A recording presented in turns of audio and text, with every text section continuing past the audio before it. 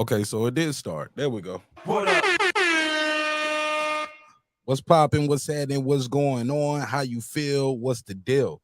Man, we got a lot to unpack in this one, baby. Oh, yeah, and you gonna love it. It's your man, Mark Nash, Breaking Beats. Let me go and run this intro. Keep this thing pretty short.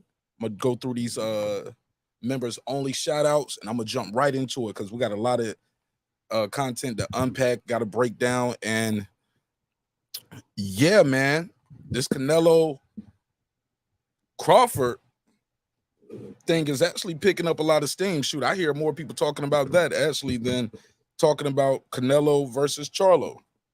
But we're gonna talk about it. It seems like it's picking up some steam. Canelo's been asked about it a lot. Charlo's getting frustrated about being asked about Crawford in his interviews. But yeah, Terence Crawford still on tour, doing a nice tour, doing interviews, and we got another one just dropped tonight. Terence Crawford did another interview tonight, so we'll talk about that. And he doubled and tripled down on the fact he wants that winner of that fight. And he said basically that's all he wants. Want Canelo Charlo winner, and I'm obligated to give Spence a rematch. But other than that, it's no other fights that interest me. And we got some legends out there who are speaking on it. Modern day greats or modern day legends, whatever you want to call them. Pros, champions. And shockingly, wait for it, some of them got Bud beating Canelo. Oh, man. And you know the fanboys are in protection mode. Oh, they mad. So let me run this intro. I'm going to break this interview down, and I'm going to give them something to really be mad about. It's your man, Mark Nash, Breaking Beats. Shout out to everybody who's here early. Smash the like button on the way into the room. Drop your area code. Let people know what side of the earth you roaming the turf. And yeah, man, let's talk about it. Somebody said both. Bud might be biting off more than he can chew. Who knows? But shit, that's his jaw. If he can't handle it, let him go up there. You know? Like he said, he's Drago, so shit. Let's see what happens. But we'll talk about it. Let me run this intro. Let's start the show off. It's your man Martin Nash, Breaking Beats. Let's get it, baby. This is my passion. This is what I love to do. But some days, sometimes, I'm just like you, man. I hate this job. Damn, I hate this job. Damn, I hate this job. Damn, I hate my job. Damn, I hate this job. I'm just like you. Damn, I hate this job. Man, I hate this job. Man, I hate my job. From a good dream I wake, sun rays on my face, planning out my day, hoping this ain't the one that I catch a case. I feel so good, I feel so straight. My manager keep calling me saying, hurry up, you late. Hurry up, you lay off. Y'all, man, I hate this job. Man, I hate this job. Been trying to play it cool, but it's hard to play it off. I've been hanging on to this bullshit, cause my car still ain't paid off. I know I'm on my way up. My boy just got laid off, so y'all, man, I hate this job. Man, I hate this job. These hoes here so ratchet. These niggas here so sneaky. Y'all don't even really pay enough for y'all to only pay bi-weekly. I'm trying to double up my cash. Take this job, shove it up your ass. Yo, man, I hate this job. Sometimes I wanna say, walk in and slap my boss. This shit is getting hard. Damn, I hate this job. Gotta make it out of this struggle, bruh. And I don't really mean to take it out on you. You just a customer, but damn, I hate this job. Damn, I hate my job. Damn, I hate this job. Damn, I hate my job. Damn, I hate this job. Damn, I hate this job. Damn, I hate my job. Damn, I hate this job. We're the reason why your stockholders always stay afloat. Yet I'm asking, are they hiring? Like everywhere I go, schedule will say 9, but I think it's fine if I clock in at 9:04. I work 40 hours a week plus overtime just to be bro. So y'all, man, I hate this job. Hate that I applied. So much has transpired since the day that I was high. Told me I could advance, but you were telling me lies. Gotta give your notice before I quit, but you don't say shit right before I'm fired. Damn, man, I hate this job. Sometimes I wanna say, walk in and slap my boss. This shit is getting hard. Damn, I hate this job. Gotta make it out of this struggle, bruh. And I don't really mean to take it out on you. You just a customer, but damn, I hate this job. Damn, I hate my job. damn, I hate this job. Damn, I hate my job. Damn, I hate this job. Damn, I hate this job. Damn, I hate my job. Damn, I hate this job. You and your procedures. You and your protocol. You and your policies. None of that shit don't apply to me. You and your quotas. You and your standards. You and your 2 sick days a year. Y'all niggas bananas. Wonder why the postman's posted with hammers. Going postal with Popo on camera. His wage got him enraged. Stressed out, it's hard to maintain. He flips the middle, grabs his. He said, if you don't get the picture, I quit, you ain't shoot. Mother, man, I hate this job. Sometimes I wanna say, walk in and slap my boss. This shit is getting hard. Damn, I hate this job. Gotta make it out of this struggle, bruh. And I don't really mean to take it out on you. You just a customer, but damn, I hate this job. Damn, I hate my job. Damn, I hate this job. Damn, I hate my job. Damn, I hate this job. Damn, I hate this job. Damn, I hate my job. Damn, I hate this job. Look, man, I hate this job. I put my pants on one leg at a time, just like you. I'm out here trying to take care of my family. Damn, I hate this job. It's not always glamorous, for real, but I do what I gotta do for me and mine, you know? Damn, I hate this job. Damn, I hate my job. Damn, I hate this job. Damn, I hate my job. Damn, I hate this job. Damn, I hate this job. Damn, I hate my job. Damn, I hate this job. Damn, I hate this job. Damn, I hate this job. Damn, I hate my job. Damn, I hate this job. I'm just like you, niggas. Damn, I hate this job. Man, I hate this job. Man, I hate my job.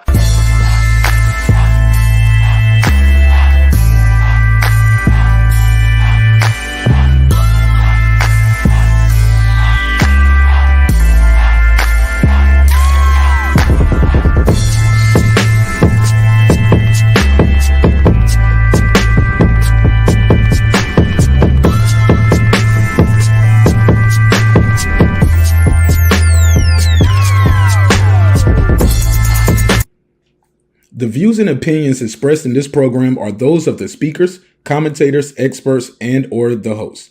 They do not explicitly nor necessarily reflect nor represent the channel's policy or the views held by the channel or broadcaster. The broadcaster or its channel cannot be held accountable for all or any views expressed during the program. Basically, if I didn't say it, don't come for me. You come for the person who said it. And please don't sue me for somebody else's words. With that said, let's start the show, motherfucker.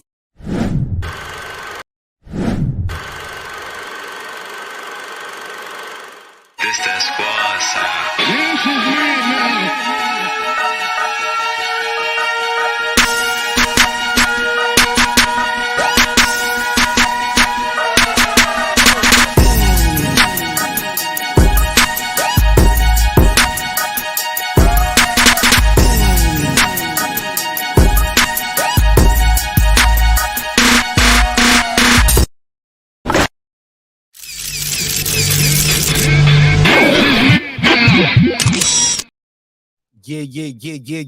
Yeah. What up, though? What's poppin'? What's happening? What's going on? Back in the lab with your favorite neighbor, your man, Mark Nash. He is I am he. Another great episode of Breaking Beats. Make sure you like, comment, subscribe. If you want to donate to the show, the Cash App is at the bottom of the screen. $ Mark Nash. Send a PayPal to Mark Nash if you want to support the show that way. Also, we got merch. You can cop some merch, cop a t-shirt or something like that. If you want to support the show, you can join membership. If you want to join the members only, we got a lot of dope content over there, exclusive interviews, super long live streams. Trust me, you got enough to keep you busy over there. Got polls, surveys, and things like that. Game nights. So got more than enough content over there to keep you busy in between episodes. We usually go live 3 days a week, Monday, Wednesday, and Friday. All right. Those are the church announcements, right? Let's get into it, man. We got to talk about it. Shout out to everybody who's here early. Smash that like button if you find it in your heart. If you really like the show, make sure you share it out to somebody. Let me do these neighbors only roll calls. I'm still sharing over here. I'm over here sharing in my damn self, right? Sometimes, look, if you don't share, who's gonna share, right? So I'm out here sharing the link. So let me share it on Twitter, and that'll be the last one. I'm gonna be on Rumble and Kick starting next week. We'll be streaming on YouTube, Rumble, and Kick starting next week. All right. So to give y'all a heads up over there. So those are the announcements. Everything is shared.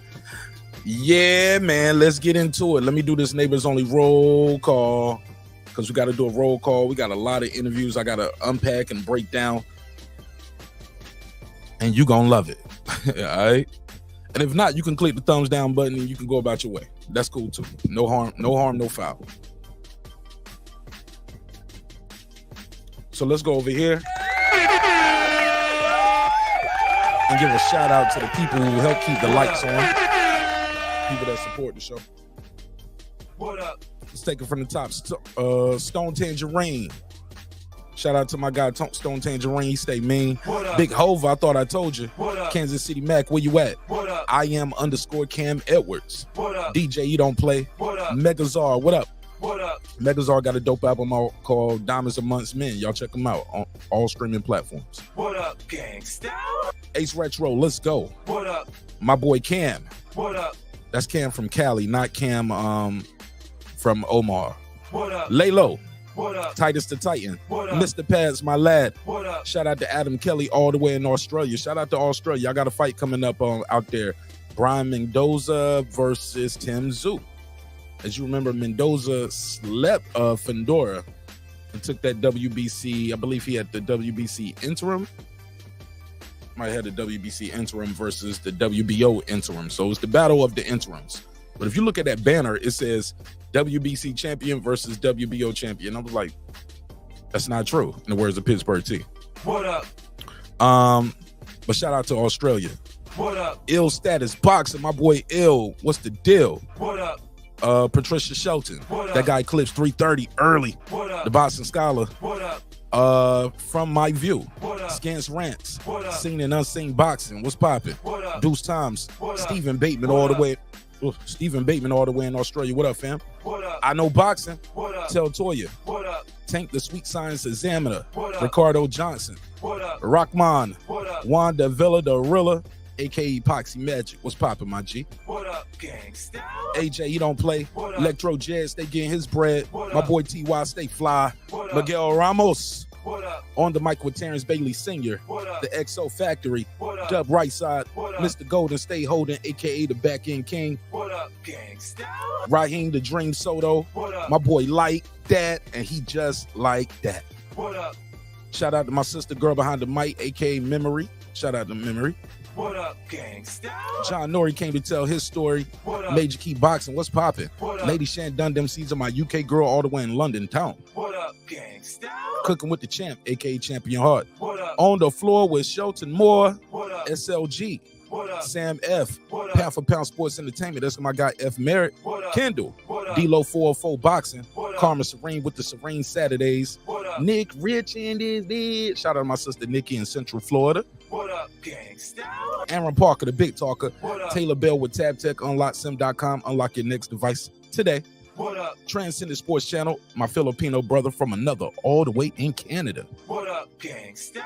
Shout out to Canada. What up? Fistiana Fights. What up? She just might. What Jacob up? Sims, that's him. What up? Haplo, let's go. What up? MFB. What Miss up? Queen sun kissed, and yes, she was kissed by the sun. What up, gangsta? Beyond the Ring with Nonito and Rachel Donaire, that's 9-time champion Nonito, on his way to the Hall of Fame, and we're gonna walk with him every step of the way. True Media Today, USA Boxing, that's Coach Malachi Williams. What up, Coach? Kyoto, Food Revolution, aka Foodie with the Beauty.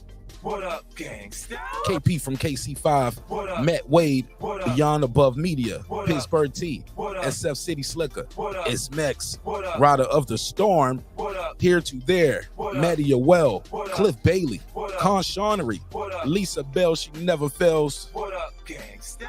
HL Deezy, Cooking with Sir Senior, D Bevel the Champ, and of course the big fish himself, my good brother Derek Lincoln. What up, gangsta?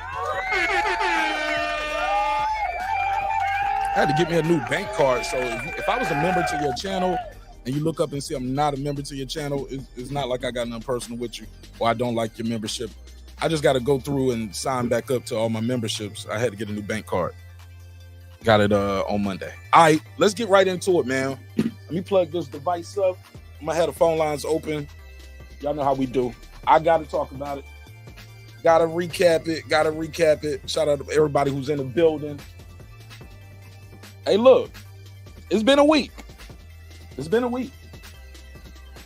I think this is the first Terence Crawford type of topic I've done on a live stream in about 6 or 7 days, according to my YouTube. Yeah, Shan, I got to sign back up for your membership, and coach, got to sign back up to your memberships. I had to get a new ATM card, but you understand. I think this happened to you a couple months ago. All right, so we in the building, like Shan would say. All right, my UK girl, the boxing scientist. I see you, homie. Proud of you over there. Your channel's growing exponentially. Super proud of you. Left the nest, out there doing your own thing, man. I'm proud of you, man. And I like how you handling your show. You don't let niggas pull up and start taking over your show. So kudos to you for that. All right, let's get right into it, man. Terence Crawford recently did a new interview. This is courtesy, man, there's a lot of people talking about this Canelo and Crawford fight and Charlo versus Crawford. It seems like they're talking about them two fighting more than they talking about the actual fight that these guys happening on September the 30th. Jerry, what up? I see you. Mr. Golden, what up? I see you. It seems like that's what people are talking about. Andrew Charles, I see you. What's up, fam? Dan Tan, what up? Toby Bartlett. The guys, I see you. Gazarian, Ebo Sosa. So look, let me talk about this. I'm gonna play this interview now. In this interview, it's a long interview. They actually interviewed Victor Conte before they talked to Terence Crawford. I'll skip that because I think I'm gonna do a separate video about that by itself. And then that interview, I'll be talking about. It's a Netflix documentary. It's called The Hall of Shame, and it's about the Balco scandal and drug cheats and all of that. So that'll be a whole nother episode. But let me go right into. Let's go right into this Terence Crawford interview, and he's doubling down. He said he wants Canelo, Charlo winner. That's pretty much the only fight that's interesting him in the sport. Also, after that, I'll play the clip of Shawn Porter. Favors Terence Crawford in that Canelo fight. Coach Kenny Ellis from Tank Davis' team favors Terence Crawford. Greg Hatchett favoring Terence Crawford. These are professionals. The guy jumping up 3 divisions. Why are people favoring him? Is he that good? Is it because of the walk around weight? Now, when I used to get up here and tell y'all BBE, Bud beats everybody, right? I mean everybody in the welterweight division. Or everybody he's fighting. I think when he fights him, he's going to have a plan. What's up, Major Key Boxing? What's popping? I think President Jafar, I see you. What up? I think what people don't understand is I'm not talking about the guy going up in weight fighting Deontay Wilder. All right, let's relax. Never heard of it. You niggas got to relax, man. That's not what I'm saying, brother. It's not what I'm saying, sister. I think when he gets in there with these guys, he got a plan. All right? Jerry, that's what I'm saying too. Skills pay the bill. And it's not like Canelo is a big 168er. They the same height. Crawford has a 3.5 reach advantage. Some would say Canelo's declining. We're gonna play it. They say he didn't look that good in the Triple G fight. He won because he had the early rounds, but he got tired. He lost the fight before that. Some say Caleb Plant was doing good with him until he wasn't. Then he went in there and they said, what's the guy name he fought? What's the guy name? Oh, John Ryder. Said he wasn't looking that good with John Ryder at the end of the fight.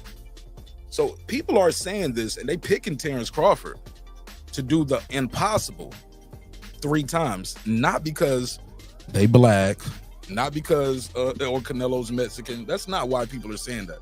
Some of these people are picking this guy because they don't see a decrease. They don't see him taking a lot of punishment. It's hard to pick against a horse that you always see winning.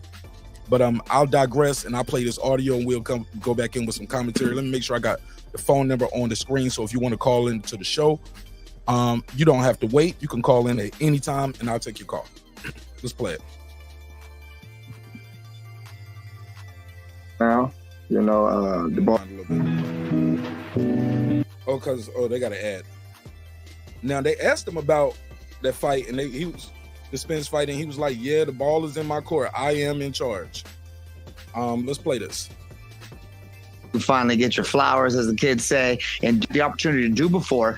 And it's great when fighters of your caliber and Errol Spence finally step into that ring and make it happen. But it took a minute. Did you ever give up?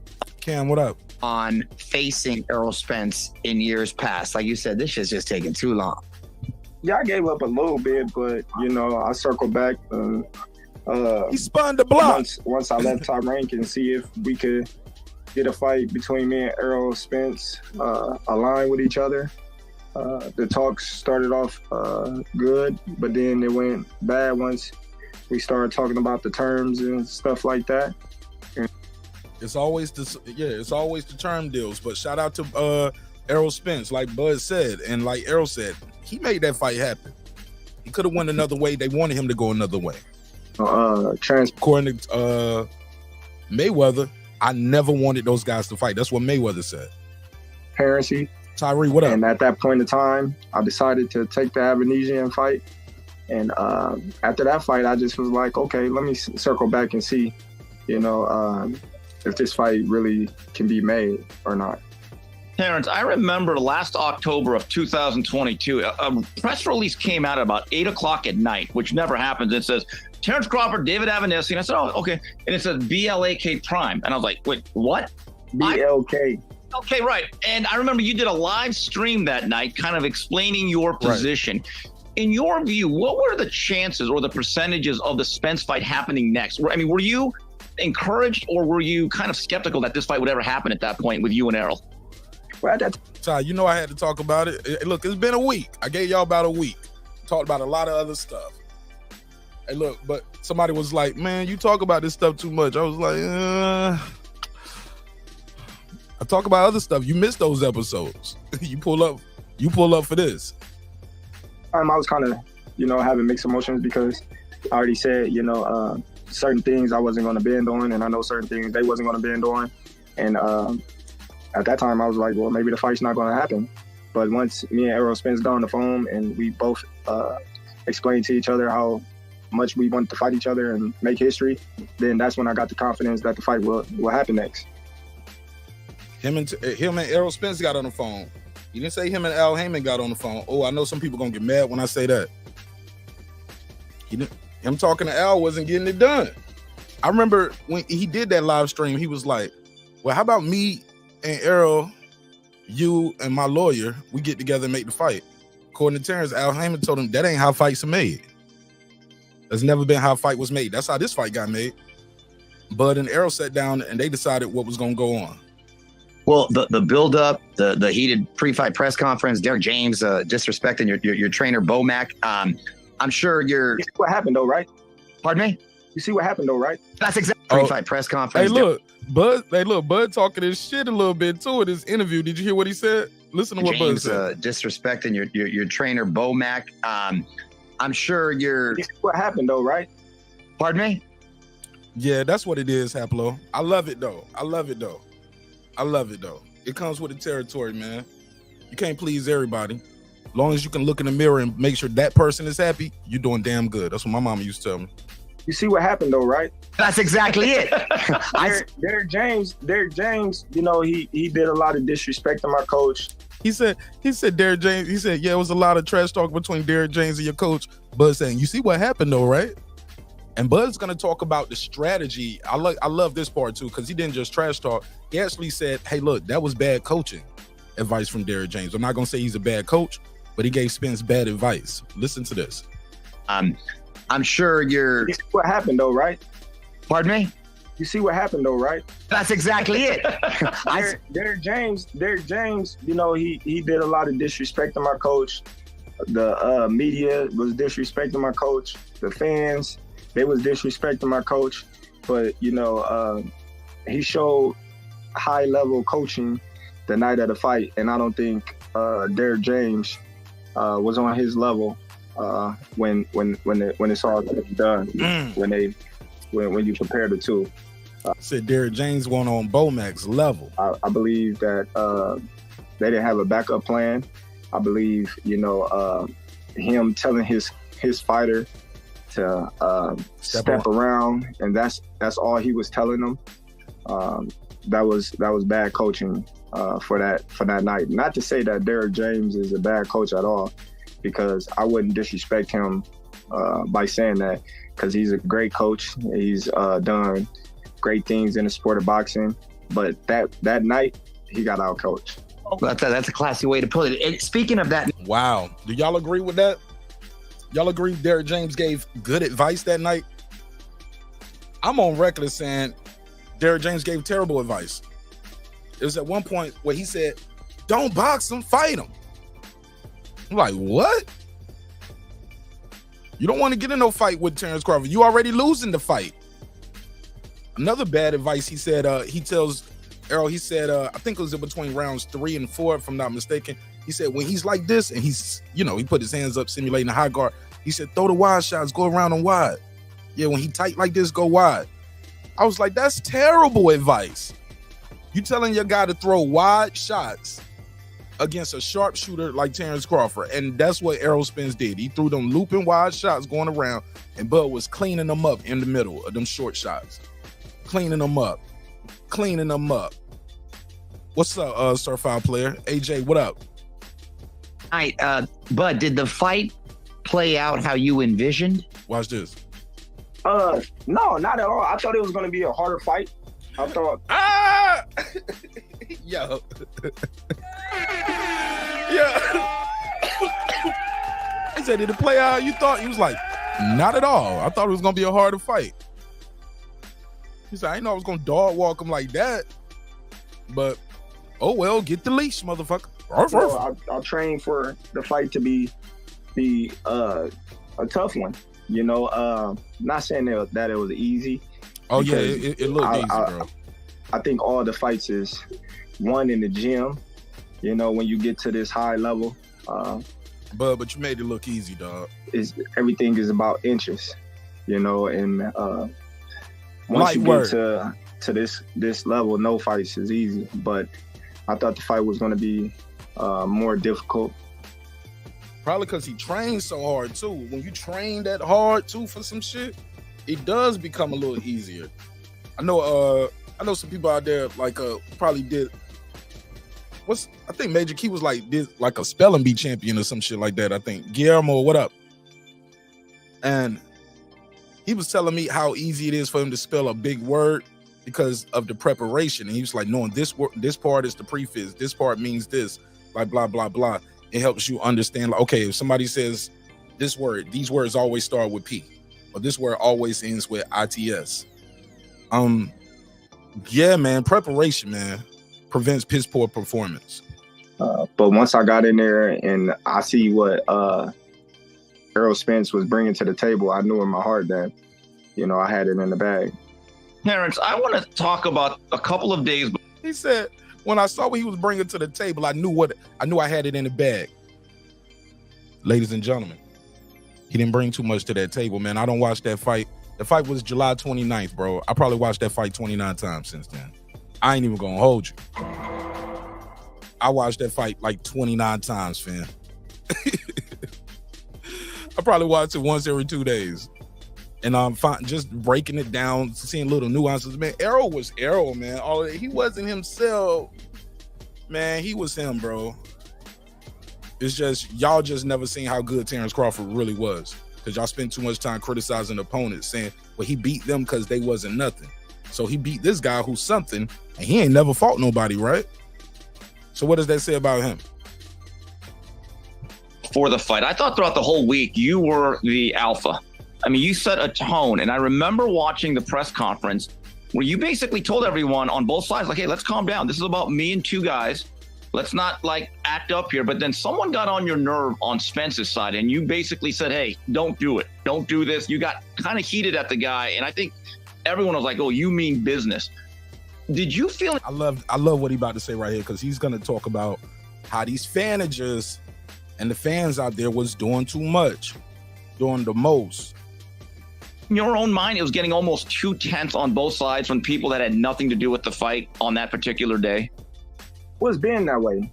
When you look at the build-up, when you look at the hype around the fight, when you look at both sides of the fans for each fighter, it's been, you know, that way, especially when you got two high prize black fighters in the urban area. You know, you got to pick a side. So you have fans from his fans, you know, tweeting and saying all kinds of crazy stuff to me.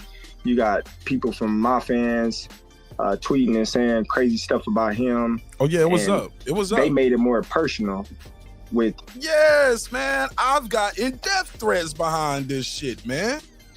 Niggas told me I can't come to Dallas.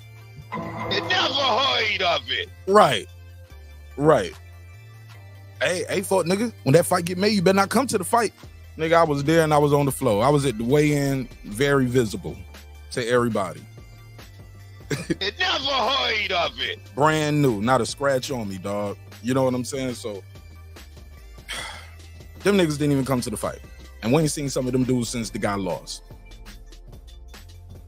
So, yeah, this shit did get heated and personal. That's why when I hear people say, man, how long y'all gonna talk about that fight, man? Y'all should talk about something else.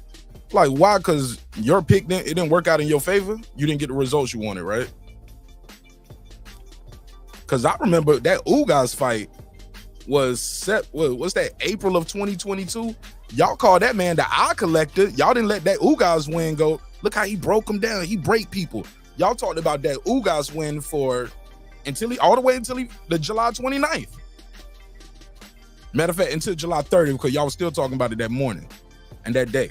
The eye collector. That nigga even put the eye on his mouthpiece. They talked about that eye collector, the bone collector, the bone breaker for over a year, bro. Same dude saying let it go. They was talking about him fighting David Avenetian, and all from the one point the negotiations broke down all the way until the fight happened. He a duck. Man, that David Avenetian shit is over, man. He actually about to fight Spence. How is he still a duck? Because he ducked the first time. Like, come on, my man. That shit ain't even, the math ain't mathing. But yet, this fight right here ain't even 30 days old, and niggas be like, oh, man, y'all got to talk about something else. Like, hold up, nigga. Y'all call that boy the eye collector for 16 months off of fighting the Ugas. Okay? A dude with 4 losses and only 12 knockouts. Somebody he's supposed to go there and do that to him, who stood right in front of him. And Terence Crawford stood right in front of him, too. He just had more power. Just saying, man, y'all niggas are bugging. So y'all should let it go. Man, y'all call that dude the eye collector for 16, 17 months. Come on, bro. Hey, look, boxing ain't like other professional sports. You know, at the end of the NBA season or the end of the NBA season, every year they start off at 0 again. Everybody started off with a clean slate. It's at 0. You the champ last year, but you got to go out there and try to become a champ again this year. Man, no, boxing, that record stays with you for life. You got to wear that L for life. You don't get no fresh start next year. That ain't how boxing works. You wear that L for life. Oh, and it was beautiful. It was beautiful, too. It was beautiful. I love it. Yeah, man, that eye collector bullshit, Cam. Come on, fam. Niggas telling y'all got to talk about something else. Man, y'all call that nigga the eye collector. Y'all talked about that Ugas fight for 17 months, bro. Come on, fam. People still talk about Hagler and Hearns. No mas. I mean, it is what it is. It is what it is. They still talk about the Rumble in the Jungle. All of those shits. They still talk about, when they talk about Roy Jones, y'all know they bring up what they bring up, right? Him getting knocked out by Tarver. It's with you forever. It's with you forever. 818, tell them your name, where you from, fam. Hey, it's the boxer scientist from SoCal. Talk to me, bro. Hey, what up, Mark? How you been? Man, I'm always good, even when it's bad, brother. Talk to me. That's good, man. Yeah, so been hearing what you're saying, and yeah, I don't think there's a need to run it back, not at 154 or any weight division. between Spence and Crawford, man, that was a dominant performance by Bud. I don't think anybody wants to see that again. So I do. And as far as Canelo, you do? Hell yeah. You want to see Spence die or what? I ain't gonna say that. I ain't gonna say I want to see him die. But I want to put a stamp on that victory for the people, like for the people who making the excuses. I want to know what they're gonna say if he beat him again at 154. Was he weight drained at 154? Maybe they'll say that too. Yeah, you know what I'm saying? Maybe they would say. Would say that he was, because Floyd already don't put it out there. I think Spence should fight at 60 or 68. So now that Floyd don't put that out there, if he beat him at 154, they're gonna say he was weight drained there too. Or they fought too soon. They fought too soon after that beating. Needed it. Nah, man. That rematch clause was Spence's idea. Well, his team's idea. It was. That was their idea, and even the time frame. I think Terence Crawford and his team pressed that part where you got to exercise that rematch clause within a month, and we got to fight by the end of the year. Like, ain't no. They know how they move over there. Like, nah, nigga, we ain't gonna do a rematch next year. We know how PBC do y'all rematches. Y'all will stretch that shit out 18 months, 2 years. How long did it take for Wild and Fury rematch? How long did it take for Castano with Harrison and Charlo? How long did it take for Charlo versus Castano? The rematches on PBC take forever, man. Too long, yeah, way too long. You're right, man. Oh, but what about the rumors that he might fight Canelo? What do you think about that? That's what I'm talking about. What you think about that? So I don't think Canelo would get credit for that, man. He said it himself. They asked him about it. I'm sure you've seen it. Where he said, "No, you know what? Like, I'm happy for Spence. I mean, for Crawford, he deserves all the accolades he's achieved. But it's just too many. It's gonna be excuses, and I'm not gonna get the credit, basically." Yeah, he said Crawford would. Well, I thought he shut. I thought he cut down the catch weight idea. He said, "Nah, I don't want to." He said, "I can't go down. I'm not going down." Just like he told Javante to come up. That's right. I thought that's what he said. You're right. But now, because Bud originally wanted it at a catch weight, but now he's saying he'll go all the way to 168. Right. Now, has Canelo shut that down too? I have not seen an interview where they ask him about it, but I think right now he's just focused on Jermell. You know how Canelo is. He's got laser focus, man. And so after that, maybe he'll speak on it. I don't know, but I just think that he won't get credit, especially at 168. If he wasn't going to get credit, but at this point, though, what does Canelo's legacy is solidified already? He's going to the Hall of Fame regardless. So, what? Right. You think he get a lot of credit for fighting Triple G a third time or fighting John Ryder that nobody knew? He gonna get criticized anyway. He's no, Canelo. Well, He's been getting criticized his whole career. This ain't new. Right. Well, the third Triple G fight was a contractual obligation. I'll give you. I'll name some more. Did he get credit for fighting Amir Khan? No. Okay, that's what I'm saying. This ain't new to him. Where he get credit? He beat John. He beat those when he went up. When he beat Rocky Fielding. He didn't get credit for that. It was like, oh, he a Euro bum. It was like, it's a naturally bigger guy. Well, he a Euro bum. Don't nobody know Rocky Fielding. Beat Callum Smith? I think Callum Smith right here on the screen getting stopped with a body shot. Oh, no credit for that. This is new to him, so that's why I'm like, why not fight him? So the Amir Khan fight was like a money grab / stay busy fight. I think you're missing the point. I think you're missing the point. I'm not asking you to defend anything or explain it, each one. My point is, this is new. This ain't new to him. He's always getting criticized no matter what he do. Right. So why would this be any different? You want to see it then? You want to see? I want to see it. Why not? Hell yeah! I think it's ambitious as fuck. I think it's ambitious as fuck. Also, it's a big money fight. I think it's the last big American And when I say America, I mean the fight gonna happen here in America. I know Canelo's from Mexico. But that's the last big American pay-per-view, super big fight that I see. Ain't nothing bigger than that right now. In America, what other fight you gonna put in America that's bigger than Canelo and Crawford?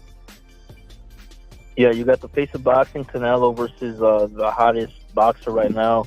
But Crawford, that's big bucks right there, man. And it would be entertaining. I think that Bud is defensively sound enough to survive long enough to make it entertaining. But I just think that, once he feels Canelo's power, once Canelo lands one flush shot, it's going to be over. But it'll be good while it lasts, because you'll get a shot in on Canelo too. It'll be a fun fight. That's what I think about that. Yeah, I think it's going to be a great fight. And I don't know if he's just going to get slept like that neither. I don't think he's just going to get slept. He might survive. It ain't like he's somebody who's getting knocked down and knocked out all the time. Like people said that about Spence. And you see how that fight looked. Like a lot of the talking points I hear about Crawford losing this fight, I'm like, that's the same shit y'all said about Errol Spence gonna beat him. Yeah, and I believe Bud actually has the reach on him, on Canelo. 3.5-inch reach. Yeah, it's quite significant.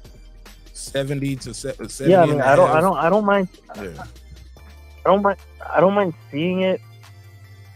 But the fight I think we all want for Canelo is Benavidez, which will happen next year. So I think, if he fights Jermell, I don't want to see bigger Jermell, fight though. Man. You think that's a bigger fight? I don't think it's a bigger fight. Crawford on Good Morning America, Breakfast Club, Steve Kim, Joe Rogan, like he's everywhere, bro. You can't avoid him. That's a good question. I will give Bud credit because you know what? He's been doing a great job of getting exposure, media exposure. I've seen him at the Breakfast Club too, and Sway he in was the on the morning. Joe Rogan podcast. Joe Rogan is huge, bro. Yeah, so now the MMA fans, because a lot of MMA fans fuck with the Joe Rogan podcast, so now they know who Bud is too, and yeah, man, you're right. That's I mean the Benavidez fight's been marinating longer, but I think right now Bud is hotter right now. So right now it would be a bigger fight, but yeah, I would like to see all three. I want to see Canelo fight Benavidez so bad, man. I want to see it fight. I want to see that fight so bad. But it will happen, Mark. I have $1,000 bet with some Australian motherfucker. I don't know if you heard of him, Mirage. Yeah, I got $1,000. Never heard of him. Okay, yeah, good. He's a fucking idiot. Yeah, he better pay me up too. I'm gonna hunt him down. Did somebody hold the money, or did y'all put? Man, you got to put a deposit down with bets like that. Somebody got to hold the money, like 10%. Somebody needed. Okay, just to show you it's real. Here's $100. Here's $100. Somebody hold the money. Well, it happened on Rapstar's channel. It happened on Rapstar's channel. I told Rapstar, like, hey, if he doesn't pay me, you better fucking ban him. You better ban him from the channel, bro, or I won't fuck with this. I told Rapstar straight up, I won't fuck with this channel. Okay, if you don't ban him, if he don't, you missing the whole point though, bro. That even him banning him don't get you no money, bro. Like somebody would, like when you make bets with people online, just a little friendly advice, get somebody to hold the money, and both of y'all put your money in by a certain day. Like that's it, bro. Because people ain't gonna pay. But that's neither here nor there. Who do you got, Canelo or Charlo? I got Canelo on that one, but it's gonna be better than people think. A lot of people are shitting on this fight, bro. It's gonna be entertaining, and I got Canelo winning by either TKO or KO in the later rounds, like 10th, 11th round. It's gonna go pretty far until Canelo clips him good. He's not going to be able to take that 168 power, even though, he's because they were both at 154 at the same time. So, a lot of people are saying, oh, he's picking on a smaller guy. They're trying to shit on it. Man, if anyone's smaller, it's Canelo, in my opinion. It's just that Canelo moved up, and this guy managed to... Because Canelo's knee, a lot of people don't realize Canelo's knee problem prevents him from running, which is like, you got to get that cardio in to stay at the same weight. So that's why he couldn't stay at that weight, and he had to move up. Why he can't do swimming for cardio? He does, but it's not the same. It's better on your joints. It's not the same. It's better for the joints, which is why he does it, but it's just not the same. Man, hey, look, he probably could run 6 miles. He ain't gonna swim 6 miles. You got to get out there. He ain't about to swim 6 miles. You got to get out. Look, that cardio and it works different, bro. Nah, man, you got to get out there like Rocky Balboa and fucking get on the streets and run, bro. Well, okay. Breathe that fresh air, and yeah, that does wonders for the cardio. But when you're trying to get the weight down and get your cardio just for cardio, like that shit is bad for your joints. Just sitting there doing that all the time, pounding your knees, and you don't even fight like that. He's running again, but you don't even fight like that. Like that motion of running. Like, I just think that's old school. I agree, but to disagree on certain points. But go ahead. Well, Canelo's running again, so that's a good sign. That's why I think he's gonna have the stamina to keep up with Charlo's pace and knock him out. He's gonna catch him, bro. Do you think Canelo's declining? He might be, but then again, it could be the injuries, which like I said, he's running again, so that's a good sign. He got his wrist injury fixed. He got surgery on it, so I think he should be better. We'll see a good Canelo, a better version of Canelo this time around. Okay. But we'll see. I mean, you never know. For sure. All right, well, I appreciate you calling in, man. Oh, yeah, thanks for having me, Mark. My brother, I have no other way. Night. God bless. All right. God bless you. God bless you too, man. All right. Boxing scientist said, how you say, Rasa? I'm for the people, man. Okay. You riding with Canelo. I ain't mad at him. Like, we shall see. Now, I got to play. Let me take this call and then I'm going to play the rest of this. 410, you got the flow. Tell them your name, where you from. Silence. Jerry from BMO. Jerry from Baltimore. Talk to me. Yes, sir. I got a few things to say. First thing I got to say is, Bud Crawford and Canelo, of course he can compete with Canelo Alvarez. I mean, we've seen it in the Mayweather fight. Now, granted, Canelo has gotten bigger there, but he ain't got no taller. His reach ain't got no longer, and he still is the boxer that he was. I mean, he's obviously probably gotten better, but you have to factor in too that he's got these 60 fights in it, and yeah, if you ask me, he's on a decline. It's not a harsh decline, but you can see that super middleweight run and all that activity and all his fights is catching up to him. Plus, his lifestyle. I don't care what nobody says. When you got that type of money, you spend a lot more time being leisurely. You're not going to be as hungry as you once was. However, I heard Bud Crawford. Oh shit! Real quick, I just thought about one thing. Canelo's one of those guys that like to have a little alcohol beverage now and then too. Yeah, man. Also, he plays golf. Golf is bad for your back and your knees too. And he's pretty good at golf and loves it. But like, look at Tiger Woods. A lot of them injuries and a lot of those golf pros have bad knees and backs because of that motion that you do. But go ahead. He does spend a lot of time leisurely. And you just, the fighting spirit of a man, a great author once said, by the time a man's like 25, 26, their fighting spirit is weaning. It's weaning. And he was talking about soldiers and warriors for that matter. But nonetheless, but the problem is, I heard Bud Crawford asked about fighting Tank Davis. And he said, he said he'd be moving up 3 weights, and I wouldn't get credit for it.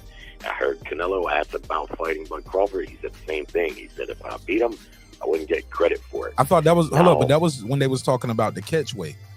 I got that clip right here pulled up, the art or the interview, and it actually they're talking to him about that was when they was talking about a catch weight of 158 or 160, which Alvarez immediately dismissed. I just want to correct you because you're incorrect though. No, I know what he said, and what he said was I wouldn't get credit for it because he's too small moving up. The same thing Crawford said about Tank, the same thing.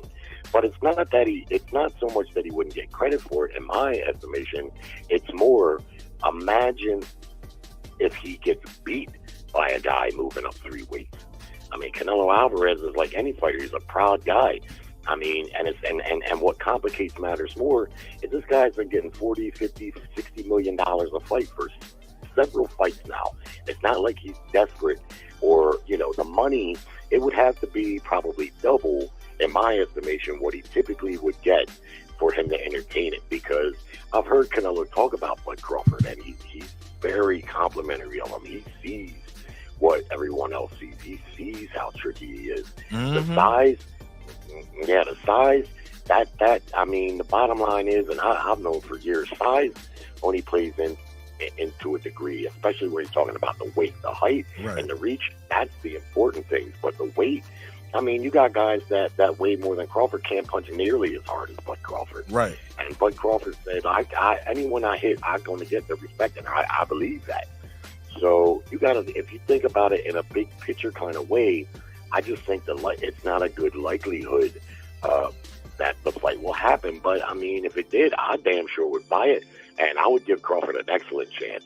I would give him easily the same chance as Charlo, a better chance as Charlo. But right now, Canelo has got Charlo in front of him, and let's face it, if Charlo gets in that ring with the right mental mindset, he's got the physical tools to beat Canelo at this stage, in my estimation. If he can, and he's mean enough too, and punch, he's a mean fighter too. I don't think he's gonna freeze up under the moment. He fights mean. Well, yeah, and you can see in these clips of Charlo. I mean, this guy can punch. He's got good hand speed, but it's going to come down to the mental, just like with Caleb Plant. He got broke mentally, the pressure, and then he gave in to the punch. But it was the pressure, really, that got to him, and that's where I would give Crawford a better advantage over Charlo, because Crawford seems a little unshakable in that capacity. Charlo gets a little wild sometimes. Crawford always seems a little more composed. Yeah, he's more composed in his mind game. You know how they say boxing's a lot of it's mental, and of course it is, because that's what got to Caleb Plant. Caleb Plant was having good success early on, but the constant pressure by the 7th, 8th round, that's when he started talking, because he knew. And, if he was a little bit stronger mentally, I think he would have been able to persevere through that. That may be the difference between a very good fighter and a great, exceptional fighter. But what I also want to say is Bud Crawford reportedly signed a 2-fight deal with PBC, correct? That's what was reported. All right. Now, Errol Spence has fought, I'm pretty sure, his entire career under the PBC promotional banner. Okay. I don't know why people keep saying, yourself included, that Spence and Crawford made this fight. They didn't finance this fight. Whoever financed the fight, that's who made the fight. PBC's moniker was all over the promotion. The undercard fighters were PBC fighters. Both Spence and Bud Crawford are signed to the PBC. And I heard Bud Crawford say, he said, I wasn't negotiating the whole time with Spence. I was negotiating with the powers that be, which suggests, very simply, like it always is, he was negotiating with Al Heyman and Showtime. Showtime likely financed probably 70% of it, but you can believe Heyman was on the hook for something. There's no way they put on that big fight and he didn't get anything out of it, and all his fighters on the undercard. I'm sure Bud and Earl probably talked on the phone about things that they could do about, like to make it more feasible to put pressure on the promoters. But in the end, the fighters don't finance the fight, so they can't really make them. All they can do is agree to terms. I don't know why people want to keep saying it's like they got a problem with Al Heyman. I'm not saying you do, but they don't. They want to act like Al Heyman had nothing to do with it, but he had to. I might have misspoke. I might have misspoke. Well, but I do want to make it clear though. I do want to make it clear they wanted Spence to fight somebody else, and Spence said that we all know that they wanted him to fight Thurman. I don't really think they really wanted that. Well, I'm just telling you. That's what Spence said. That's what Thurman said. I could have fought Keith Thurman. They wanted me to fight Keith Thurman. Keith Thurman said we was trying to put the quote political squeeze on Errol Spence. Yeah. That's not my words. These what the fighter's saying. So. Yeah, and there's where I'm talking about where the fighters can use their leverage. Like Spence could have told him, look, I'm not fighting nobody else. Likely what he told him, I'm not going to fight nobody else at welterweight but this guy. And look, that's him making the fight happen. That's him making the fight happen. Well, that's choosing to do it. Putting leverage, you're right. Right. Well, I mean, still, they don't. He didn't finance the fight. He didn't pay. That's a whole nother argument, though. That's a whole nother argument about who paid that's who. how the fights get made, though. I think those more of a semantics. No, the fighters got to want to fight each other first. Yeah, but if somebody doesn't pay for it, the fight ain't happening, no matter how badly they want. Yeah, that's a whole nother argument. Yeah. But that's the main thing, though. It's like Bob Arum always says, someone's got to pay for it. Fair enough. Right, someone's got to pay for it. Fair enough. Let's move forward because we stand in the weeds with that too long. They did a good job. Yeah, well, they clearly did a good job of using the leverage that they do have to get it done. And like Bud said, it really don't matter in the end because it got done.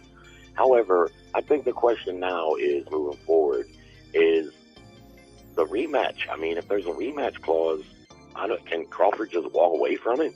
Can he say no? No. But I was just about to play that part of the interview and that's what they asked him. They said, who's in charge of the rematch? Is that you? He was like, well, he has to activate it. Got 30 days and it has to happen before the end of the year, but I get to decide the weight. I get to say, no, I'm not going up to fight you at 154. You want your rematch, you got to do it at 147. But Crawford has already said, you want it at 54? We can do it at 54. Let's go. You get what I'm saying? Yeah, left him no excuses. Like you can't even. And it was so early after the fight when he put that out there, so it ain't no excuse other than you just don't want to fight this guy right now at 47 or 54. You give it, or your team or whoever's in charge don't want you to see that. But I tell you what, he on the clock, tick tick tick. Today is now what's this? The 24th. Thursday the 24th, so he has until the 29th to activate that rematch clause. Going by the numbers that were reported for the pay-per-view, it would be interesting to know, do you have any idea what Bud actually made for that fight? Double-digit millions. We do know that. Both of them guaranteed was double-digit millions. I know. I wonder, what's it been, about 3 weeks? I wonder if he's got the money yet, because, like Mayweather said, that the money doesn't come all at once, but he probably said with a big. But you get that, but that guarantee money, you get that right up front though. You ain't get all your pay-per-view money yet because some people haven't even got the cable bill yet. Some people ain't paid the cable bill yet, or called and asked for a refund because their stream didn't work or had a power outage. Anything could have happened. So I do know that people get refunds for pay-per-views, and that go against the pay-per-view sales.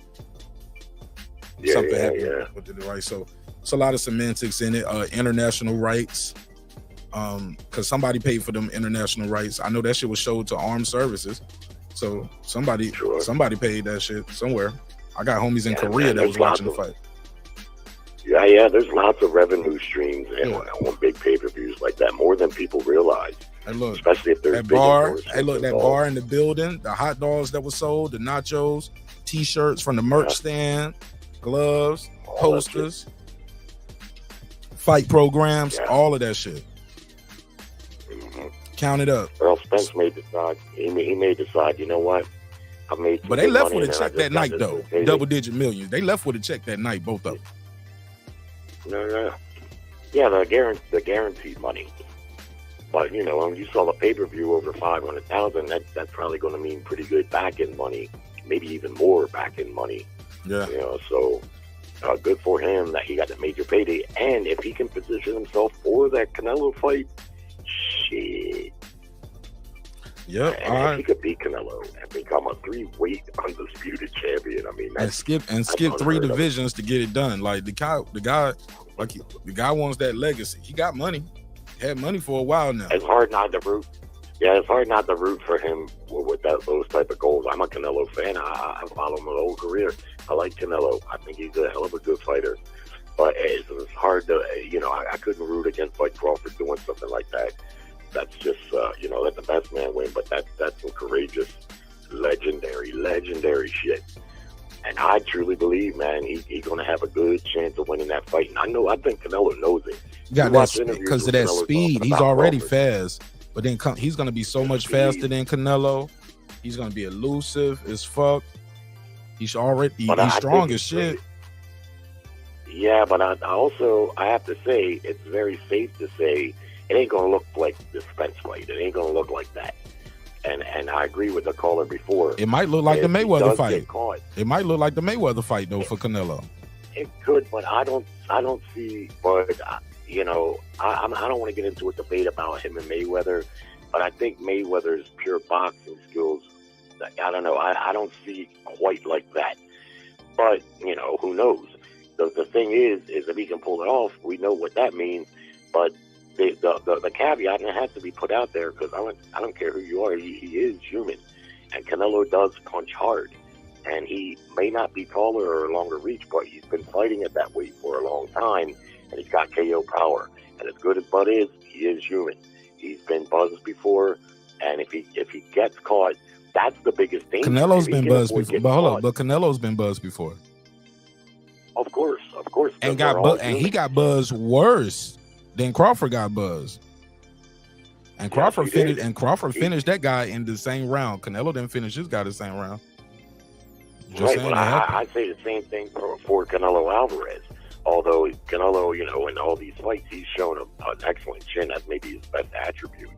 But he's taken huge shots from big punchers and not gotten hurt, like in the Golovkin fights or maybe the Kovalev fight to a lesser degree, because Kovalev didn't do too much power punching in that fight. But nonetheless, that's the only problem I see for Bud. If he can avoid that, or if he can take a couple shots, then he may be able to make easy work out of Canelo the way Mayweather did, even moving up. But anyway, good show, brother. I'm going to listen to the rest of the interview. All right, salute. Shout out to Jared. All right, let me play this next clip, man. My bad, y'all. I don't got behind. Let's play it. And they made it more personal. 831, you got the gun. What's your name? Where you from? This is Tony from Sacramento, California. Tony, talk to me. Yeah, Derek James doesn't know what he was talking about. If you guys watch the epilogue for the Terence and Spence fight, you'll see Bomac right after the first round say to Terence, "He's too fucking slow for you. When you get a chance, counter that jab over." Go over the top of his jab.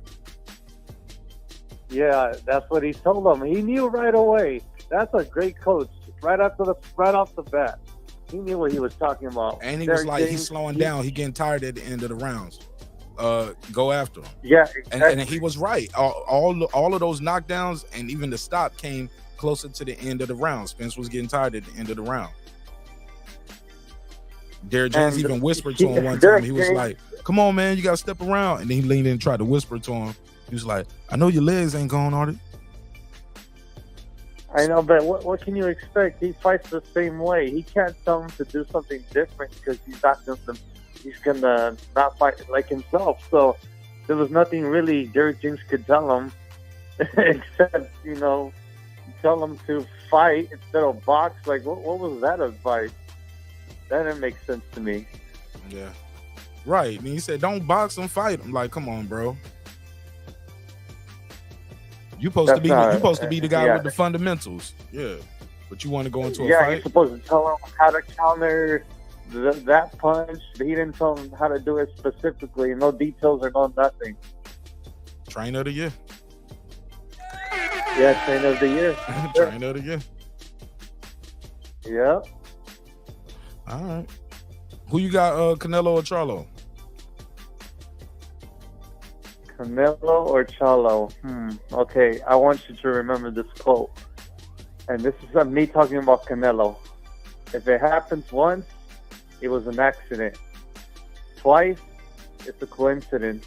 3 is a pattern. Now, what happened to him between Dimitri Bivol was no accident. Bivol was just a better fighter. He just underestimated him. 2, coincidence against him with Triple G. That's probably because of the result of what happened when he fought Bivol. It's probably some, he got damaged from Bivol. And then the third time, the Ryder fight, he was just, he's going down. It's a pattern. So I see Charlo winning this fight. I mean, didn't Charlo beat Castaño in the later rounds? Yeah, mid to later rounds, yeah. And when was the last time Canelo knocked somebody out in the later rounds? Not Caleb the last Plant. 3 fights. Caleb for Plant. sure. Caleb Plant. Yeah, but that was 4 fights ago. Yeah, you said when was the last time? I'm just telling you, that was the last time. Yeah, exactly. So, and I don't care who wins that fight. Terence Crawford all the way. All right. Appreciate it, man. Thanks for calling in, Tony. Yeah, for sure. My man. Salute. Shout out to Tony. He said, I don't care who wins that fight. Terence Crawford all the way. You got Terence Crawford beating both of them. And they made it more personal with the fight, surrounding the fight, than me and Errol did. Me and Errol is 2 professionals, and we just want to be great. We just want to, be recognized as the best fighter in the world. We have the same goals, but the fighters going to fight the fight. The fans wanted to fight the fight and be fans, be businessmen. They want to be lawyers. They want to be promoters. They want to be all of it in one. And I think, that's what made the fight more intriguing because of how it was. Let me do the super chat, man. I missed the super chat earlier. My bad. Shout out to Ryder this Stone. He said, I want to see Bud versus Canelo at 168. That fight would elevate boxing even more. Let me give him the drop. Shout out to Ryder of the Stone. I got 5 on it. I was a little late on the trigger, my nigga. My bad. How it separated us as, I would say, brothers, because we both. Yeah, and he's right. That fight did separate a lot of good brothers. And you would have think it would be over after the fight, but nah, yo got lost and motherfuckers still talking crazy, getting out of pocket. It's what made the fight more intriguing because of how it separated us as 773. 773. You on the MIC? Talk to me. Hey, how's it going, brother, man? I just wanted to What's your give name? you a shout out, man, to show some support. I'm Desmond. Desmond, where you from, family? I'm from Chicago, man. Born and raised, bred and trained. Okay, talk to me. Shout out to Desmond from Chi-Town. Man, I just want to big up, man, my man T-Bud Crawford, man. Coming through, man, making us all proud down here in the city, man, for the one coming from the bottom, and really having to grind it out till we get to the top. And I really wanted to know what your perspective was on that Mayweather Crawford fight, man, that we might not ever get to see. I really feel like Bud might come out on top in that. What are you talking about, that Mayweather Crawford fight? I don't think Mayweather's fighting Crawford. Where you get that from? I know he ain't never gonna fight Crawford. who would win? I know. I'm just saying hypothetically. Who would win at what weight? Yeah, I'm at what weight? At 154. I'm saying at 154. Well, I never seen Bud fight at 154, but Well, let's say 147. Let's say 147. I got Bud beating him at 147, but 135. Nobody was beating Mayweather at 135. I got him beating everybody at 135. He was just lightning fast, too strong, too fast, explosive. He was tricky, full of confidence. Yeah, 135. I think he would have beat everybody at 135. Pretty Boy was different. Pretty Boy was different. 140. He really was. 140. He was still a beast, and that would be more of a toss up. 140. That's a toss up, but 147. I got Crawford, bro, because he just fights so. I'm glad you pointed that out, man. It really, you can see the distinction between both fighters in each of the weight classes. Pretty Boy was something that was different, right? And you can really see his power was there. And 135, Crawford fought more cautiously. You know what I'm saying? Yeah, this is true. He fought more cautiously. This is true. Like, and he just trying to win the fight. And you know, if I catch you, I catch you. 147 Crawford, like, I catch you. 147 Crawford, like, man, I want to sleep your ass. You don't supposed to be in here he with feels it. You don't supposed to be in here. And you can feel it from him. You can feel it from him at 147 every fight. Even though he always say he don't go with the intention to put him down, want to be objective throughout the fight. But if they get out of line, he knows he can take you out. If they get out of line, he's gonna put that lash into you, baby, like you a slave. Line him in chalk. You get out of you, line, he gonna line you in chalk, man. That boy good, man. I'm trying to tell you he's something different. I've watched every fight the man ever fought. I watched every fight Mayweather's ever fought. You know what I mean? And I really, man, I wish Crawford came in 7 years earlier. That would have been something like just epic for times. That would have really been your fight, man. your Tommy Hearn. They would I not know. put Bud in there with You're him. right. They didn't even put Bud in there with Tim Bradley, man. Yeah, you're right. They wouldn't even put him in there. That's the thing that hurts me about Mayweather didn't even fight Tim Bradley. Yeah, you're right. And the same thing with Pacquiao. That's the thing that hurts me about boxing, man. It hurts my core, man, that so many fights, man, that we gonna miss and we might not ever see because of the disorganization, the way they got this stuff set up. It's a burden. Yeah, I think Terence Crawford got Fight of the Year award already, bro. I think he don't cinch that in the bag. Sure. He's Fight of the Year right now, bro. 2023 Fight of the Year. Yeah, 100%. The performance with that opponent. Yeah, to make it look like that, Fighter of the Year, bro. Mm-hmm. Charlo too. I mean, and even when I was gonna say this too, and I'm gonna get about your way, but even with the Charlo Canelo situation, first of all, I'm gonna just say it as a prefix. He comes out on top in both of them fights. I really feel that. I feel like no matter what, Bud is gonna find a way with you when he get in the ring with you. I don't care. I think he's gonna have a plan. Yeah, he don't go in there without a plan. He's gonna have a plan. Yeah, no, he don't. He always got a baseline plan, and then he lets his intuition deal with everything afterwards. Even if you go in deep rounds, I've seen Crawford do. He's taking fighters in deep rounds on purpose. You know what I mean, and put you down with purpose in the last few rounds. He that skilled. He's watching your body language. He know when you're ready to go. You know what I mean? And he'll hold on to you until you get there if you're angry enough. You know what I mean? He'll carry you till you, like he did with what's your boy Benavidez, same way he did with Benavidez. Yeah. You know what I'm saying? It's like he carried him until he was ready to take him down. I don't know, man. It's just he's an artist. You know what I'm saying? I respect him to the core, the way he deals with his family. You know what I'm saying? A respectable man. You know what I'm saying? And this next time, I'm gonna be there. I'm gonna be there to see this brother do this thing, man. Hell yeah, man. I can put it on you gotta see it live, man. Yeah. You gotta see it live, man. It's a sight to see, bro. I almost went this time. Man. I had my girl and all of that. And, I do really love watching it on this 85 inch. Yeah, sometimes I think about that. And I've seen a couple fights, but I want to, this next time, man, I just got to go support them. You know what I'm saying? I'm up in the city, so. But I work from home, so I'm going to support them. I appreciate the call, man. Appreciate you giving it. For sure, man. I'm supporting the channel going forward. Let's subscribe now. Appreciate you, Desmond. How you find my show tonight, man? Man, I just got so much boxing stuff running through my thread, man. I work from home, so I'm looking at this stuff all the time, man. Okay. Just pop right at the time. Myself, man. Hey, look, do that shit, man. Pushing, brother. Do that shit. Yeah. I'm thinking about it, man. I'm always in front of this computer, so why not? Might as well, Put my bro. perspective on the internet and see if a brother gets famous. Take it easy, sir. I see you at the top, brother. Later. All right. Salute. All right, let me play some more of this, man. And after this, I'll open it up to everybody.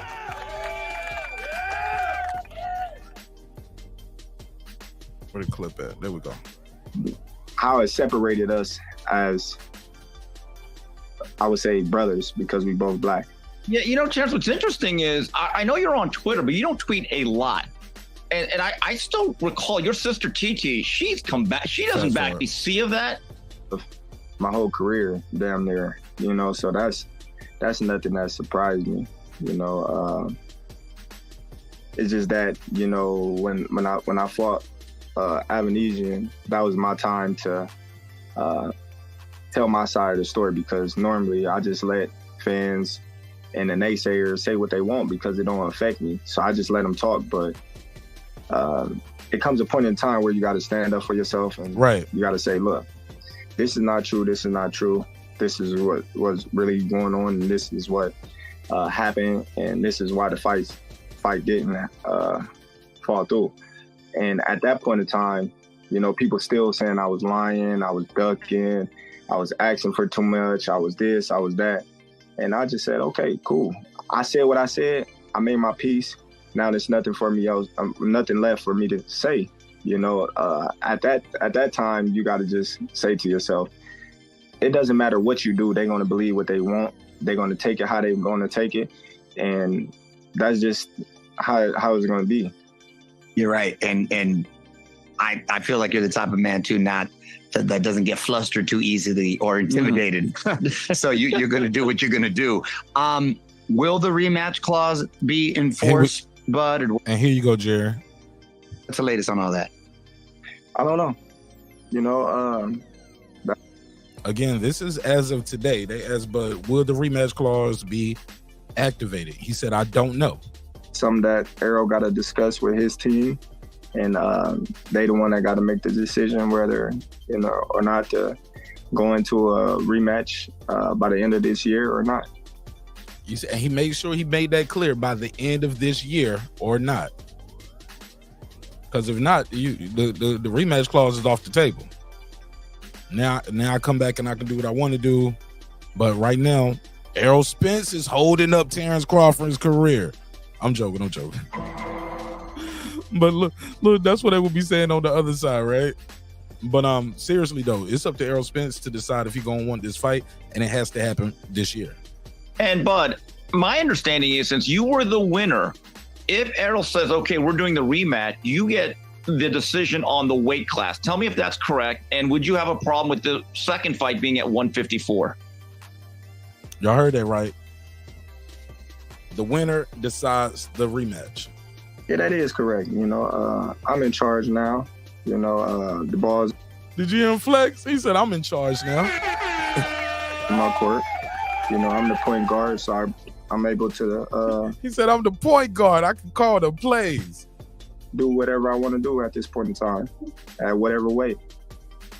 And I'm sure at this point in time, too, Bud, you're going to be very selective on the fights you want to make, and you want to make the big money fights and the fights that turn into big events and what have you. And I know on other shows, people be not knowing the fight game, talk about you jumping up 2-3 weight classes. Would there be any consideration? I know Canelo was a name that was popped out there. Would you ever even entertain going? Because I don't think that he's a thick little dude. I don't think he can go much lower. Would you ever? I need to put a pause on you. I don't ever want you to call somebody a thick dude.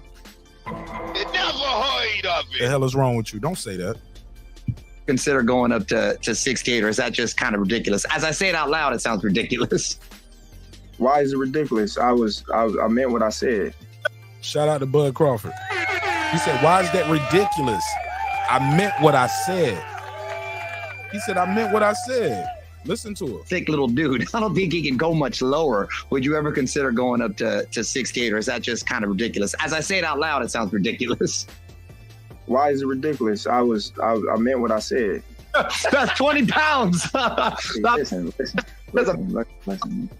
He said, listen. That would be my opportunity to show everybody how great Terence Crawford really is. If Canelo win that fight and accept my challenge, and I come up to 168 and challenge him for undisputed in his weight, and that fight happened, then, you know, man, I'm gonna just show everybody, you know, that skills pay the bills. And skills pay the bill. Y'all, I'm telling you, I think this dude is serious. Actually, no, I don't think he's serious. I know he's serious when he says this. He ain't just clout chasing. I know some people don't like the fact that Bud getting all this press instead of Canelo and Charlo, and they should be getting more press because, or they keep getting asked about Bud Crawford, and Crawford is still out here doing interviews because people want to talk to him. It's not, like I said, it ain't just the fight. It's how he won against that type of opponent. And how many people were saying this guy's too big, too strong. He's a killer. He the eye collector for 16 months. You scared, you ducking. And then to go in there and put on a Mayweather Gotti type of deal on him, might have beat him, might have did him worse than Mayweather did Gotti. That type of shit. 912, what it do? Tell him your name, where you from. What up? It's Ty from Nash County, North Carolina. What's up? Talk to me, Ty. Yeah, man, I think I'm kind of warming up to the idea of this Canelo Bud fight. I kind of thought it was ludicrous at once, but, you know, the more they talk about it, the more I'm thinking, you know, it should happen. I don't know, does it kind of look like a Roy Jones-Ruiz fight? What you think? That was 68. He skipped cruiserweight. No, he was at light heavy, skipped cruiserweight, went to heavyweight. Yeah, but I'm just saying this nobody's I know ever did 3 divisions and went up there and beat the man. But it's still like a 20, 25 pounds. It's still a 20, 25 pound 21 jump pounds. 21 pounds. Yeah. And it was a 25 pound jump for Roy, right? Yeah, I think Roy went from what, 175 to 205. Yeah, so or 199 or something like that. 199. Roy was like 20. Yeah, about 25 pounds though. 199 or something like that. Yeah, so my question is, then, does he just come in like right over the middleweight limit? Because I know he's not gonna come in at like 168. Does he come in like 161, 160.2 or something like that? I don't know, bro. I haven't even thought that far ahead. It's just how bold the attempt is, and we come from, especially that'll stop some of this that gets rid of some of those Mayweather era type things where guys want to protect their O. You know what I'm saying? Or they selling their O. Like, it's other guys he can fight and make money. Is another guys he can fight just to get another title in another division, but it ain't about fighting to get a title in another division. It's about being undisputed again. That's really what it's about. It's about that undisputed. From the way I'm picking up the conversation from Crawford, it's about being 3-time undisputed. Yeah, I think all those are factors too. I mean, if you don't sell your this is the perfect time to sell it with your legacy cemented, and you're going to test yourself to the best of your ability. So, yeah, I would say he would want to come in at the low end of 160 just so he can maintain his athletic advantages. Because if he comes in at 68, I don't think that fight goes past the middle round. But that's just my opinion. You said if he comes in what weight?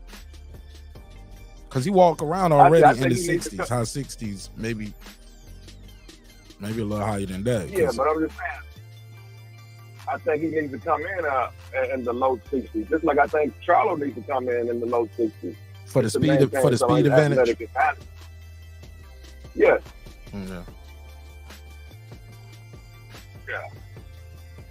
Yeah. Because going to the super middleweight limit, I don't think that fight's gonna last long. So but even still, Charlo got other things to against him other than that too. He got that long ass layoff, and he's coming off a hand injury. Yeah, so yeah, he's probably catching himself out, more than likely. But with Bud, man, it's very intriguing.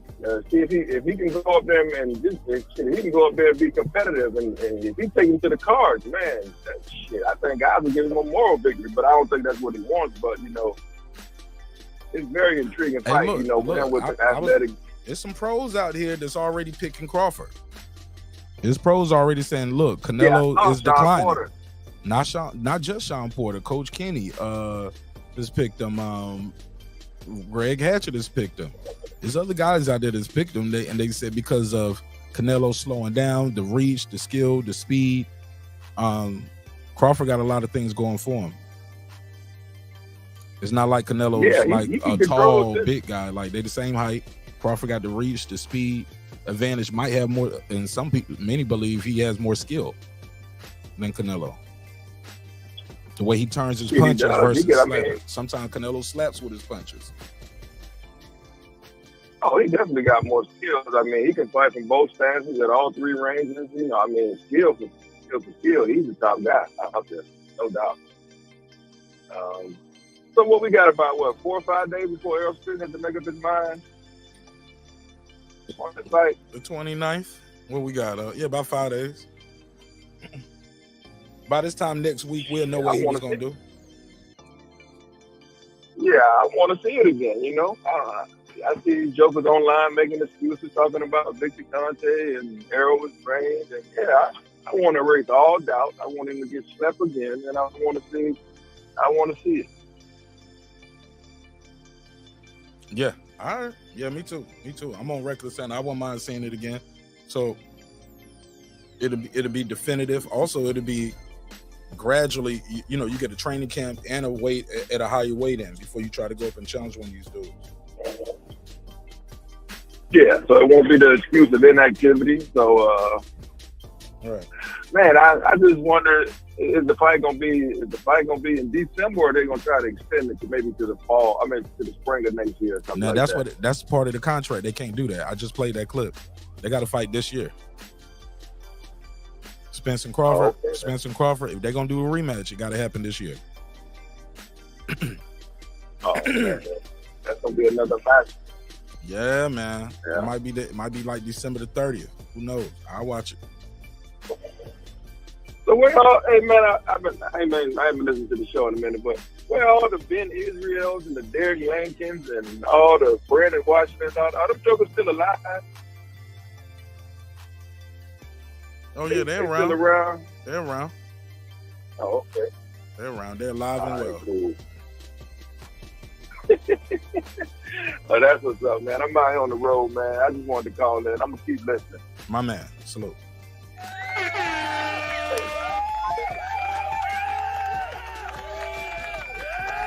Let's play this rest of this. And that fight happened, then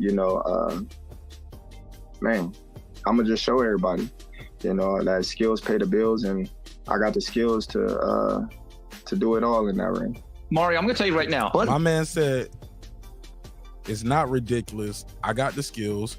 He even broke it down further on the Joe Rogan podcast when he was talking about, he's not that tall.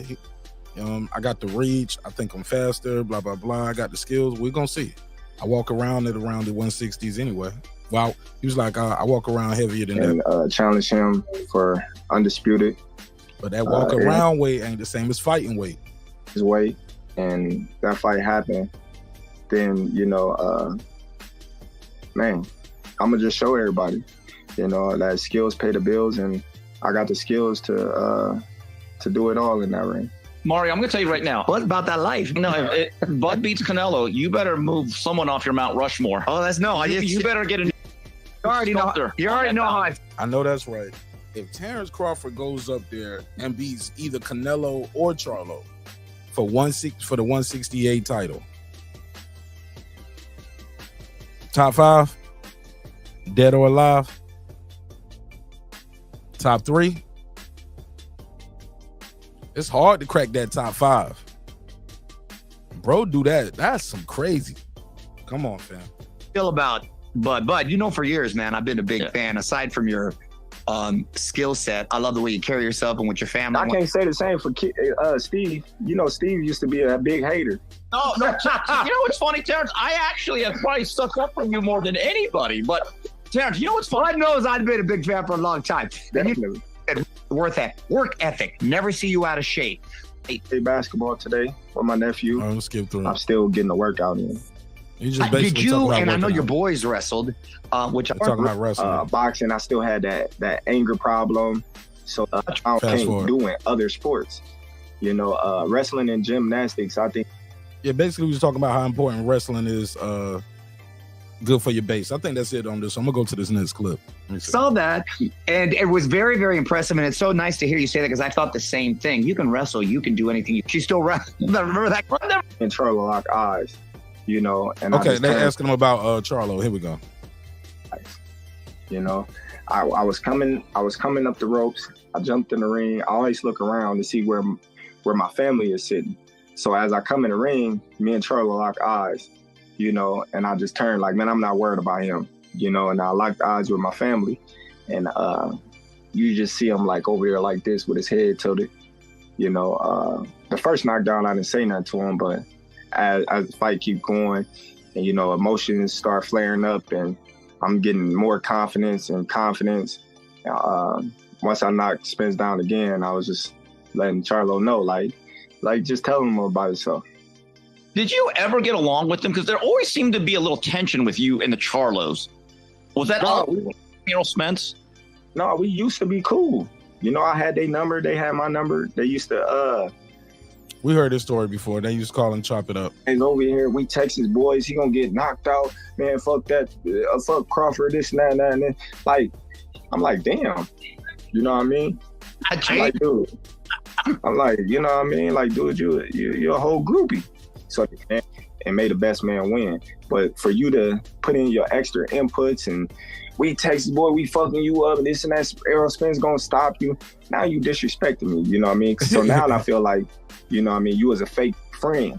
So now I gotta you beat you smiled up in my too. face, but now that I'm trying to fight one of your friends, now you showing the true colors.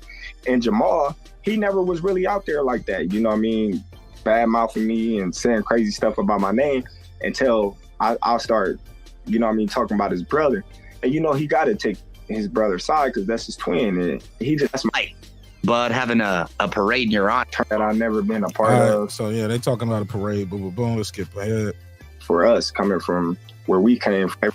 No one remembers that. They actually had some talented young guys like Leo Santa Cruz and obviously They're talking about him used to fight on TKO boxing. Terrence, have you thought about how far you've come? Because when I'm preparing for this interview and I'm looking at this record of yours, I'm thinking, man, Terrence was on TKO Promotions at the War Memorial Arena, and now he's one of the biggest stars in the game doing CBS morning radio. Have you actually had time to exhale and just think about where you are now? Yes. You know, yes. That's why I always tell people, you know, nothing was given to me. I had to work my way up from the ground, you know, and I wasn't a person that had. I like this part right. He's gonna talk about how hard it was to get fights. He was like, man, it'll be like 2 years. I only have 4 fights. You know, guys early on in their careers get a lot of fights. Listen to this. A big promotional company that was backing me. I never had big money that was backing me. I never was the fighter that was on ESPN, Friday Night Fights, or all these Showtime fights, or the new generations. I never had the opportunity to fight on any of those platforms. So I never was groomed. I went straight from fighting a 6-round fight to fighting a 10-round fight in the co-main event. You know, Prescott. So it was. You heard that? He said, I went from fighting 6-rounders to now I'm fighting a 10-round fight in the co-main. Then supposed to win that. It was last-minute replacement. Let's go. And whoop that ass. I had like 10 4-rounders because nobody would fight me, and I just needed some money. You know, I think, you know, it was a point of time in 2 years I fought 4 times. You know, that's when I met Tim Bradley, because I wasn't fighting, and I took up the opportunity to go out there and spar him. So my career been rocky from the start. So for me to get where my ultimate goal was to get to the top of boxing and become a world champion, that was my ultimate goal. But to accomplish everything after it, you know, is beautiful, and it's just telling that anything is possible if you know, stay focused and stay locked in and stay true to yourself and your team. Anything is possible.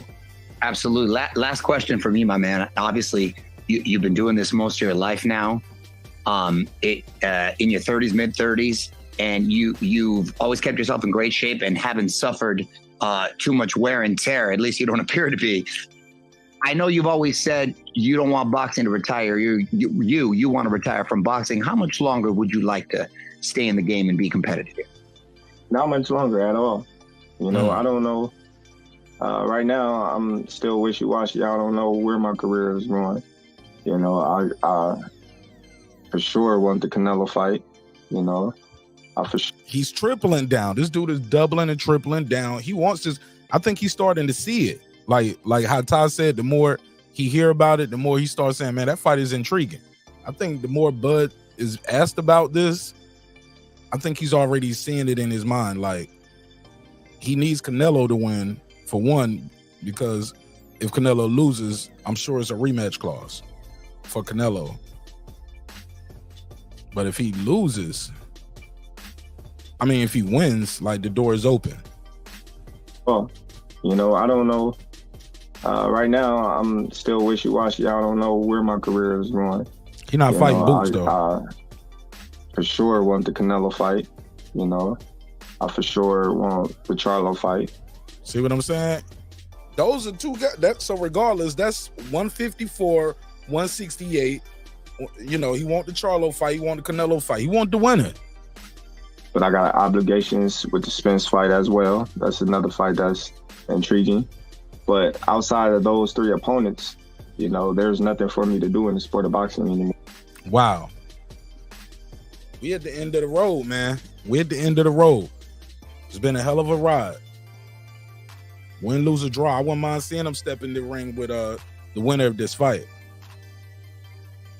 And I would love to see him fight Canelo, just to see, like, how does this work? Because Bud don't have close fights. He dominates these guys and beat them up. So this will be interesting to see how this works. But man, they would kill Canelo. Would Canelo get credit even for taking the fight? Because people are already upset about the Charlo coming up 2 weights. Now Crawford coming up 3 weights. I think the only difference is Crawford is the one that's been very aggressive in calling out Canelo versus Charlo. You know, it was Charlo was asking for Canelo before, but he ain't talking about him like this. Also, Charlo got a loss and got a draw. He's not accomplished in the sport like Terence Crawford, and he's damn sure ain't never been a part of a main event that did 700,000 plus pay-per-view buys. But I got obligations with the Spence fight as well. That's another fight that's intriguing. But outside of those three opponents, you know, there's nothing for me to do in the sport of boxing anymore. Damn. So my sight is on, you know, the big fights. I believe if Canelo beats Charlo, that's the next fight to be made.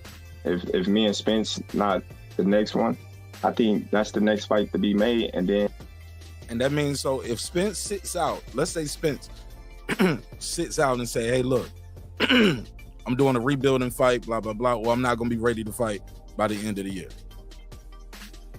He's still on a contract with PBC for one more fight, so they got an option on him. Canelo, Crawford, in May, because they asked him when would you be ready? He said, I'm ready now. That's what he told Joe Rogan, I'm ready right now. And after that, then me and Spence can fight and I can, you know, ride off in the sunset. Because let's hear that again. Not the next one. I think that's the next fight to be made, and then after that, then me and Spence can fight, and I can, you know, ride off in the sunset. Because I don't see how big of a fight with Charlo and Crawford will be coming off a loss. I never fought an opponent coming off a loss. If you look at all my career, I never fought an opponent coming off a loss because, you know, it wouldn't be as meaningful to me. Okay, so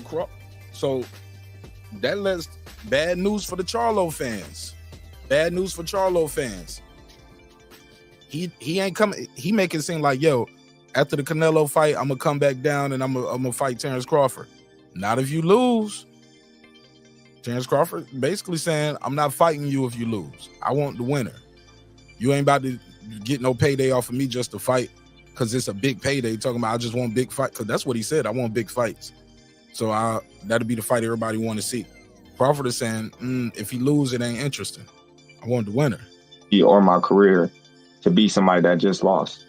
You know, so then that opens the door for the media and people to say, oh, well, he just lost. So, you know, you beating damaged goods, or he was just fighting for the money, you know. So if Jamel win, then of course, you know, me and him, we can get in the ring. I can move up to 68 and fight him because he's going to lose a title at 154 to Tim Tszyu. Once the bell went ring, I think it's bullshit. I think he should be allowed to move up and fight Canelo and still keep all his belts. Agreed. Because Canelo moved up and fought guys and still was able to keep his belts. But I don't know what the situation is. Put a case on it, bud. That's not none of my business, but I'm just speaking from the outside, and I don't think it's right. But at the same time, rules is rules, and if they do decide to take his belt when he fight Canelo, then I will be open to challenge the winner.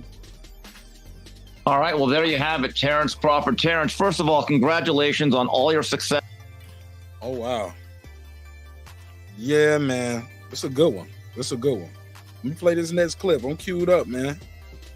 All right, this Shawn Porter talking about the idea is not as crazy as some people might think. Listen to this.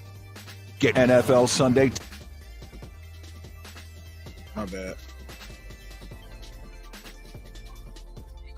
I actually think that a fight between Terence and Canelo interesting. I think that Canelo.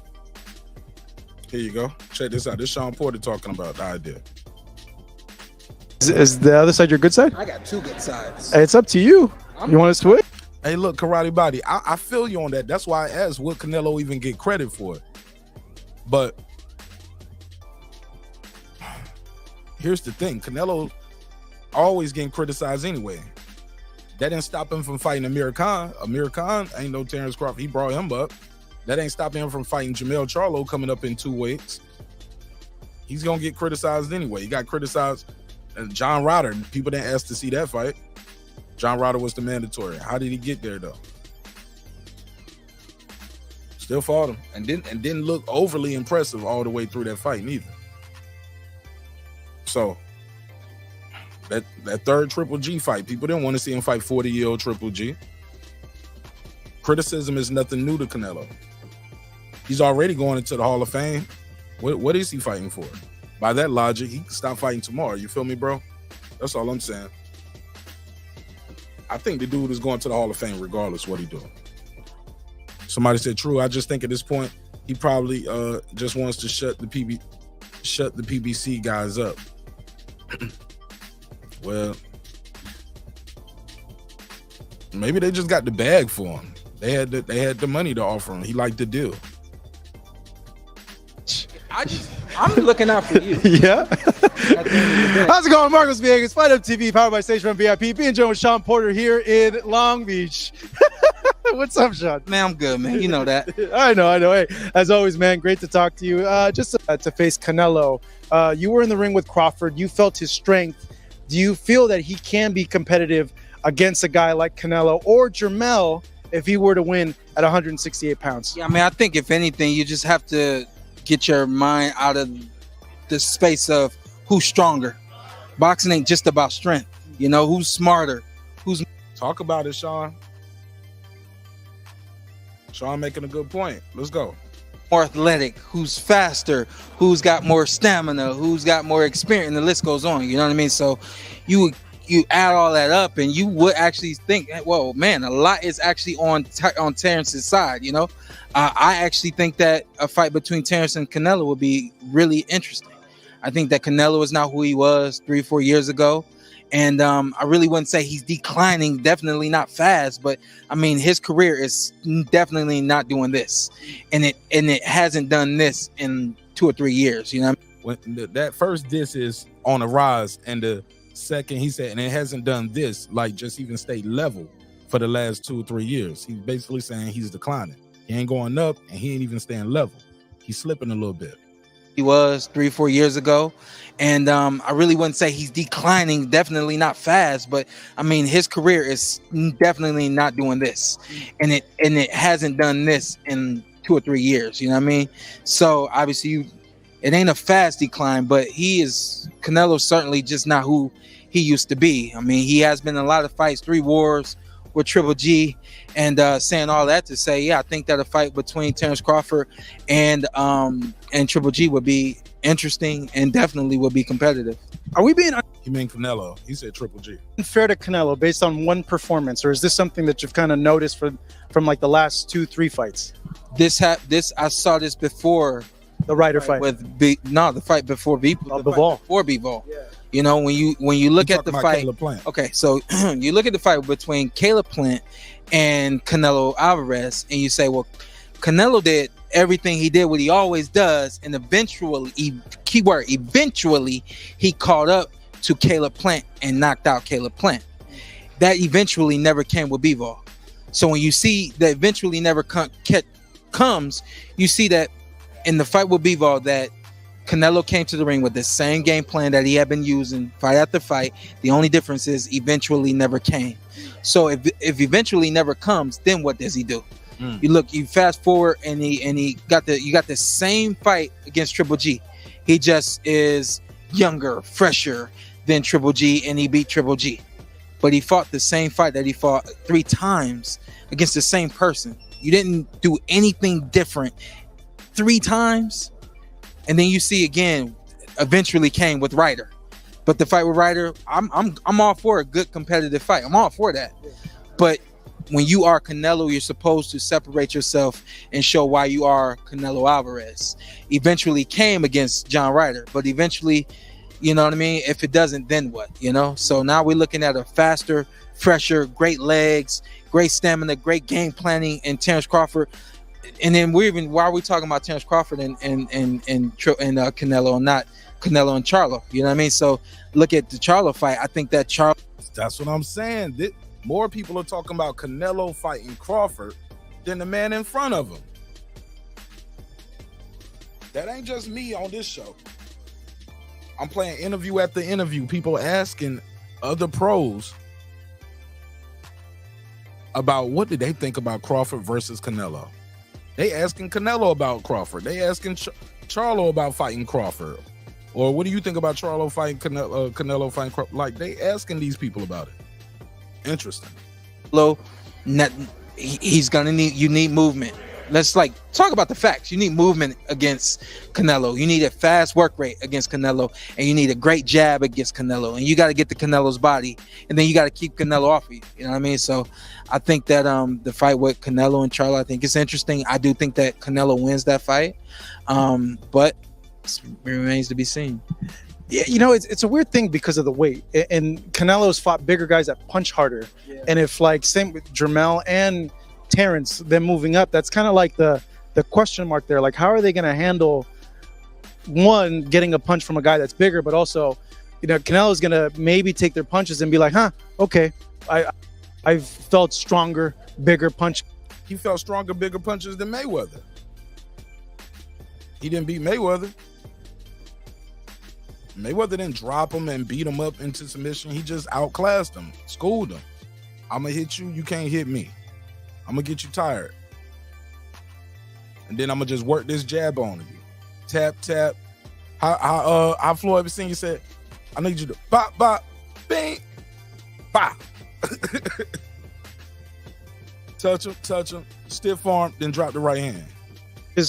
I could be a little bit. And Mayweather went out there literally the very next round. Touch, stiff arm, right hand. Touch, stiff arm, uppercut. Touch, then jab the body, loop the right hand around.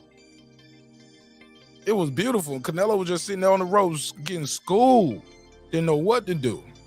More lenient now. I could push for it. Yeah, I'll take one, but I know I can give or take 2 or 3 in return. What you don't want to do, though, if you're Canelo Alvarez, but this is going to work to his disadvantage. If you look at this fighter at 54 and you say, well, he's moving up to 168. He can't punch as hard as me. He can't punch as hard as such and such. But if we're being realistic, Charlo don't walk around at 150. He doesn't. Big. He doesn't live at 150, which means he doesn't train at 154. Excuse me, the weight class 150. He doesn't live at 154, so he doesn't train at 154.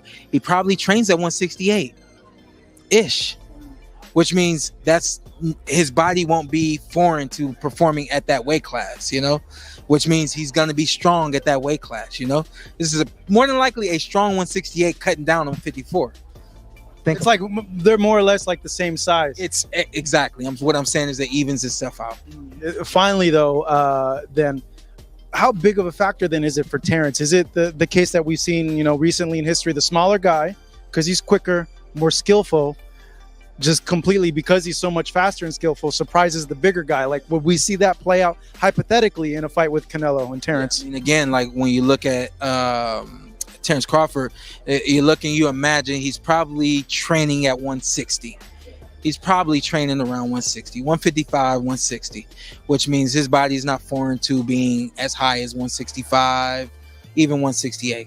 So yeah, okay, he doesn't come to the ring on fight night above 170. Canelo does, but then again, you're saying, hey, the faster, quicker, lighter fighter who more than likely has power and strength at that weight class because he is natural. His body weight is that weight class. He's cutting down to 47. He's cutting down to 54. So it's just, I think those are the things that people don't know, and then they overlook certain components to a fight because they don't know those things. If he's able to pull it off, like that's what, top 5 ever discussion. Man, that's like undisputed in 2 weight classes actively. That's like Henry Armstrong type stuff. I hate talking about the like ever. Yeah. I hate the ever conversation. It's because errors and all that. Yeah, I definitely like the era conversation. And it's no shame to like be the best of your era, of your generation. Shawn, hey man, as always, great chatting with you. Wow, what y'all think about what Shawn Porter said? Shawn Porter said, right, yeah, and he has a hand issue. I think that's another thing that people leaving out with Jamel, that long layoff, the hand issue. It's not just him going up in weight classes, it's the long layoff and the hand issue.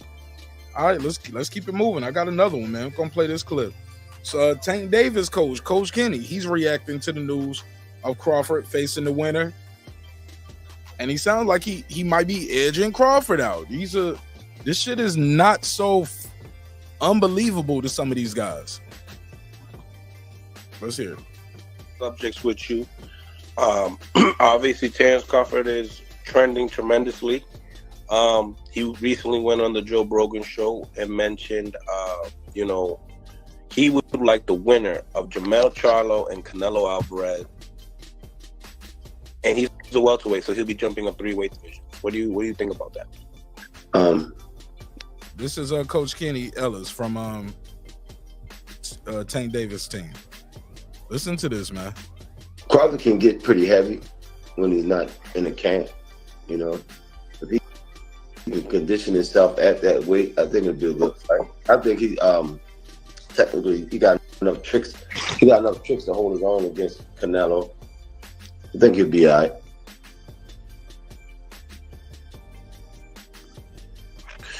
So he got enough tricks to hold his own versus Canelo. Do you believe, skills pay the bills in that type of a fight? Is what you're saying? Yeah. He's way better skilled than Canelo. I'm definitely going for him in that fight. It'll be technical though, real technical fight. Probably go 12. Yeah, 12-round decision. But what you're saying is you probably make him look foolish for 12 rounds. I ain't gonna say foolish. But I think he'll get the best end of the stick. You know what I mean? He's gonna definitely have to work, but wow, he said he's gonna get the better end of the stick. Shout out to Rider of the Storm. He said he's 7 minutes behind. All right. He's a little smarter than Crawford. I mean, a little smarter than Canelo. Said he's smarter. Sounds like what Sean Porter just said. Right. They have completely different skill sets, right? You got one that's more of a catch. And I think Canelo lifestyle is kind of fading, you know, because he's been out doing a lot of stuff he wasn't doing in the early part of his career. That's what Jerry said. He eventually catch up with him, you know. A lot of bad habits catch up with you, man, when you're doing this boxing. Right. We have Jamel that also has bad habits in the ring, just like his brother. So do you believe that that's more of like a... Coach Kenny's like, nah, I ain't talking about bad habits in the ring. I'm talking about the lifestyle outside the ring. 50-50 fight? Or do you think the Terence Crawford fighting Canelo would be more 50-50? When I say bad habits, I mean, you know, the club life, the drinking and stuff like that. Yeah. It'll be 50-50 with Canelo and Charlo. But Terence, I think Terence, he gonna beat him convincingly. You know what I mean? Wow. Listen to Coach Kenny. Coach Kenny said him and Canelo is a 50-50 fight. Terence Crawford versus Canelo going up 3 divisions. He's favoring Terence Crawford. He said he's gonna beat him convincingly. I know some of y'all can't believe that. I know some people can't believe it. Some fanboys are mad that we even talking about this. Because imagine if this goes down, man. This gonna look bad. I got him beating him, dog. I got him beating him. It's hard for me not to bet on him. I ain't never seen him lose yet. I ain't never even seen him almost lose in a fight. I seen Canelo lose. I seen him get a draw. I seen him have some questionable decisions go his way. And I think one of the callers or somebody I played, it was like, look, you lost 3 times to this. You fought this guy 3 times. You fought him the same way every time. Yeah. Break down the fight. You know, you know both styles. Oh, that was Sean Porter. You've seen them around on TV plenty of times. They both kind of like give up early rounds. What do you think in that fight? I think I got Terence fighting him a little closer than what people think. You know, so you know, Canelo got this thing where he roll with his punches. His eyes off of his target. Yeah. I think I got Terence capitalizing on that. You know what I mean? But Terence Crawford, okay, Terence, y'all heard that? He said Terence Crawford gonna capitalize off of the fact that Canelo rolls sometimes and he turns and looks the other way, get his eyes off the target. Okay. Feint, then step, kept him coming back, running him into the shot. You know what I mean? Yeah. Terence is smart, man, real smart.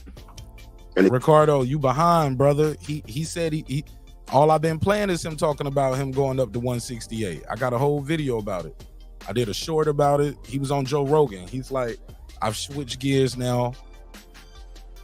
I want the winner. He said it on the interview I played earlier. Trust me, bro. I ain't out here clickbaiting this. He literally said, I want the winner at 168. He wants to be undisputed again. Want to be 3-time undisputed. This is not no cap in the rap, homie. This is what he said. He said yeah. He's stronger than what people think he is too. Right. Yeah, he's strong. Obviously, you have to give. There's so many different attributes that you know he has over Canelo, but it seems to me the one that everyone is talking about is the size. You know, Canelo obviously is not a big 168 pounder. No. So you feel like it could be. I think Terence can come in at a strong 160. Yeah. Real strong. He walk around, I think, over 160. You know? And he does a lot of physical training, wrestling, and everything. So it ain't too much that Canelo can offer that he haven't seen. You know what I mean? Mm-hmm. He haven't seen. So Terence, I got Terence winning, man. Terence is smart, man. His lifestyle is simple. He don't do a whole bunch of stuff that work against his career. You know? 100%. 100%. What do you see, like, as your boxing eye coach that you don't like about Canelo? Mine is I see he goes heel toe when he steps into the ring, when he goes towards his opponent. I think that's a big no in boxing. I feel like you gotta stay in the balls of your feet. You know, what you think about? He get pretty flat-footed at times. You know. And, Hey, business owner. This is. Gotta add. My bad.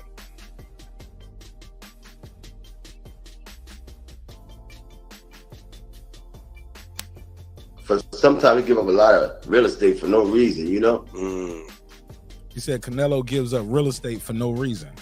He'll go to the ropes and take some breaks. Give up real estate. And it's going to pay off for Terence if he do it against Terence, you know what I mean? Right. And this fight leading up with Jamel, which got, you know, he's the first one at bat. You know, Jamel has a cool style, very similar to Spence, but he throws more punches. He has better footwork. Probably has a bigger right hand. What other things that you see in Jamel that you believe? Because I know that you have Mel beating Canelo. You know, what do you see in that matchup that you're like, hey, I think Mel got his number? I think his size is gonna make a difference because Canelo been picking him over the years. He was fighting small, blown up dudes at the end of their career. Now he got this strong force coming at him. It's different, you know. It's different. You ain't gonna get it right the first time. And you've been used to fighting small guys, you know. He went up to fight Bivol, and I guess he thought he was gonna outclass Bivol, but Bivol had that brute strength, right? And walk right through him, you know. 100%. He lost another one. He lost. Well, he didn't lose. This last guy he fought, this mediocre dude, was touching him all night. Right. You know what I mean? Canelo Charlo way better than that dude. Right. If size is not a factor in the fight, when we talk about making adjustments for Jamel, do you think he can make adjustments for Canelo? Yeah. I think straight dog him, man. Straight dog him. What happens if size ain't a thing, though, Coach? What happens if Canelo happens to be the stronger man that night? I think Charlo got the skills of boxing. Yeah. He can bang and he can box. You know what I mean? I think he can pull it off. I've never been impressed with Canelo. You know, don't mean to offend nobody, but I've never been impressed with him. Right. You know, you got certain fighters that they protect, man, and the casual fans don't see that. They don't know. Oh. They don't know who they fighting. You know what I mean? Oh, Coach Kitty. Coach Kitty said Canelo being protected. You know, don't mean to offend nobody, but I've never been impressed with him. Right. You know, you got certain fighters that they protect, man, and the casual fans don't see that. They don't know. They don't know who they fighting. You know what I mean? No disrespect, but that's just my opinion. My opinion. And I agree in a certain extent because Canelo grew on me. Yeah, they always made Canelo, like when he fought, they give him when Floyd beat him he was too young. He was 22 years old when Floyd did it. But I love this point he about to make. He said they always make excuses for Canelo. Listen to what he said, because I definitely heard people say, "Oh, he was too young." The Jim Lampleys, the Matt Skellermans, even some of your favorite YouTube daddies. And I agree in a certain extent because Canelo grew on me. Yeah, they always made Canelo, like when he fought, they give him when Floyd beat him he was too young. He was 22 years old when Floyd did it, but Floyd got the belt at 21. Trinidad got the belt at 21. Tyson got the belt at 22. When they had Sugar Ray 21. When all the greats did it at 21, 22, it was great, bro. He failed at. Now he was too young because he was 22. This shit ain't right. You know, I see all of that, but the casual fans don't. Right. He just lost. You know, at 22. Mm-hmm. That's 100% baby at 22. Wasn't nobody else a baby at 22. Right. You know what I'm saying? Mm-hmm. If Crawford did it at 22. Hey. Against the undefeated champion. Get NFL Sunday. Skills pay the bills. Somebody said, come on, guys. It's okay to be pro race, but let's not shit on others. Who's shitting on somebody's race? I don't think nobody shitting on nobody's race. You didn't even say nothing about being. Yeah, I don't think nobody was shitting on nobody's race. Not me. And I didn't hear that in the interview. He was just saying people baby them when they said he beat him, but he was too young. He had a whole bunch of fights when he fought Floyd. Was a champion and everything. Like, can't have it both ways. You know what I'm saying? Because if he would have won, they wouldn't have said he's too young to be a champion. Be the future Hall of Famer. You be the legend. Like, can't have it both ways. Let me see something. Got this other clip. Play this to react to.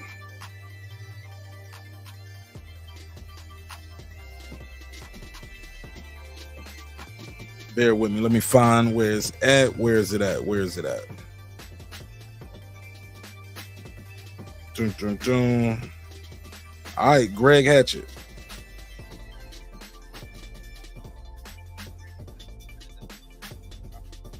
Let me fast forward to the spot. It wasn't like a dramatic. I saw it. And disrespect showed.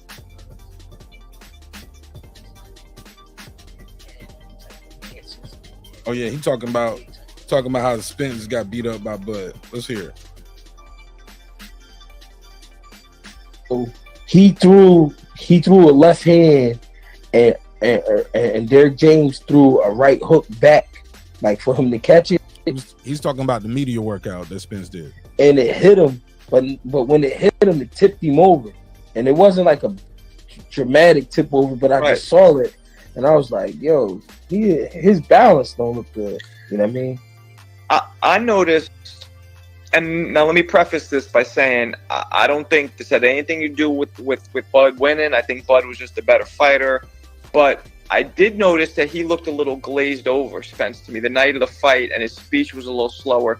People were saying he was high, like on weed. Oh, Marco, get off of it, man. Come on. I don't think he smoked weed, but he did kind of have. I mean, did you notice that? I mean, he ever since the accident, I noticed his speech and everything was different, and he did like slow down. And I would imagine that happening with coming off of those accidents and then sparring and then shit like that. Nobody's going to be normal after some shit like that. You know what I mean? Right. So I saw some of it, but I didn't think it would be that bad.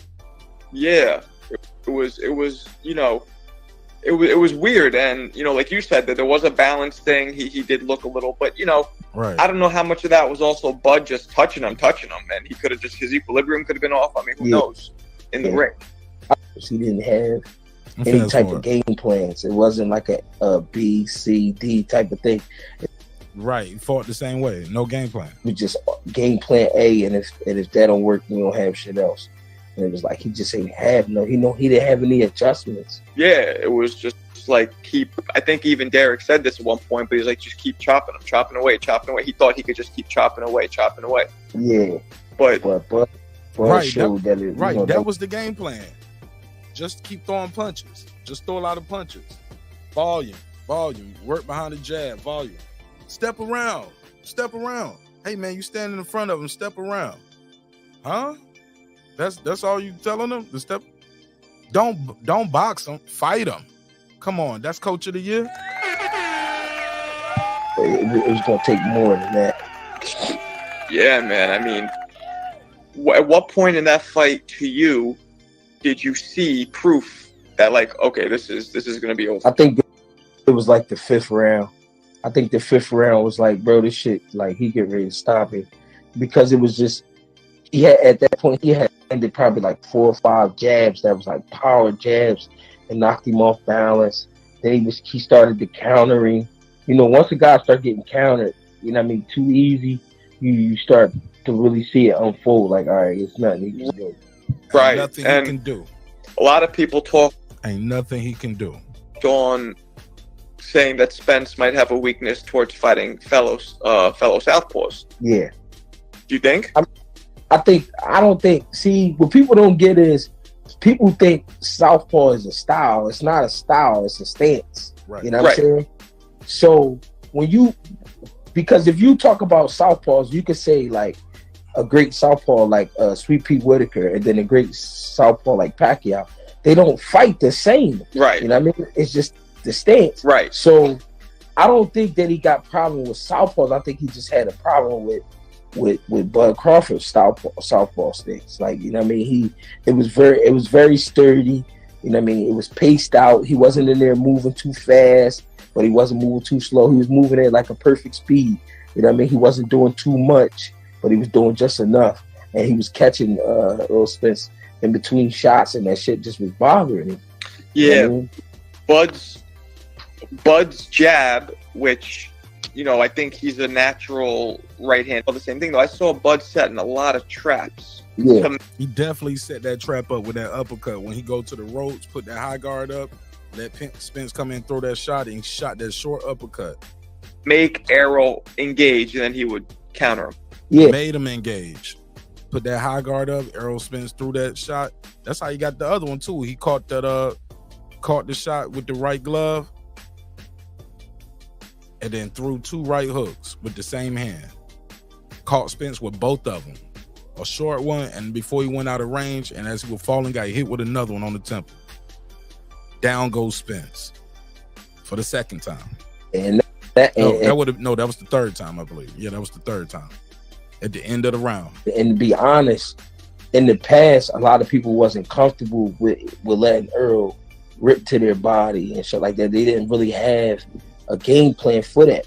But I saw in times where Crawford would put himself on the ropes and let Errol rip to the body, and then he would counter him right back from there. It was like, you know what I mean? He just had him down pat. You could just tell that Crawford studied Errol Spence a whole lot for that fight. Yeah, man. I mean, do you think there's any kind of a difference in the outcome at 54? Nope. I think Errol Spence looks a little healthier and a little stronger, but I think same type of fight, like not as easy. I think it'll be a little bit better, but I think he'll end up stopping him still. Yeah, I mean, do you even want to see that rematch? No, I don't. Me neither, but, you know, is it going to be triggered? I heard, I'm not so sure if this is true, but there's like 5 days left for him that he has like a period of time to actually trigger it. Yeah. I mean, if he want to cash out, I ain't mad at him, but he didn't put on the type of performance that would make me want to see that fight again.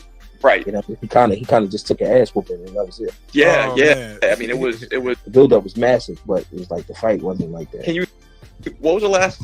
Can you think of a mega fight? Yeah, but the performance though, like Mayweather and Pacquiao this wasn't Mayweather and Pacquiao where you just seen the guy jab and stay on the outside and outbox the guy all night. You got to see an ass whooping, man. A stellar performance. A guy show you so many different wrinkles in 9 rounds. You saw him engage and take the lead. You saw him counter. You saw him jab. You saw him work the body, fight inside, fight outside. You got knockdowns, got multiple knockdowns, and you got a knockout. Fighter of the year. Terence Crawford, fighter of the year. Book it. That was that one-sided.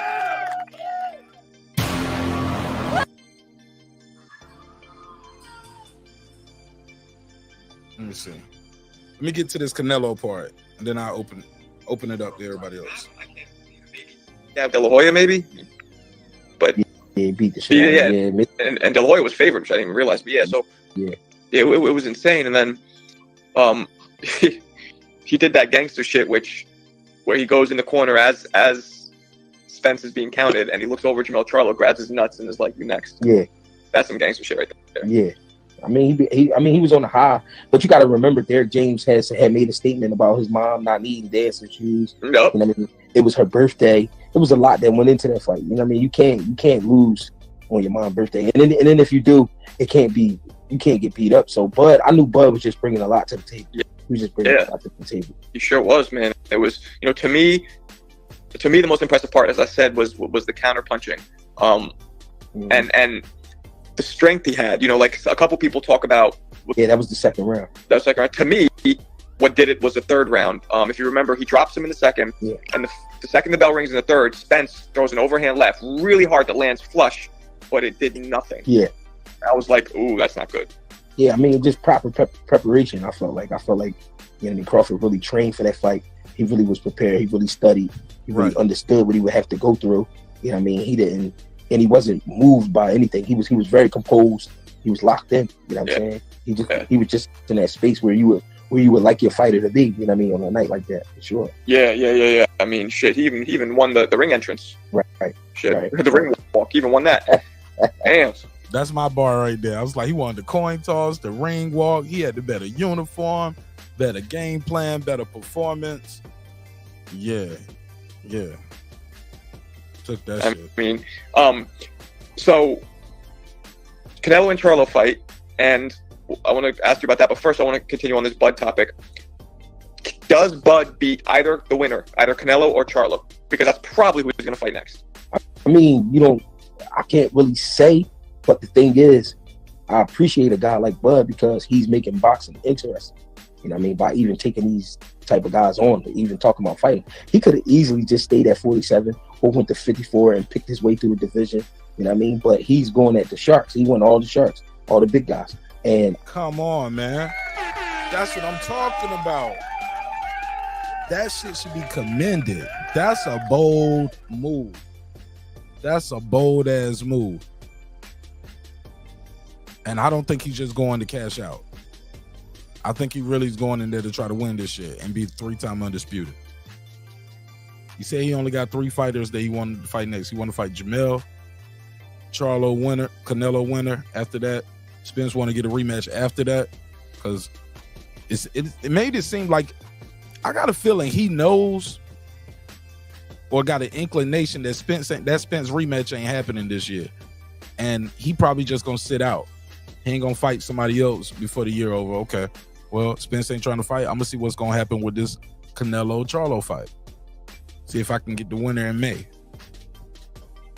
I love that he's doing that because theory. That's what the game is about. You know what I mean? You got to challenge yourself. And if you want to make great money, you got to put yourself in great situations. So I think that's like perfect situation for him, but I can't say he'll beat Jamel Charlo. I can't say he'll beat Canelo.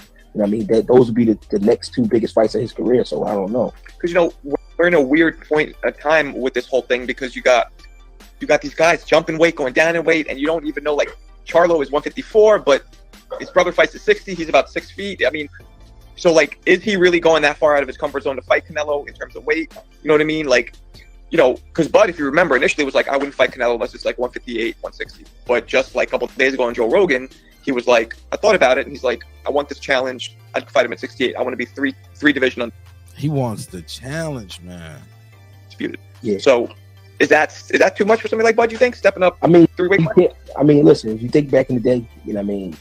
Well, I got 2 points about back in the day. One thing back in the day, we saw Roberto Duran go from like 126 all the way to light heavyweight. True.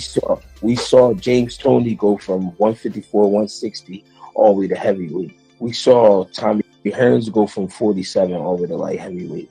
We saw Sugar Ray Leonard go from welterweight all the way to damn near super middleweight. You know what I mean? So this is something that has been done. The thing is now, here's to the point of what these guys are doing. Guys like Bud Crawford. Now, Mark, how old are you? I'm 46. Hey, Foodie, he did say that. I mean, technically, this contract, right? For this contract, for that rematch, Spence has to activate the rematch clause before the end of the month, and the fight has to happen by the end of the year. But let's say he doesn't do that, and Crawford goes off to fight the winner of this fight. He said in that interview I just played, he said, and then fight Spence and ride off, do a rematch with Spence after that, and then ride off into the sunset. So I don't think he totally outclassed, I don't think he's gonna do that. So if Spence don't want to fight me now, well, it's over. You ain't gonna never get no rematch then. Maybe you just need some time. Okay, we'll fight each other down the road. But that's what he said, though. He said, and do the Spence rematch, but that'd probably be a different contract, though. You get what I'm saying? That wouldn't be under the rematch clause of this. Spence can pass up on that. So they will have an option on Crawford for one more fight. And like he said, the next big fight is him versus this winner right here. He wants to challenge at 168. Wow. You think they're going to let Crawford jump the line? Oh, my God. If you David Benavidez or Andre, ooh, you got to be sick. Nobody's even talking about y'all fighting Canelo no more. Everybody talking about Crawford fighting. I'm 46. All right, Think about it. All right, so you older than me. Right. But I remember back in the day when you was watching the pros, they never had to lose 30 pounds, 40 pounds, you know what I mean, to make weight. Now, today's game, that's the norm. Guys are losing 30 pounds, 40 pounds to make weight. So with me saying that, Bud probably walk around already 170, 175 pounds. Probably. Damn. So coming down to 68, yeah, it's not a big drop to come down, but the real challenge would be just carrying a 168-pound body and fighting at that weight. Well, also, who he's fighting also walks around it way heavier. Yeah. You know what I'm saying? Yeah. So we dealing with guys who are that size, but, you know what I mean, in their careers, we don't know them for being, you know what I mean? Canelo, yeah, we know him for being that big, but, you know what I mean? Crawford, you couldn't imagine him turning pro at 135 pounds and then being super middleweight champ of the world. But these things have happened in the past, so I'm not going to act like I never seen it, but I think he does fare out pretty well because Canelo isn't tall. He's not a tall guy. He's just a husky motherfucker. Like he's y'all know, y'all hear a pattern, right? This the third or fourth clip I'm playing of this. Different people saying the same thing. It's not like Canelo didn't come up in weight. It's not like Canelo is a naturally 168 pounder himself. Crawford has the reach. They think he has more skill. It's not far-fetched that this fight can happen, especially if Crawford has that still has undisputed, got that WBO super title where you can go up and challenge whoever got that WBO super. Skip 3 of them things. He was like, yeah, I'm gonna skip 54, 60. Yeah, let me go up there and get that 68. Activate that. I need that. Stocky. So, you know, we talking about two guys are probably about like 5'9" each, and then, you know what I mean? 5'8". 5'8". Yeah, 5'8", 5'9". Yeah, so you know what I mean? I think it could be a good match. So you couldn't. Okay, so somebody puts a gun to your head, says choose who wins, Canelo or Bud. Who do you pick? I don't know. You I can't might do have it. to take the bullet. I might have to because you can say Canelo, right? You can say Canelo with all the big fight experience, but Canelo is on a decline slowly, not so much. See, that's another person. Canelo's on the decline. Nah, he ain't fighting Floyd. Drastically like that. He's getting knocked out and shit like that. But you can see him just not really. Right. Think about it like this. Canelo been in there with everybody, right? He's not really interested. He is because he's Canelo and he likes to fight, but he's really not interested. Because is Crawford really a big name when you've been in there with Mayweather? Hey, seal the deal. He ain't fighting Tim Tszyu. I'm telling you, the man said, I got 3 fights I want.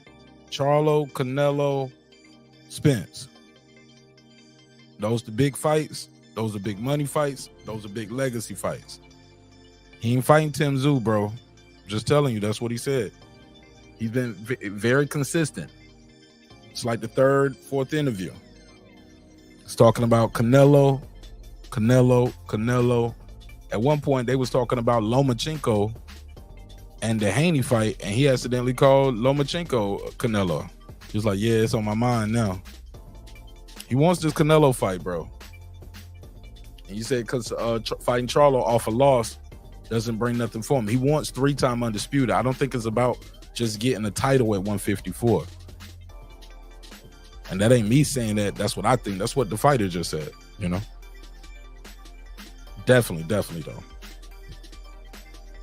Definitely, I believe him too. I believe that's what he's going to get. That's because is Crawford really a big name when you've been in there with Mayweather, when you've been in there with Shane Mosley, when you've been in there with Cotto, all of these guys?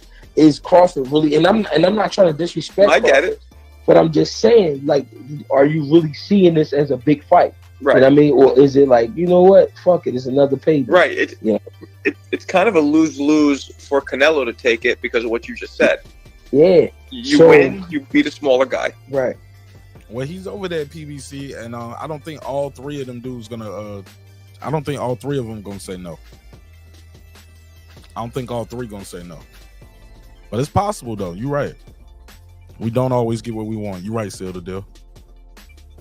So what I'm trying to say is, like, Canelo, for that exact reason, could go in there and lose. But because he's the bigger guy, because he's the more experienced guy, he could go in there and win. So that's why I'm saying 50-50 is tough. Because what about Crawford is good enough to go in there and beat him. True. Well, what about Bud against Jamel? Why are you making $3,000? Somebody said, bring his A game. He can't get away from. You mean Jamel? You said Jamal. Jamal ain't fighting. I think you mean Jamel. Let me see. How do you see that playing out? Now Jamel, here's the thing about Jamel. Jamel, no matter what anybody says, no matter what anybody thinks, he's strong from 1 to 12. He can hurt you. He's strong from 1 to 12, from first round to 12th round. He's physically strong. He can hurt you at any round, at any point. Now, the skill set, yeah, you got to give it to Bud. But when it comes to skill set, but, you know what I mean, can Bud handle that type of pressure all night, you know what I mean, if they fight? So that's why I think that's a great fight too, as well. Yeah, and I wonder, you know, because at some point size can matter. It doesn't always matter. I wonder if that reach and, you know, with Jamel, do you think Jamel has the power to make a difference against Bud? I think Jamel's power is not like the type of power where it's like a Tommy thing. It's just the type of power where it's like he can overwhelm you. He can work you. You know what I mean? He can work you and feel like the pressure is becoming too much, and then he wear at you. And he can punch. You know what I mean? He can punch. I feel like any man can punch, especially with them fight night gloves on. You know what I mean? Those gloves. If you haven't worn a pair of 8 ounces or 10 ounces, then you don't really understand. But you know what I mean? Anybody can punch. So I think Jamel being that size, you know what I mean? Yeah, I think he can punch. I think he can definitely make something happen. But I think Bud is sharp enough to, you know, make him look like a fool too. Well, you know, so then the question is this. Let's say Spence doesn't trigger the rematch clause, medical issues, whatever. And let's say Canelo and Charlo, well, they're not fighting for a few months anyway. And let's say it's close, they do a rematch. That takes them off the table. So who does Bud fight if not for one of those three guys? Right. I think Bud and Tim Tszyu. Yeah. If Tim Tszyu gets that belt, yeah. Yeah. And I wouldn't mind seeing that. That's the only reason I'm saying Tim Tszyu, because they talking about passing him the, I believe it's the WBO or something like that. And you know I want to see him fight your boy from Philly. Who that? Danny Boots. No, Boots. Yeah, but he's not gonna fight Boots. No, he's not. Which she said made it clear. But and that's a little. While I get it, because he said he's looking for legacy or for big money, I get it. But at the same time, Boots, I think, really is one of the only people who can really seems like give him skill wise a challenge. Yeah, skill wise, Boots is definitely could give him a run. The thing is, like I said, when you're trying to stack the names on your record, and you look back at a Boots is gonna give you championship caliber fight, but without the championship caliber experience. So it's like, if I beat him, It's like, damn, I beat an up and coming kid. You know what I mean? Who is going to be great. He want to fight guys who are great right now. And I'm not mad at him for that. I want to see the Boots fight too. Yeah, but I don't think it's going to happen. Nah, he made it pretty clear. And I get it. Yeah, he made it very clear.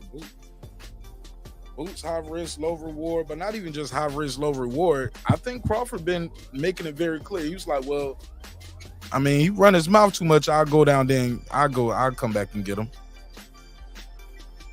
But you don't hear Boots out there talking disrespectful about him neither. But you let him know how to get the fight. All right, my last clip. This will be my last clip of the night. This is Zab Judah being asked about Crawford versus Canelo. Let me see, 527. 527.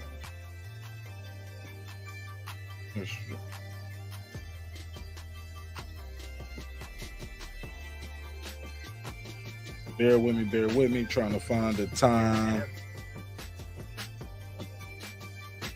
Find a timestamp on this video.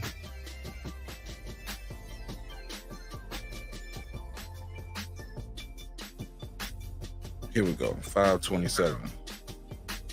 522. Here we go.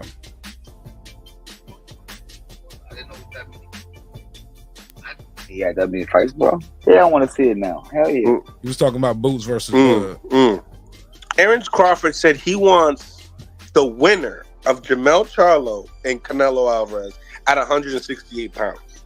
What do you think about that? He's pushing himself, brother. He's feeling himself. He's feeling good. He felt that he took out a force, and he did. He took out a fucking nuclear weapon.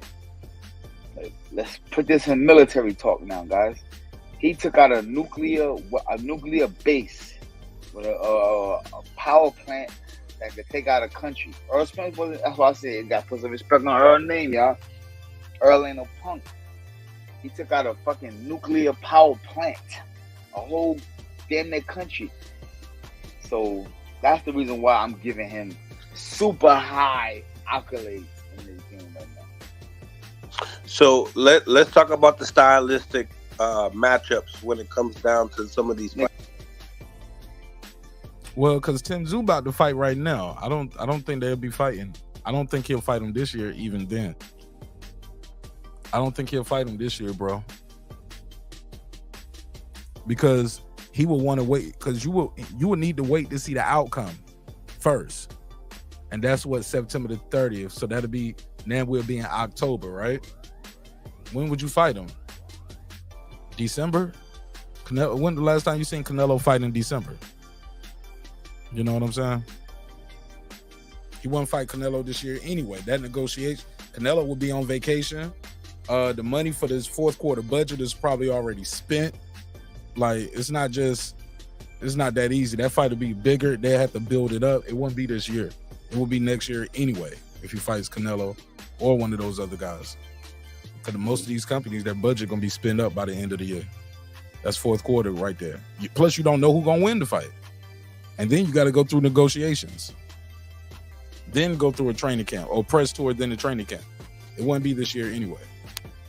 Somebody said it's either Bud versus Spence or Bud waits and fight next year. I agree with that, Brent Reaper. That's what I think gonna happen. Stylistic matchups when it comes down to some of these fights. Nigga said Thurman ain't fought since TLC broke up. And that was a good one. That was a good one. Shout out to my brother Keith Thurman. Rondo, other than Stanionis, nobody will fight Boots, including Bud. So, all right, well, we're gonna figure this out because now we close it. And I don't think that there's nobody that Terence Crawford is scared of or won't fight. I think that right now everything just makes sense when negotiation. You know, he's put himself at a certain tax bracket, and I think that if the fight makes sense for that bracket and the money is there, I think he'll take the fight 100%.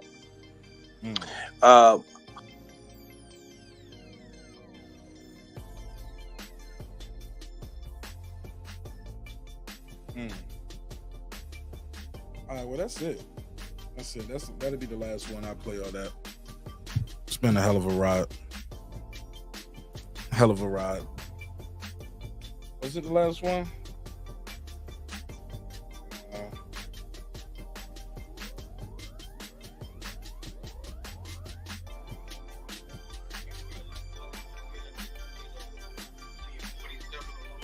Here we go. This Bernie. This is the last one. Bernie talking about if the Spence fight, if Spence don't want the rematch. If Spence don't want the rematch. Shout out to Bernie Bots in Mill City. And, you know, just campaign at 54, making it easy on his body. You feel like Bud is just going to just, you know, leave 47 alone and, you know, just campaign at 54, making it easy on his body, knowing that, you know, he's about to turn, 36 in September? Yeah. Right. Well, yeah, I think that I ain't gonna say he's gonna leave 47 behind because I know he can make the weight. But it's just like where we at right now. You know what I mean? This is we really should have already been there, so to speak, being everything that we accomplished and being on a pound for pound list for so many years and this and that and this and that. But now we here, so you know, like I say, it'll be if I'm him, then I'm fighting Keith Thurman. If Errol Spence rematch don't happen, then I'm fighting Keith Thurman. And if I'm not fighting Keith Thurman, then I'm fighting Jamel Charlo. You know, I'm fighting Jamel Charlo. And if Jamel Charlo happen, then I'll probably move up.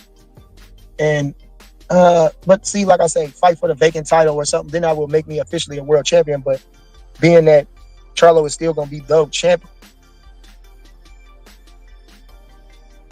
that's just right. I know. That's their audio breaking out. And I'm with Bernie on that. I wouldn't mind him still fighting Charlo. Even though Charlo wouldn't be undisputed, it would be, you would still have to fight one more fight, but that'll be a 3-belt unification. And then fight Tim Tszyu after that, and you'll have all that leverage. You get what I'm saying? But if the man wants to get undisputed in one swipe and wants to really challenge himself and talk about going up and fighting Canelo, I wouldn't be mad at it. That's a big fight for both. That's a big fight for both of them. I think some people would, like I said, I've been playing clips all night. A lot of people are intrigued by the idea of seeing that fight happen. But like the thumbnail says, will Canelo or Charlo get credit? Charlo is a strong fighter, accomplished going into the veteran stages as a fighter. And, you know, I think that'll be it's a good look. I hate that he's going to fight Canelo. I know. 203, you on the MIC. Tell them your name, where you from, family. Unbiased fan, Grim Reaper, New Haven, Connecticut. Keep playing the clip, brother. Let me let you finish the clip. Okay. So it's about a minute and a half left. He's going to fight Canelo. Okay. I know, bro. Not only in the sense that I feel like he have a good chance to beat Tszyu and then fight us. Canelo is a good fight, but it's more of a fight that he probably could lose, you know? It's a check. So, It's a check. Yeah. No, but I think he's definitely coming to win the fight. He's definitely coming to win the fight. It's just that, like I say, I think the Tszyu is a more winnable fight. Correct. And you know what I mean? And so coming off a loss and we're fighting him, you know, might take some luster off of it. But either way it go, he's still the undisputed champion at 154 pounds. So, you know, it is what it is. And ain't no shame in losing to a guy like Canelo, who still only had 2 losses now. And who's, you know, Hall of Famer and all the type of skill set that Canelo Alvarez holds. Speed, power, timing, he got it all. Canelo pound for pound, you know? So right, that's where I think we would be at with that, though. You know, but like I say, Boots is a hell of a young guy to have.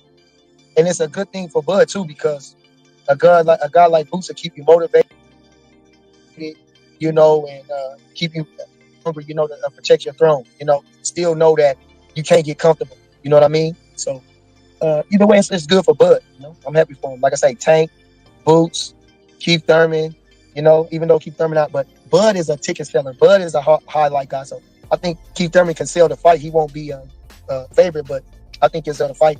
And to say Bud thought that would be his hardest fight. He always picked Keith Thurman to be a harder fight than any other guys. Just Keith Thurman. Yeah, I overheard some people talking in your camp talking about, you know, the Shawn Porter fight was going to be a harder fight than Spence due to the fact of the style. and I feel like that's probably what they feel as well when it comes down to Keith Thurman. Do you believe? Well, I think that Keith Thurman, his feet, you know, he moves a lot. So that always causes a problem, movement. So I think that's where it's at. You know, Shawn Porter is a bull, and Errol Spence was a bulldozer. But when you're thinking about, you know, meeting force with force, that's quick, that's easier than a fleet-footed, you know, chasing something. Mm-hmm. So I think that, you know, I think that's where the problem, that's where that lies. That's where that came from. So, you know, I think Bud built in his mind that Shawn Porter's not going to bulldoze me. Errol Spence, I'm going to, you know, his strength, I'm going to, you know, he's going to come with this, but I know what I'm going to do when this moment comes. You know, I'm telling myself over and over what I'm going to do. I'm practicing, I'm believing it. You know what I'm saying? Instead of when a guy dancing on you, hell, shit, how you can't care, how you going to, man, Jesus. So I think that's that. But I think, again, Keith Thurman is an established guy. He's a good fighter. He don't have the best style, but he's an accomplished fighter, and he's a crafty fighter, and it's a good fight to have, you know, a good money fight. 100%. Got an ad. I think that might be right here at the end.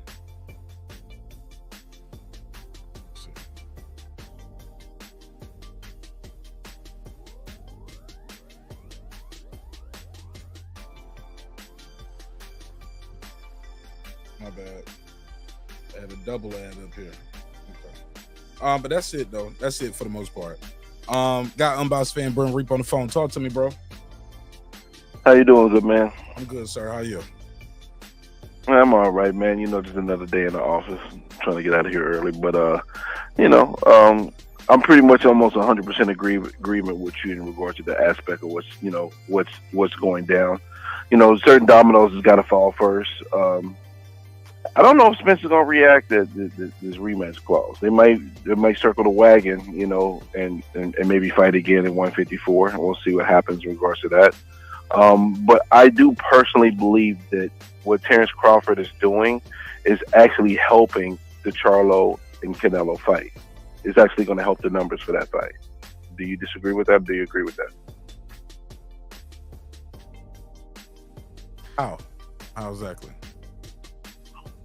Talking about he wants to fight the winner. So when people are listening to Terence Crawford, now they're looking at the Charlo and Canelo fight. And at that point, Bud will know if Spence is not going to rematch him off the bat. And if Spence doesn't rematch him, he should go to the fight and get in the ring and demand the winner. I'm just saying. Because I think it's going to take a little bit more to get Canelo in the ring.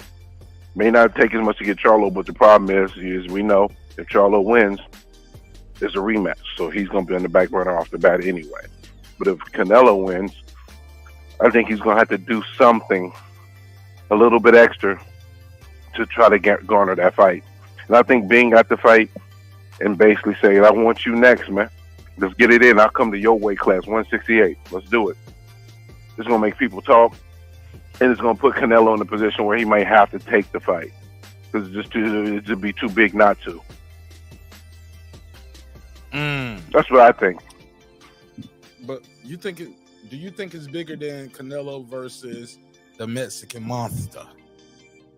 Yep. Because of what Bud just did. Now, don't get it wrong. Benavidez and Canelo can do big numbers. I think it will do big numbers because a lot of us want to see that fight. But, you know, Canelo can fight Bud and then turn around and fight Benavidez. You know? Yeah. Win, lose, or draw, in all honesty. Yeah, I just think he's so accomplished. It's probably be the most accomplished fighter Canelo fought, right? No. Other than Mayweather. Okay, yeah, Mayweather. Mayweather wasn't two-time undisputed, though. No, he wasn't. One-time undisputed. That's correct. That is correct. Mayweather didn't really value that as much. Maybe he should have, but you know, he laid the path that he wanted to lay, and it worked out for him and his career very well. Yeah, it did. I don't think people were really stressing undisputed back then. It wasn't a thing. I don't recall it being a thing like that. It was something, but the promotional company issues has always been. So when you got 2 titles and the other 2 titles with the other promotional company, you kind of just like, well, okay, I got 2 titles. What's next? You know? Right. At best, niggas was doing unifications, and that'd be it. Take his belt or take 2 belts from this guy, and that's it. They ain't even out there trying to get that 4th belt like that. But at some point, it became a thing. Like, we got more nowadays. We got more undisputed champions than I've seen in a long time, and this is a 4-belt era where it should be harder to do than the 3-belt. Well, it might be because of the climate of boxing. You know, with you know, people being able to steal fights and all that, it just adds more to it. So you can try to ensure that you're able to sell the fight. So it's been used as a tool to sell fights. Obviously, as you can see, they're talking undisputed versus undisputed, so they're using it as a marketing tool to sell the fight. Spence Crawford is for the undisputed. That was marketing to sell the fight. So I think partly it's because of the climate of boxing now. It's playing a role in maximizing what you can gain from the fight financially. So I think that's why it plays much more significant role than it may have done, you know, in 2009 before everybody could, you know, pull up, turn on their computer and steal it.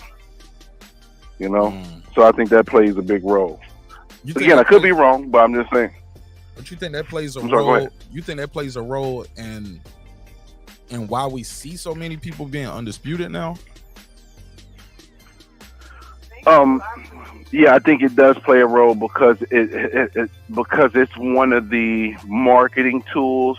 It's one of the things you can utilize to sell the fight, and it adds value to the fight.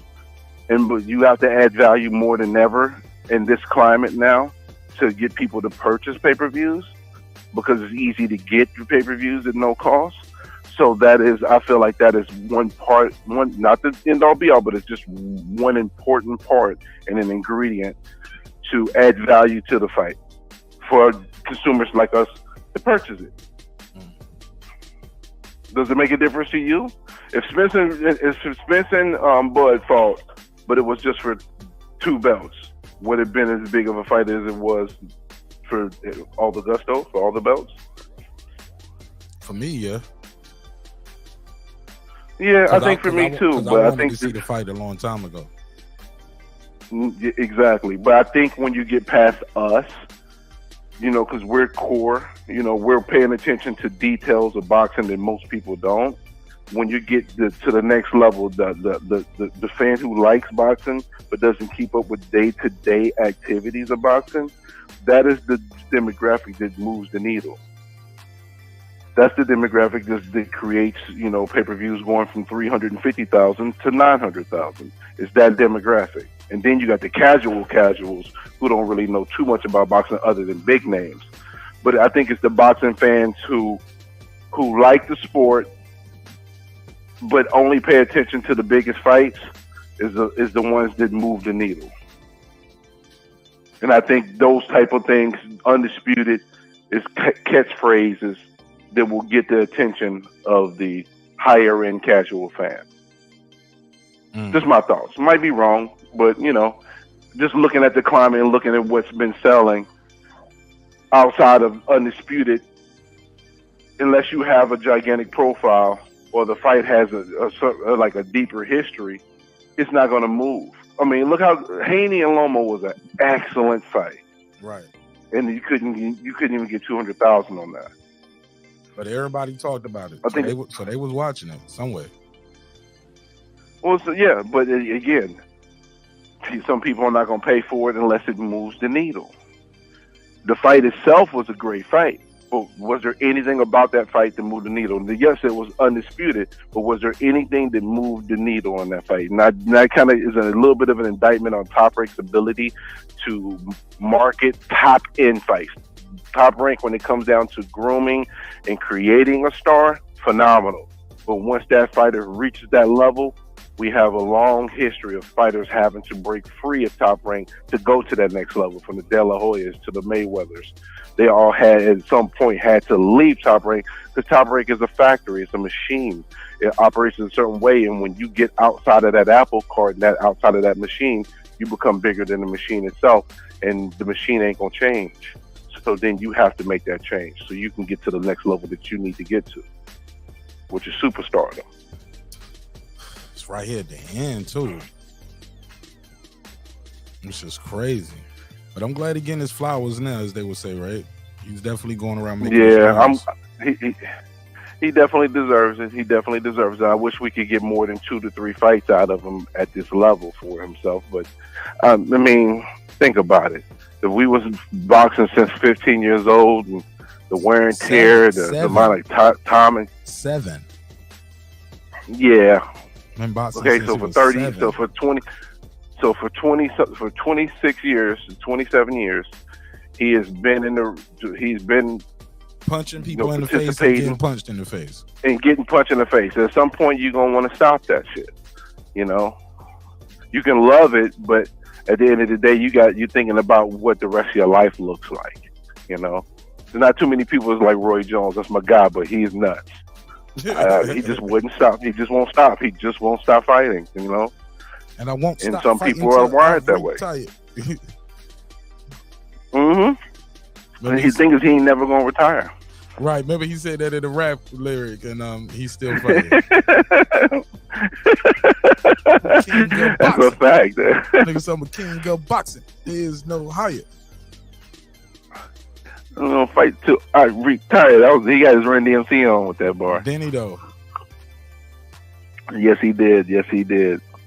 But what do you think about this Tim Tszyu Mendoza? Because that potentially, if let's say Charlo just decides to leave 154 altogether and drop all the belts, the winner of that fight basically is in position to have 2 belts. Because those are the 2 interim belts that is at 154. The other ones are just open pretty much. But those are the 2 interim champions, Mendoza and Tszyu. And they fight on October 15th. I think that can open the landscape up a little bit. But I don't see Bud wanting to fight Tim Tszyu, even though it's a fight that I would welcome, I would watch, I would want to see. It just doesn't seem like that's big enough for Bud at this point right now. I don't think so. Maybe Tim Tszyu can do something about it. Maybe Tim Tszyu can do something about it because he's doing everything he's supposed to do. He's fighting who he's supposed to fight. He's moving the way he's supposed to be moving. But I just don't see, as of right now, the avenue for him to get the Terence Crawford fight, unless he can be able to, fight Charlo and get all the belts and be undisputed, and then adds a value for him to fight Bud. Same thing with Boots. I don't see that fight happening. I just think that shit is for the birds, bro. That shit is a wrap. You talking about the Boots fight? Yeah, he's been saying in very uncertain terms that for the guys he want to fight is Charlo, Canelo, and the Spence rematch. Yep, he made no bones about it. He made no bones about it. So you're right. We will find out, though, won't we? Yeah. Do you think what do you think is going to be the outcome though? The outcome of what? Him fighting Boots. Like, do you think Boots going to get that fight? Because I think Terence Crawford is at the point he could do what he want to do, and I don't see him fighting Boots in this. No, there's only one fight I think he would make at 147, and it ain't even Spence. And that's if somehow they let Tank go up to 147. We know that's not happening. So Bud's time at 147 is over with, in my opinion. There's no 147. Hold on, you said Tank Davis. That's the only fight he'll probably have at 147 is Tank. So no Keith Thurman. Just because of the monetary. No, I don't think so. Even though I wouldn't mind seeing the Keith Thurman fight because I do believe Keith can sell the fight, but I just don't think he has any interest in it. If Keith had stayed busy and had a fight this year or somebody, it probably could have added some value to it. But because of that, because he hasn't fought, I think he just completely destroyed his opportunity to be in position to get the fight. I think the only way Thurman's getting the belt is if he challenges the youngsters at 147, or he decides to go to 154 and go at it, try to go get the WBA or the IBF. Other than that, he's gonna have to go to standing on this. He's gonna have to go through Boots. In my opinion, I don't think Bud's going to give Thurman that shot. Even though I would welcome the fight and I would watch the fight, I'd buy the pay-per-view, but I just don't see it. Thurman blew his opportunities. Yeah, you think the same thing goes for Boots? You feel like maybe that's how Crawford feels about that too? Like, look, he had an opportunity to fight me. Yeah, it's a little bit different though for Boots. He had an opportunity, but I'm gonna be honest. As much as I can bust Boots' chops about it, he would have been in the same position anyway. What you mean? He would have been in the same position anyway. Because even if he had stayed on the WBO route, he still would have had to take a back seat for this undisputed fight.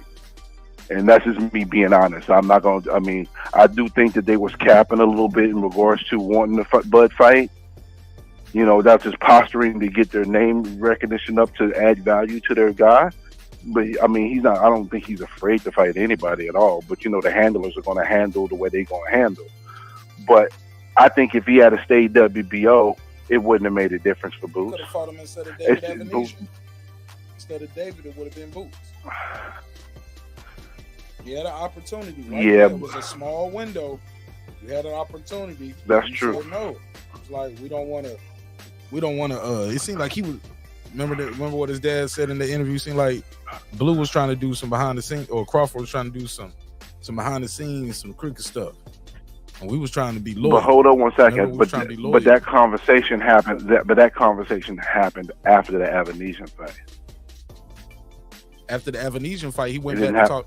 After the Avenesian fight, he got back in the negotiation with Spence. Took that vacation, and he was on the phone with Spence January 2nd. They was already talking. That's true, but at the same time, though, that conversation with Boot. That clip came out afterwards, but that conversation was before. That was trying to get them to fight you on think BLK. so? Yeah, I know. I'm gonna have to do some research. I thought that was after the Avenesian fight. All the audio and all the information got leaked afterwards, but yeah, but I thought it happened. I thought it happened just after the Avenesian fight. Period. No, that happened before the Avenesian fight. Could have fought him instead of. If it happened, if it happened before the Avenesian fight, then yeah, they're on the same. It might be on the same page. But for me, it's just more about timing, man. Boots, if Boots was 5 years older, or even 3 years older, maybe he could be in a position to garner this fight. But yeah, the crossroads. You're dealing with a fighter who was ready to leave the division that you're ready to reign in. Timing is a mofo. Hey, look, it happens. That's how the boxing works, man. Some people come in at the right time, and they get to fight all the legends. It can't. Like guys are going out as you coming in, or you guys are right at the same time. Like Pacquiao was in a good time. Mayweather was at a good time. It was a lot of great fighters and fights around him. A lot of champs. Yeah. What's kind of funny though is that people are actually. Oh no, sorry. You said because of the Olympics. I think back then America had a stronger Olympic presence, so guys was getting a lot of training, getting a lot of skills built up, seeing a lot of different styles. The American Olympic system fell off dramatically, especially when they went to no headgear. Guys was like, why should I join the Olympics and take punches to the head when I could just go pro, right, and get paid nothing when I could just go ahead and go, right. The amateur system as a whole in America just dropped down, so, and that's why I think a lot of the fighters kind of dropped down some too. You don't see as many all these champs that we used to have all the time. It was like, man, we had champs everywhere, man, running that shit. Well, part of the reason too is that the fighters are training more than fighting, and overtraining is causing them to have wear and tear on their body outside of just fighting. And that's why some of these guys' careers are not lasting as long, and why some of these guys are more injured than the previous era fighters too. Yeah, that other era fighters, man, those dudes were like, it was a lot of champs around. Then like, it was a lot of passing of the torches. But You don't see a lot of that now. And like I said, Canelo came at a good time, man. Where he got to fight a lot of guys on their way out the door. And on his way up, yeah. And on his way up. Absolutely. And that ain't his fault. You don't pick when you're born. You don't pick when you're born. It ain't his fault. That's correct. I agree. But in regards to Boots, though, I mean, if what you're saying is 100% factual, which I'll try to do some more research, because I always thought that it was a topic of conversation, but based on the research I had, I thought that was after the Evanesian fight. But if it was in place in spite of, then yeah, I mean, there's really nothing you can say. Your window closed on you, because I as much as I always stated, hey, listen, he went a different direction. I recognize that, but I recognize as well that even if he had stayed on the WBO path, he would have been no different than Rocha, because the undisputed fight would have superseded. Absolutely. I try to be fair about it. Absolutely, but that was and that's because mandatories trump. Undisputed trump mandatories. But my thing is, if it was after the Avanesian fight, when was it? Because that fight was December the 10th. I thought it was early January as well. Well, they was on the I phone thought it was talking early January. Well, my thing is, how could that be? Because he was on the phone with Spence January the 2nd, and they started talking about making the fight, according to Spence and Crawford. Because you can do more than one thing at a time. You can be tough, because again, at that point in time, he wasn't 100% certain the fight was going to be made. He just wanted to extend himself to do what he could to get the fight. But at the same token, if you had negotiations that didn't go well the first time, what makes you think a company like BLK Prime or any other company that did business with him wouldn't reach out to him again and say, hey, you want to make another fight? Just options. At that time, he probably had options. At that point, though, he was trying to make that Spence fight, man, and they were talking about it. Exactly. And what changed different, the thing that happened differently this time was now they were talking one-on-one. And they said instead of him going through Spence's handlers. Yeah, I think that makes a big difference too. And even the whole time they was negotiating for months, trying to get that shit together, he was like, what'd he say? He was like, I would talk to some guys, and I would tell Spence what they was telling me, and then and then Spence would tell me what they were saying to him, and they were talking like that. It was like, all right, well, I can't deal with this, I can't deal with that, and Spence agreed. Like, all right, well, let's do that. Give him what he want. Let's do it. Yeah. And people bash Bud for that, but I don't bash Bud for that. At the end of the day, you get what you negotiate. You get what you negotiate. And if he had took the initial deal before, he would have been paid substantially less, most likely. And if he learned if he had took the initial offer that they had for him, he would have got substantially less. Also, he learned as well that the upfront money from the hedge funds probably was beneficial for them not to do that. And I mean, we knew that though. They was going to have to recoup that money, But again, Bud was learning more about this aspect of business in regards to boxing, and salute to him for navigating himself in a position where he felt like he got the fairest deal possible. And salute to Spence for recognizing the value of the fight and the value of his opponent and doing what needed to be done to get the fight. Because I personally believe, and that's the reason why I was upset with Spence in the first place, is I don't think they had the intentions of really making a Terence Crawford fight. They had already tried to, put Spence on a silver platter to Canelo 2 months after Bud was no longer with Top Rank, and they didn't even reach out to Bud at that point. That lets me know everything I need to know. And then when you got Floyd Mayweather after the fight saying, hey, I didn't really want to make that fight.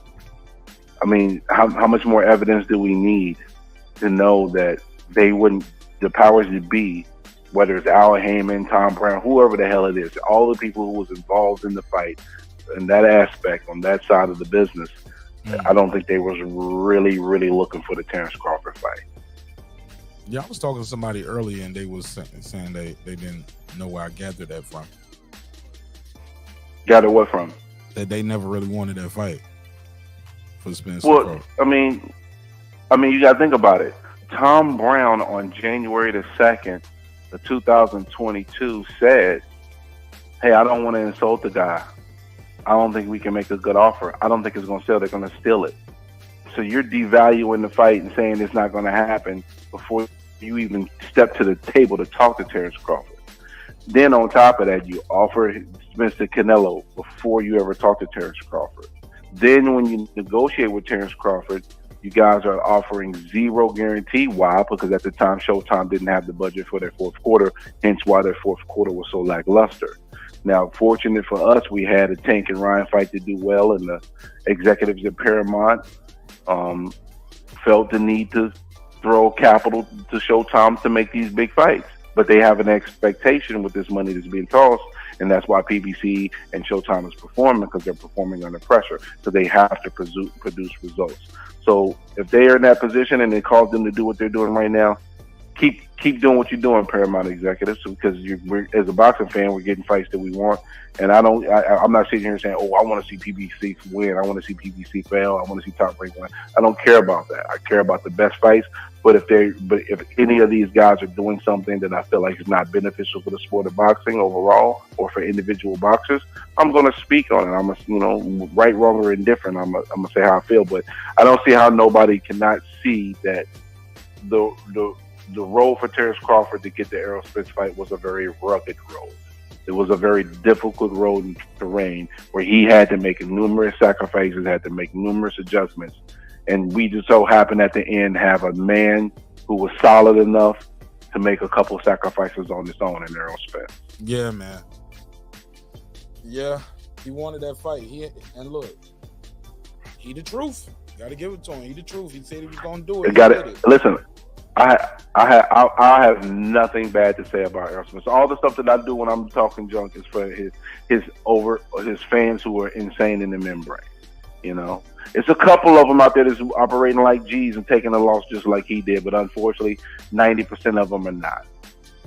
And out of that 90%, 20% is giving Bud credit, but sneaking in an excuse here and there, and then the other 70 is just in delusional land and just don't know what to do with themselves and making up anything they can to to ease the blow for themselves, to make them feel a little better about what they witnessed. But it is what it is, though. But regardless, I want Spence to be healthy. I want Spence to have an opportunity to win again. And with that noted, I don't think Spence should be fighting Bud right now. I think he should rematch him out of pride and go for it. But I think he should go up to 154 and get his hands on the belt. He can wait for the October 15th winner between Mendoza and Zoo and maybe fight the winner of that fight and have an opportunity for a belt or two. And then come back and holler at Bud, especially if Charlo doesn't keep the belts. But again, there's so many dominoes, bro. So many things have to fall in place first before we know what is happening next.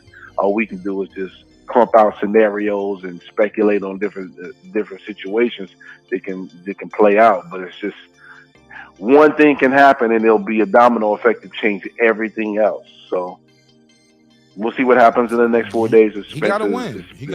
Spence. Jamel got to win, though, too. I think that. Do you think Jamel Charlo winning against Canelo is good for the sport, or is that bad for the? It's neither. It's neither. Because it's nor good or bad for the sport. Why is that? And the reason why I proposed that question, because I don't see him staying at 168 fighting the David Benavidez and the Demetrius Andres at 168. And fighting all those You don't guys. see Charlo doing that? Nah. I don't think it's enough. It's a boo-boo Andre fight ain't gonna bring him a lot of money or notoriety at 168. It's a good point. But for me, when I look at it, just the fight itself, win, lose, or draw for either one of them, I don't think it's bad or good for boxing. I just think the match itself is where the value is at. Now, it can change what happens to the dynamics of the future, but I'm not going to sit here and say if Jamel Charlo wins, it's bad for boxing or it's good for boxing. I don't know. I don't know the answer to that question. I don't think it's either. I know. I was like, I don't know. I had to Yeah, ask him. I mean, it's a legitimate question. Don't get it twisted. It's a very legitimate question, but it's just, again, it's one of those dominoes have to fall type of situations. Because it could be bad that Jamal Charlo wins, because then 168 could completely be an influx. He could say, okay, I won. I'm not defending 168.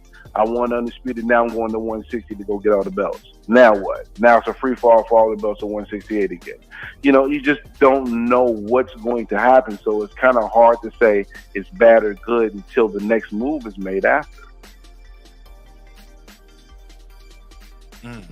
But I would love to see Bud and Canelo fight. I would love to see it.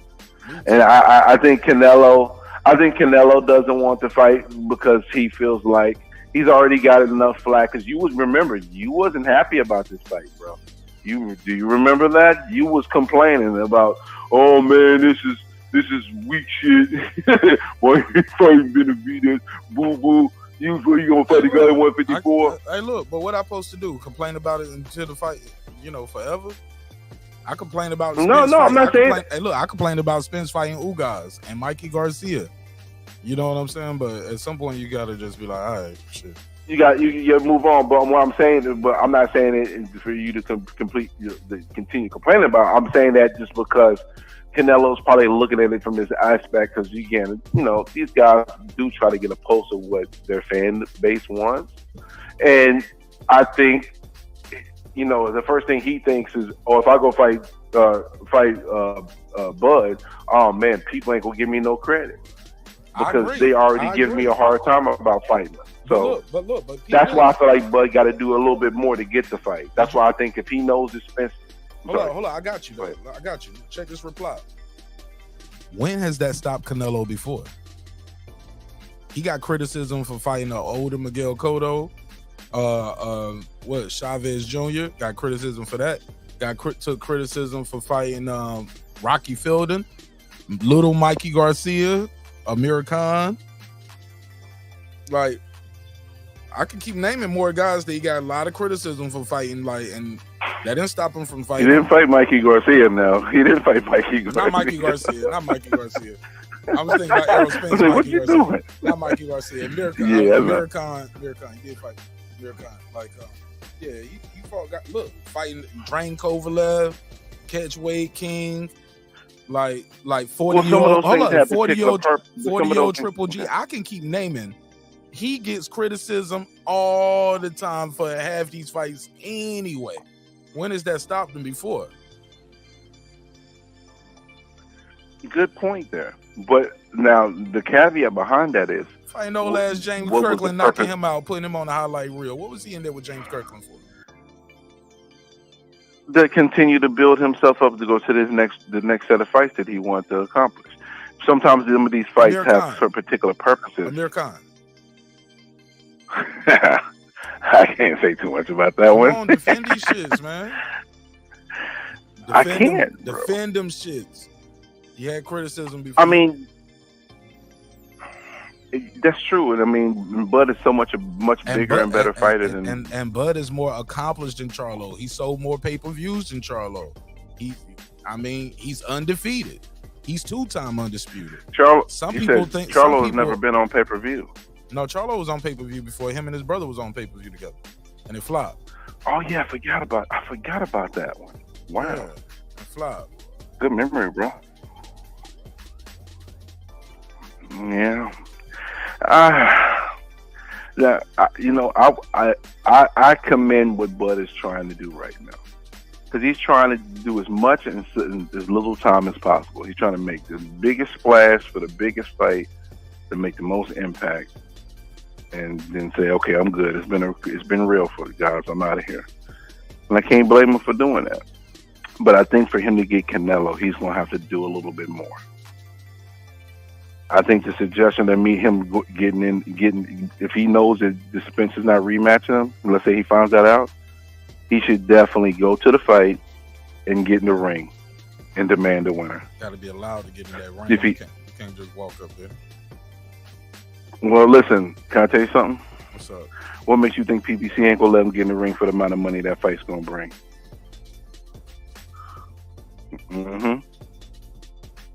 What makes you think they ain't gonna let him get in the ring for the amount of money that fight is gonna bring? That's bars. So you think they wouldn't let him in the ring?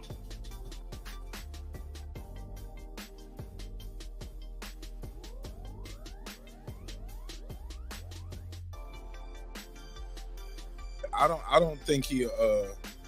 I don't think the winner might want that. You get what I'm saying? They might want their moment. Good point. Like nigga, like I gotta share my press tour moment with you. Like people keep asking me about you doing the press tour leading up to the fight, and then after the fight, you bringing your little black ass in the ring, talking about what's up. Like man, if you don't get your ass, nah, don't let him up here. Well, just think about it, man. This is Mosley versus Mayweather, man. Let's get it on, man. You know what I'm saying? This is what people want to see. Like I said before, I respect you. Respect me as a man, okay? Hey, look. Yo, this is my time. This is my time. What you tell Max Kelly? He said, Manny Pacquiao. I sure that would get your attention. And doesn't get my attention. Hey, look, let me talk because you do too much talking anyway. Jim, going back to you, Jim. Yeah, go back to Jim then. It was like, ooh. Yo, the whole crowd, ooh, when he said that. Max Kellerman got his pride in the way when Floyd said that shit. Should have just let him talk. He was like, all right, fuck it. Jim. Well, go back to Jim then, bitch. Yeah, man. Yeah, Floyd did not like Shane Mosley jumping in the ring. He's like, yeah, this is my time to shine. You know what I'm saying? I can't blame him because you got to see the thing is the difference about Shane that. got that fight next, though. That was the very next fight, wasn't it? Yes, it was. But see, the thing is, there's a little context about that. You got to remember, see, the thing is, this is what gets to me about sometimes some of the people. People forget that Mayweather wanted that fight for years. Right. And Shane blew him off. Yes. Remember, I got to go on vacation. I ain't thinking about right now. My tooth. I think my tooth loose. My teeth is. I think my tooth got knocked out or loose or something. I don't know if I need to get some dentures or something. I'm about to go on vacation. Yeah, man, whatever. And he just. Floyd Mayweather's a tale of two careers, man. He's a tale of two careers. He's the guy that had punching power, phenomenal speed, high risk, low reward. So a lot of people didn't want to fight him. And then he became the big guy who was very selective on who he would fight and would turn some people off.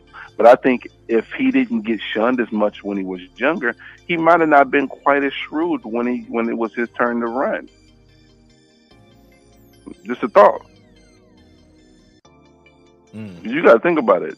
He asked about De La Hoya and them like 4 years before he got to fight with De La Hoya. Yeah. So, you know. You're right, man. It is what it is, right? And it's gonna be the game. It's gonna be. Amen to that. Amen to that. Just be chasing, man, and then when they finally get there, pretty much the career is over anyway. You know what I'm saying? Or hold on 1 second. I got past the prime, like Joshua and Wilder. I got to talk to our brother Pittsburgh T. What are you talking about? He's talking about PBC always has a budget problem, but not Top Rank when ESPN firing most of their big money talking heads and shows narratives. He said Paramount has everything to do with PBC narratives. Makes no sense. Well, I mean, I don't understand the comments. I kind of do, but he said maybe he's talking to somebody else. I don't know if he was talking to us directly, but one of the things that I don't know if he realizes or understands is that once the Fox deal ended, that means that they only had one partner left. We saw fourth quarter with a lack of a budget. We saw as he mentioned, ESPN had layoffs and all that. Well, Showtime then had multiple rounds of layoffs as well, and they did it in a very short time frame. They got rid of 20% of their staff, and then they did another 25% cut. So, and then if you're seeing the stock price going down, they're doing staff cuts, and they're saying anything that doesn't at least generate 10% of our subscribership has no value. Get rid of that.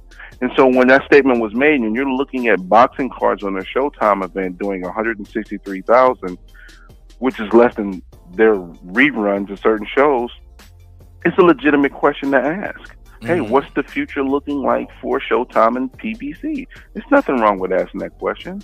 It's a legitimate question to ask. But what happened was Paramount opened the budget because they seen some success. And now it's incumbent upon them to continue that success. I personally see the dynamic that is good about the power structure of boxing right now. Even though it can't stay this way, it's always going to change. Yeah, but the Showtime app itself is ending, though, right? If I'm not, I think it's going to be it's going to be part of just part of the whole Paramount, because I have this Paramount app myself. Right? Yeah, because I got the Showtime app, and every time I pull up, it keeps telling me to sign up for Paramount, and I just click close, and then finally one day I click, and it said something different. It said, we will be ending the Showtime app something soon, and it will be Paramount, nigga. Like, sooner or later, one day you're going to click on, and this shit, you ain't going to have no choice but to go over here to Paramount. But I guess they're letting you know that it's coming. TV, though, on cable TV, Showtime will still exist there. As far as the app-based thing, is going to be streamlined all through Paramount. That's most likely correct. I don't quote me 100% verbatim on that. That's what it looks like when I sign into my Showtime app. You got Showtime as far as the app or on cable TV? Oh, no, in fact, you don't have it. I don't have. You got Paramount. I don't have cable. Yeah, but that's what I got Paramount. I don't have cable TV anymore. Yeah, me neither. I got YouTube TV and apps. Yeah, I haven't had cable since I left the business I was doing. So that's kind of what I did a little bit. That was like 2016. So yeah, it's been a while. I missed the Fire Stick days though, like where I had every channel in the world. But you know, they got a hold of those people. I think the dude I got it from is the one that went to prison. Oh, Hemi dude. The big dude, yeah. What's his name? Hemi 500 or something like that? I can't remember his name. Yeah, but I think I got it from, no, not directly from him, but based on when I saw, you know. Man, there's still people out there with them app shits going down like that. Yeah, but they be getting murdered though. They're like, you'll pay for 3 months and then 2 months later it's gone. You know, that's the problem with it now. Oh no. You pay at your own risk, bro. Oh no. Because I used to pay $19.99. I used to pay $19.99 a month. I would pay for 3 months in advance, and every 3 months I'd renew. And what happened to me on the first month of my new one, that's when it got booted off. I was upset. I was like, man, I ain't getting no money back. I'm just, you know, it was for when it lasted. Pretty much. You got that 20, but you missing the other 40. Okay, here we go. We got Pittsburgh T here. I think he's trying to explain what he wrote in the chat. My brother Pittsburgh T, talk to I me. What's up, fellas? How y'all feeling, man? Hate PPCs. No, hey, man, I was just how talking you about, doing, brother? Good, man. I was just talking to, like, not to you specifically, but like there's always a narrative when it comes to PBC, like they got budgetary problems, always. And during that same time frame, where Brim was just mentioning about the letter from Paramount and all of that, they fired their original CEO. They brought back the old CEO, which now back is in charge, Mr. Bob Iger. And then during that time, they had all those layoffs. And then the last earnings that they just had, they were speaking about ESPN, and they said, we'll be willing to partner with somebody as long as we have control. So saying all that, we never hear nobody saying that Top Rank got budgetary problems because they're tied into business like that, or ESPN. It's just one of those things. It's like, man, it's just, to me, it's just one of those things that people just like to repeat. I'm not saying Brim personally, I'm just saying it's one of those things that you only hear that all the promotional companies, Showtime or Paramount, always got all these money issues when all these other networks are basically doing the same shit. They're not doing anything exclusive to Paramount. They're not doing exclusive over there at Disney. They're all doing the same thing. Now, I would like to respond to that. I want to respond too. I just want to say one thing real short. You go first. Disney stock is way better than Paramount stock, Pittsburgh T. I ain't got to tell you that. I mean, it depends on what you're trying to. I'm just talking about the value or the price. Just talking about the price of the stock.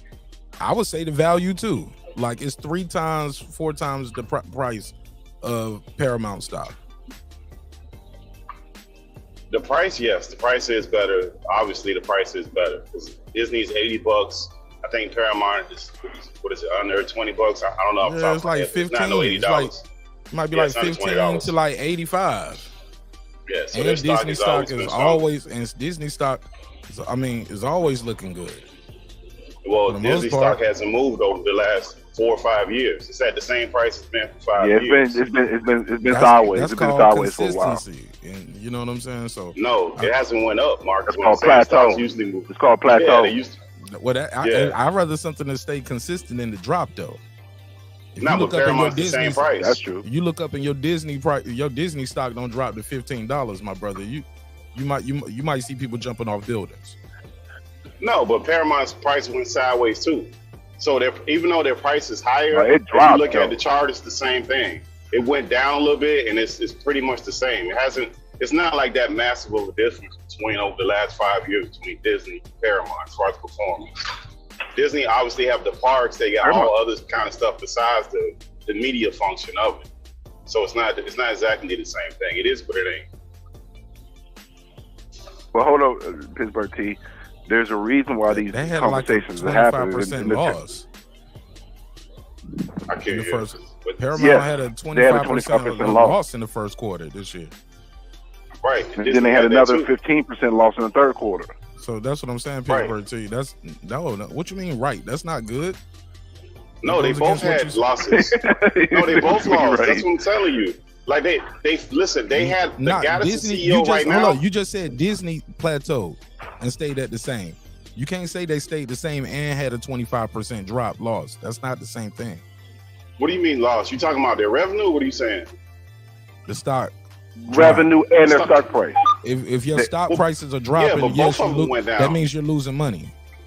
Yeah, but not the same. Same not thing, Mark. And you're no. I'm just saying. No, they didn't. No, they didn't. Paramount went down too. Yes, they did. Not to the same degree though, bro. You gotta understand something. Disney stock price didn't drop 20. Then report losses. I'm talking about losses too being reported from Paramount. Disney did report losses. That's why they got rid of the CEO. It wasn't at the same exact time period. It was the third, the fourth.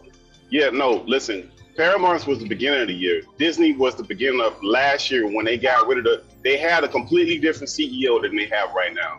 That CEO that they have in right now, he was gone. They brought another dude in. You talking about 9%. I just found Disney fell 9%. Yes. 9% in May. That's not the same as 25%. No, that's not this year, Mark. You're still in. I'm looking. No, it is this year. I'm looking at this year right here, bro. Right, but I'm not talking about this year. That's not when they swapped out Bob Iger. The CEO that they brought in. The reason why they brought that CEO in. Yeah, that was about. No, it was last Christmas time. It's around last Christmas time of that quarter. Yeah, that's when it was. It's around that quarter. That's when they started. I think we're going beyond the pale. But your point was what again, though? They're about the same because like Disney showed up a little bit earlier than Paramount's. It wasn't as degree, but they're such a conglomerate. It's shocking because it's almost like Amazon having a problem versus your mom and pop having a problem. They're the same, but they're not actually the same because you don't envision them having those kind of issues. So that's why they got rid of that CEO that they had previous to this, because the one that they had previous to the one they have now, that guy was supposed to bring them into this app, which was supposed to be like the online shit with Showtime and the Paramount, where everybody else is moving toward the app. He couldn't do it, so they brought Bob Iger in there. Bob Iger was already the CEO. They brought in this other guy that was supposed to move them forward, and he couldn't. So they fired his ass and brought Bob Iger back. Fast forward to now where we're at. Bob Iger, in the midst of all of what we're talking about, he's laid off I don't know how many people, fired a bunch of people, got rid of a lot of analysts. And now the last quarter that they just had, they did something they never talked about, which is they will partner with somebody as far as purchasing ESPN. Said that in the last quarter. Never said that before, ever. So like all these media companies, they all got different problems because of the online shit. They all struggling with this stuff. Okay, let's go to my sister Foodie. Go ahead, and after that we'll go to Foodie. I'm sorry. Okay, cool. The one thing I will say that's difference is because you said, oh, the narratives will be put in PBC and all that. One of the big differences is when you got a Wardell Reed with $900 million and that value is now zero. So there's a track record in regards to it as well that leads to questions being asked about the viability moving forward for whatever promotional companies, whatever outfit, whatever network, because of those financial losses.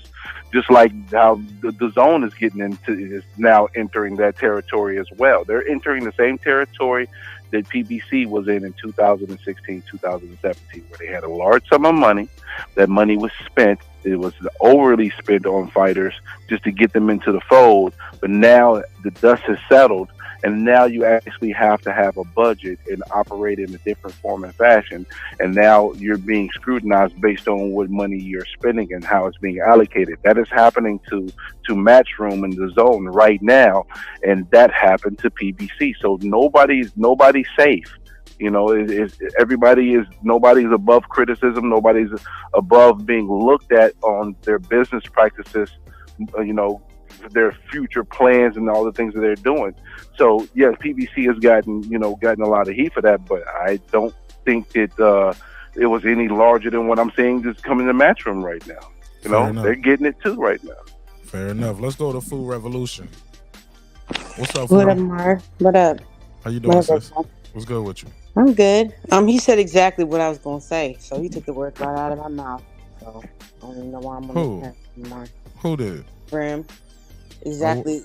Exactly what I said about the reason why people bring into question or people mention PBC not having money or running out of money is because of all of the money that they paid their fighters.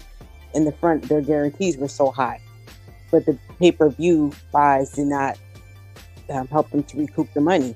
So DAZN, like you said, DAZN's going through the same thing. They pay people lots of money to get them in the door and to get the big fights and get the entertainment in there.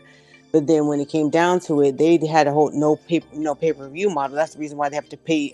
That's why they have everything's damn near pay-per-view on DAZN, and people are unhappy with that because they're like, well, you guys said you weren't going to have any pay-per-view. Well, that's what PBC said at the very beginning. They weren't going to have pay-per-view. Then they had to change that model because the buys and the viewership did not give them the money back. They weren't able to recoup those guarantees that they were giving their fighters. So that's the reason. It has nothing to do. And then the comparison that Pittsburgh T brought up about ESPN firing a bunch of their people, that has absolutely nothing to, in the comparison with Top Rank. Top Rank has nothing to do with who ESPN decides they're going to fire. That's Disney telling ESPN how many commentators they're going to fire. Bob Arum and Top Rank have absolutely nothing to do with that.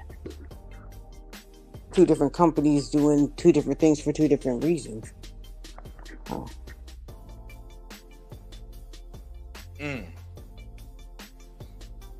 Go ahead, Bram. I was waiting to see if Pittsburgh T was going to respond to Foodie. Oh, he dropped off. He dropped off. Oh, he dropped off?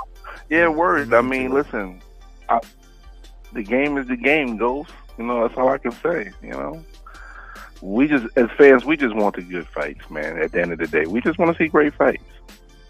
I don't think it's not that difficult. I just think because of the social media and the visibility of things now has now created the aspect of where now we're looking at things that we didn't look at as fight fans maybe 15 years ago, because all this is on Front Street now. So I guess the game has changed just because of those dynamics. 15 years ago, you couldn't ask me about some of the things that we're talking about now. I wouldn't have cared. All I care about is seeing the fight. Right. And we don't just want good fights. We want to see the fights that we want to see. We wanted to see Crawford Spence years ago. We wanted to see Gervonta fight some actual competition. We want to see, if you're going to charge me pay-per-view, then I want to see the fights that I want to see. All the fights that people that the actual real fans are talking about. Good thing you mentioned that, Foodie. So I'm going to ask you a question. So if this comes true, would you buy Tank versus Pitbull Cruz? No, rematch. I've never bought a Tank fight except for one with Garcia, with Brian Garcia. I don't I pay ain't for buying fights that I Tank. don't want to see. I ain't buying Tank versus Pitbull Cruz because I ain't buying that shit. I told y'all a long time ago that was the play though. Y'all remember how long I've been saying that, Foodie? I knew that as soon as Pitbull ducked. We all knew that. That's I said it the night of the fight. I knew that. Well, it was before that when Pitbull was mandated to fight Shakur Stevenson for WBC? Can't remember which one it was, but they mandated him at the conference. Yeah, I think it was WBC. Yeah, and he's like, "Oh no, nobody wants to see him running around all night," and that's where him and his daddy went on the tour talking about they don't want to fight Shakur because nobody wants to see a fight where big-headed ass Pitbull got to stand in the middle of the ring. You're going low and you're going low, Foodie. It's like it's going in and out. It's like your head moving away from the speaker. Say it again. I said when Pitbull brought up the narrative that they didn't want to fight Shakur Stevenson because they didn't want to see, nobody wants to see Shakur Stevenson running around the ring all night because Pitbull wouldn't know how to do nothing with that. That's the reality. He would lose. Then I knew that solidified that was going to be Tank Davis's next fight after he fought Ryan Garcia. That's what he was going to do. He ain't going to fight nobody that's of actual competition at 135 ever. And you know the sad part about that is, Foodie, is that based on what Tank has had to deal with over the last, few months, the fact that he was incarcerated, had to come out. If he had already built his resume and fought the best fighters that we felt like would be the best competition to him, he could easily have been able to pull off this fight with a Pitbull Cruz as a warm tune-up fight to get back into the ring if they didn't have him so protected throughout the course of his career. Now he goes to make these moves, and now we're looking at it like, please. And the thing is, they're going to hurt him if they do that because his pay-per-view viability goes right back to 250. They really need to make a splash on the fight. They really should make a splash for him so he can get to the level that he can make. Because Tank can truly be a superstar. Whether you like him, you hate him, whatever, Tank can become a superstar. But it's about who you fight and how you perform in those fights. They need to have him lined up with a quality opponent that we want to see. And it's only a few guys. And if they don't have those fights, then you're hurting Tank's viability. And see, they're banking on... I'm sorry, go ahead. No, you good. You wasn't finished. I'm sorry. Yeah, because they're looking at Shakur and they're looking at Haney like, well, it ain't gonna sell too much more than Pitbull Cruz, so why should we go do these fights? Because we want to see those fights.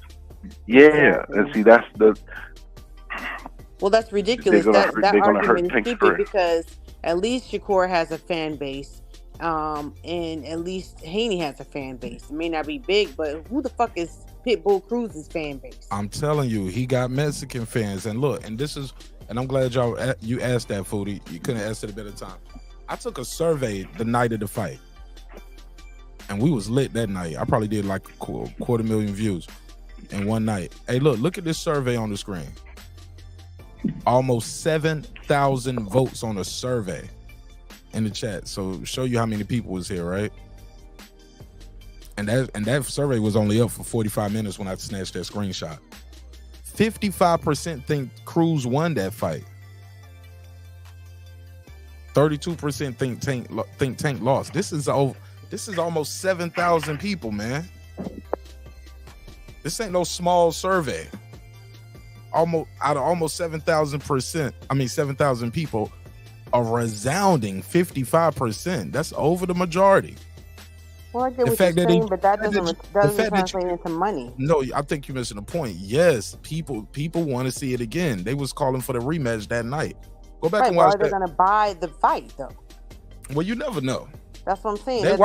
He wasn't supposed to be in there. He wasn't supposed to be in there that first night. But he's a bigger star than he was that night. They built him up off the fact that the Tank Davis, people think he beat him that night. They built it up. I've never heard anybody mention Pitbull Cruz in any conversations anywhere. You never heard of Pitbull Cruz beat Tank Davis? That is one fight. That is the one fight. His last fight was a trash holder. Yeah, but look, you don't know a fight is trash until you see it. But leading up to that fight, did you see all the people taking pictures Anybody with who Pitbull fought before Cruz? Tank wasn't Want- shit. Wanted to see, people wanted to take pictures with the dude. They were signing autographs. The Well, that Mexican could just fans be a wanted reflection to. of people who don't like Tank. Like I'm just saying, this is not a linear comparison. Tank won't fight in It's this. just Tank money. won't fight in July 29th. People Oh, still I thought wanted you were to talking take. about that night that he beat No, Tank. no, no. I'm talking about that night. 'Cause I People didn't even wanted. watch that fight. No, the fight he just did. People want to take pictures with him. Like he was very popular. He's Yeah, had but some they big. didn't pay no He had- money. They didn't pay no extra money because his ass was gonna be there. I didn't say they did or didn't. I'm just telling You're you. talking about money that he can make. Foodie. I'm not Foodie. I'm not here. I'm Haney. not here to defend or like you don't look. I'm not here for that. All I'm just saying is people know Isaac Cruz from this Tank Davis fight. Right. That's- But the that's it. conversation we were having is, And they think he would won. Right. That wasn't the conversation we were having. The conversation we were having was, don't you think he can make more money fighting a Haney or a Shakur Stevenson versus a Cruz? What's the actual benefit for fighting Cruz over those other two fighters, or even Lomachenko? It's in-house. Might be an easier fight to Okay, make. but still, there's no other benefit. That answers my question. There's no benefit to it. Definitely gonna get a That's the bag. reason He why I gonna don't get his spend no money. fuck- But he's gonna get that because of who he is, not because of the opponent. But he ain't gonna make no money. Like you can make I a think they certain gonna amount of hype. I money. disagree. They gonna You hype can that make a shit certain. up. Well, let me Foodie. finish my statement, and I'll shut up. There's a difference between how much money he can make by himself fighting somebody just because of who he is, and the kind of money he makes when he's paired with somebody like a Ryan Garcia. You make more money, right? So it is about your dance partner. So if we're going on that premise, then it would make sense if he wants to continue to make more money, because he ain't going nowhere out of 135. The nigga almost 30 years old. He don't obviously want to leave 135. There ain't too many more options for him to make a lot of money. He gonna keep fighting Pitbull over and over and over, or is he gonna retire? Or what? What's he gonna do? So if he wants to make more money in the division that he's at, then you need to fight the top competition in the division that you're at. The fights that you've been waiting on Ryan for a Garcia long won the time. top composition in his division, though. Well, it made him the most money, is what I'm saying. But that's a different argument, though. Well, the only way he can make money is by fighting those other guys. Who else can he make money with? Fighting Frank Martin? He can definitely make some money fighting Frank Martin. But not as much as we. He sure could, because I would pay for that. I actually would pay for that.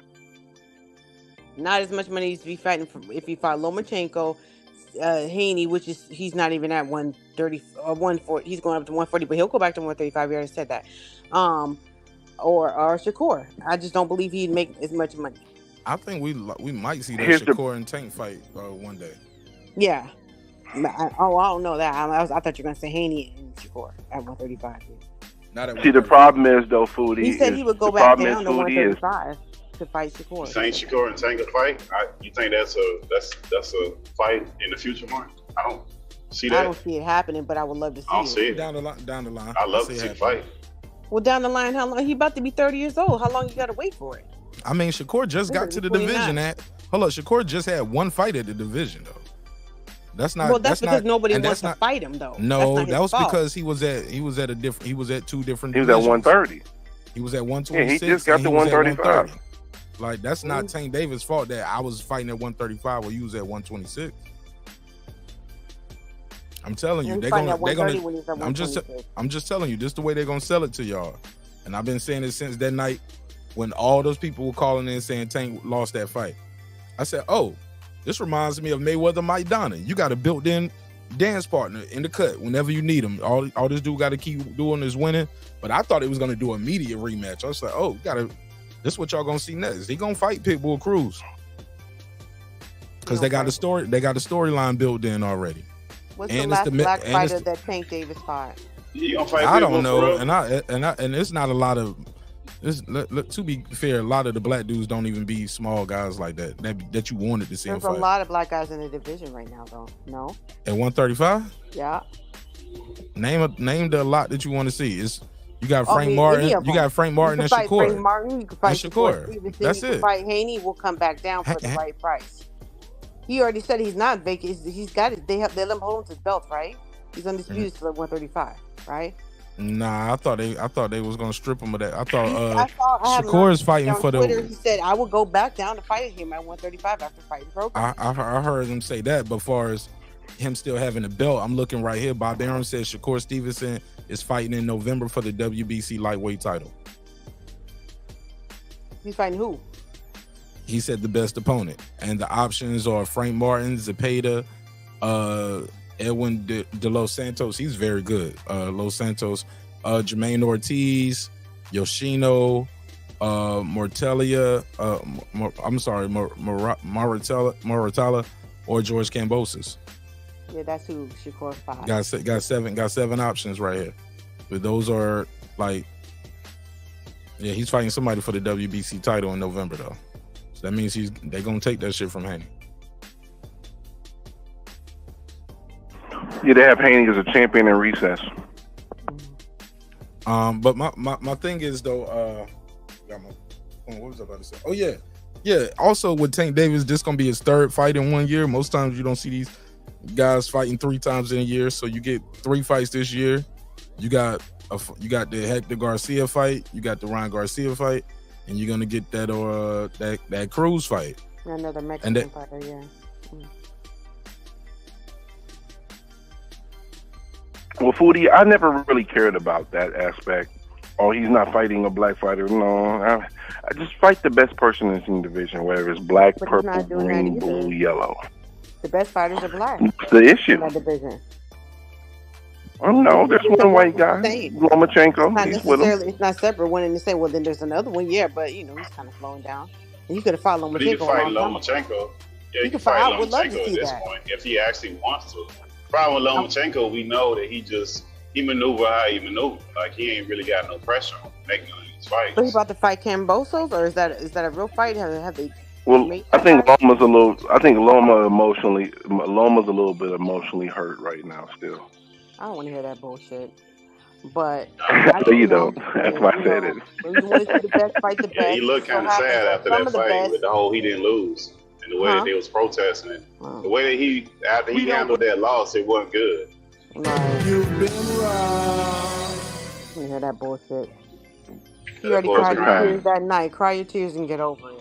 Like Yeah, everybody that boy else. was crying worse than the daycare, man. All the tears he was shedding, All man. them That was goddamn ridiculous. tears. Stop it. I don't want to hear that.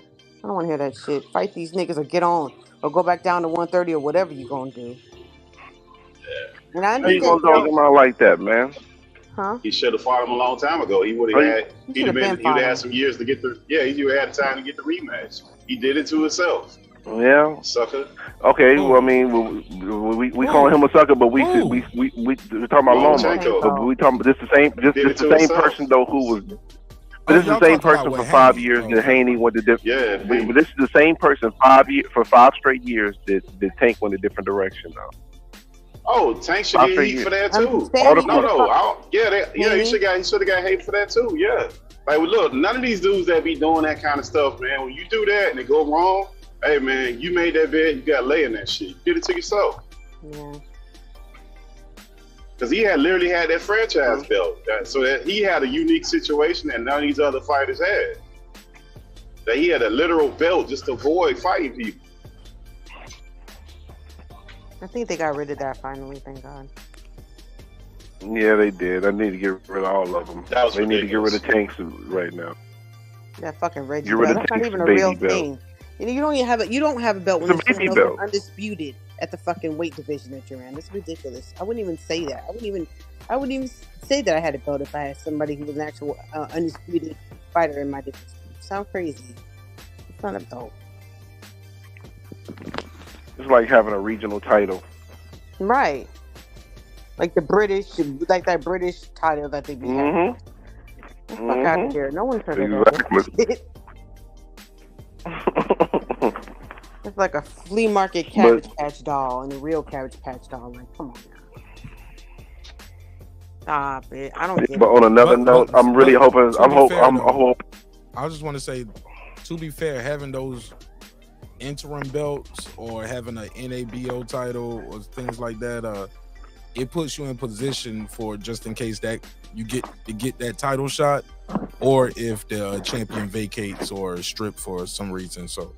Well, we know Tank don't want none of that that. would He be- don't want no parts of that shit. So that's Yeah, because Tank had the belt for but 4 my plus point years. is that's how T.O. got that Josh Taylor fight, because he beat what's the dude Campa, I think, for the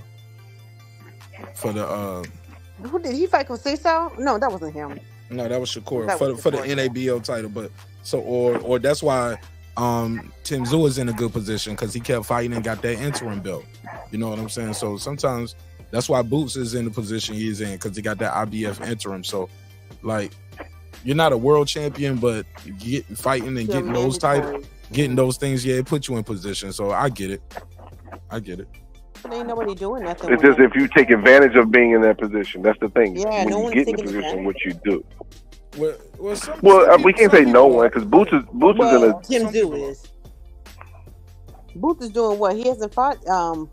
Well, he had the opportunity to fight Crawford. But then he became mandatory. But then they made the fight. Like obviously, no one was going to fight him. He got undisputed on the line. So kind of in a fucked up weight division. Like 147 is just kind of a fucked up weight division right now. So. Told y'all a long time ago. Right. I think 147. I mean, I think undisputed is a great accomplishment for a individual fighter, but it's bad for the division. For division, and it's bad for the promoter. Like damn, you got one guy got all the belts. So if he ain't fighting, well, everybody else who fighting ain't fighting for no title. And now the one who has the titles have to fight a bunch of bums sometime, or not bums, but I know, dudes that are not going to make you any money. You know what I mean? Yeah, you got mandatories. You get a lot of mandatories. Or you're going to have to drop and fight somebody else. Like look Man, at if you got a money man, in the division, then they kind of cancel it out. I'll be right Tank back. ain't got isn't that? Yeah, Tank isn't that. So that's kind of the. well, the there's other only kind one of right now, and not that's all of Canelo. those, There's only one money man right now in America, and that's Tank Canelo. too. Yeah, you got Tank.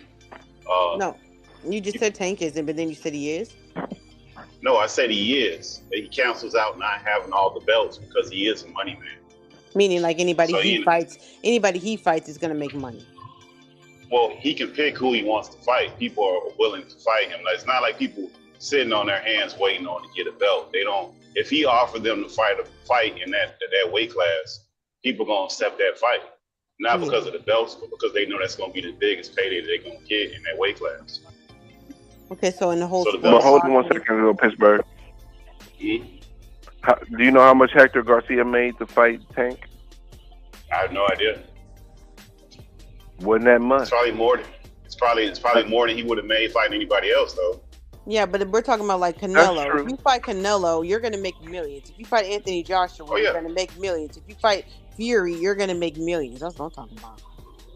Well, I mean, everybody ain't getting those kind of paydays, though. But when they do fight certain people, even though it might not be millions, it's going to be the biggest payday that these guys are getting.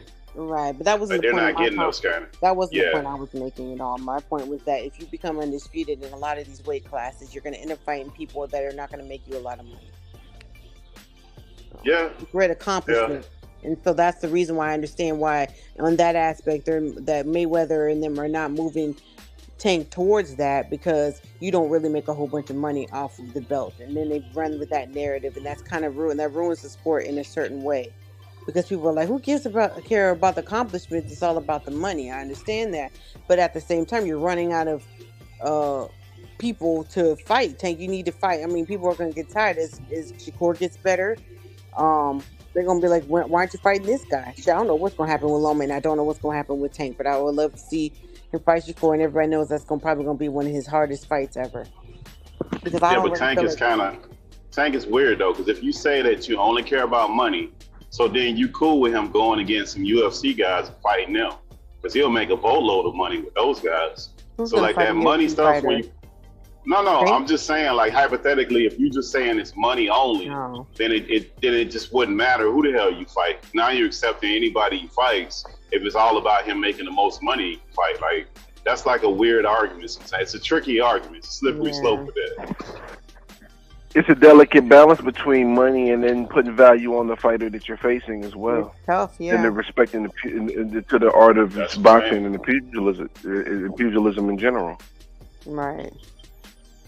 Very tight rope there. And I think Tank is on the rope where it's about to fall off if he doesn't fight that opponent. I'm just but saying, that's what I'm he's saying, not going to go up to 140. It's only about money.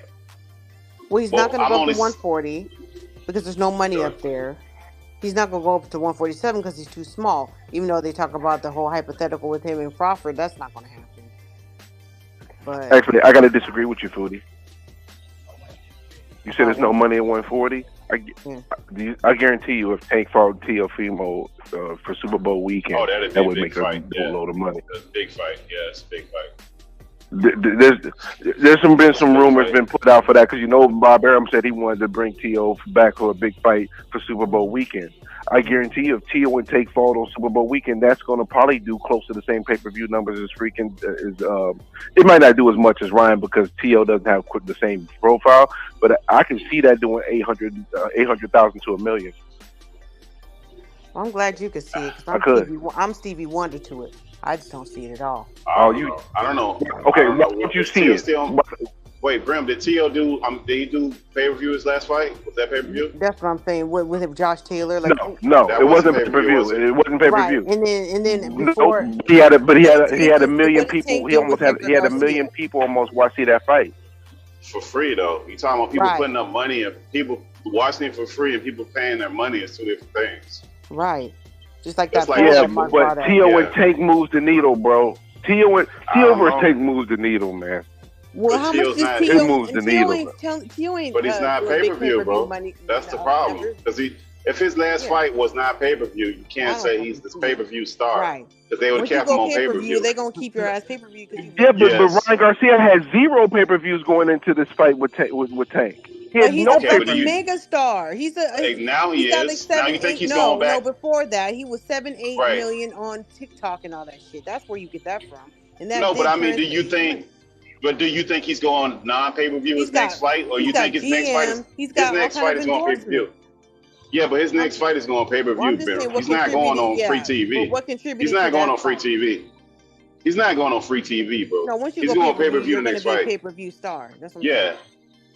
Well, Tio did.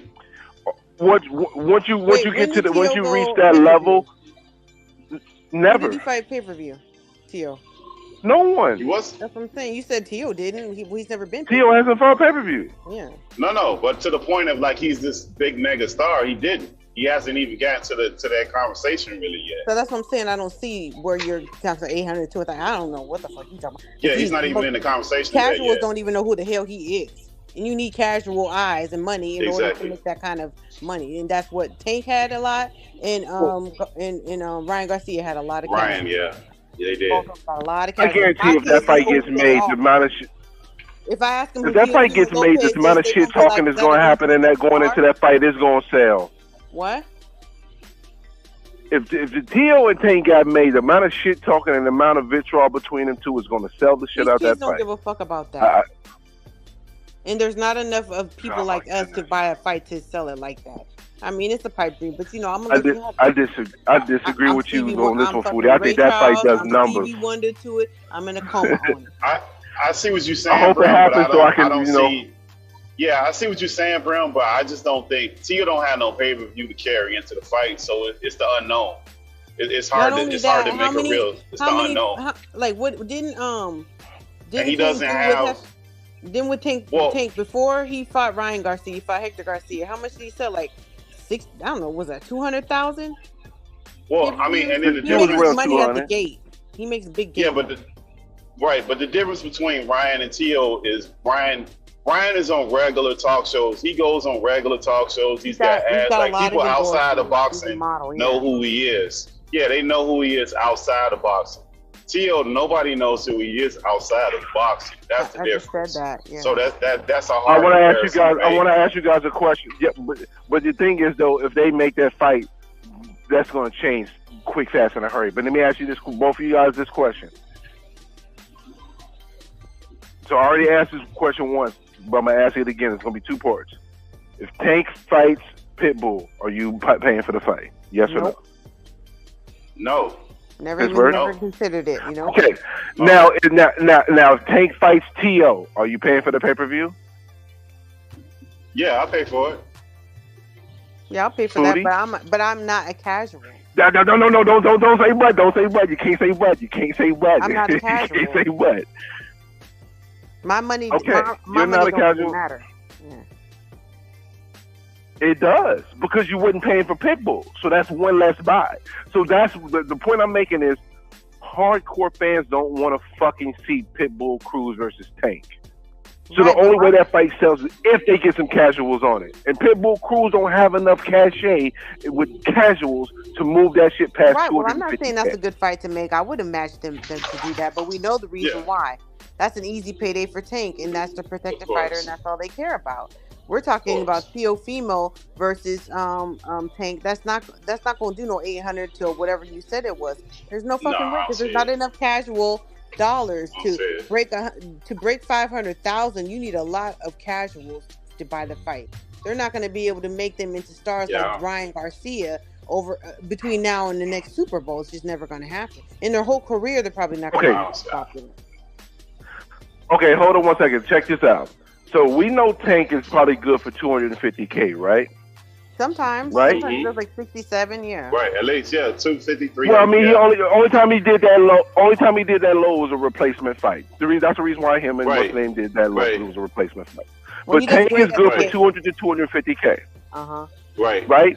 Now we don't know T.O.'s number, but we can say if T.O. went pay-per-view versus if him and Taylor was pay-per-view, it probably would have did no more than 50 to 75,000, right? So we can say T.O. might be good for 75K if we just go on flat surface, even though we don't know. So based on that alone, they could probably do 300,000 just off just raw data. Now you telling me the fact that the shit talking that T.O. already has said to Tank, the type of vitriol, the type of press conference is going to be, the type of promotion is going to be to that fight. That fight is going to double, so 600 at worst. I want to see it though. I want to see it though. His numbers don't do that. Shit. Yeah, I don't know what he's gonna do, but I want to see it. It's not a factor though. Because okay, it's a fight that you want to see. But let me add one more caveat to it too, Brim. Just to after Tank and Ryan did what 1.2. You don't think Tank Davis left with some new fans that didn't know him before that fight? Some new casuals that was like, wow, I didn't know this guy before. I came from Ryan Garcia. Now I'm a fan of Tank Davis. So add not enough for 800,000. No, about 5 though.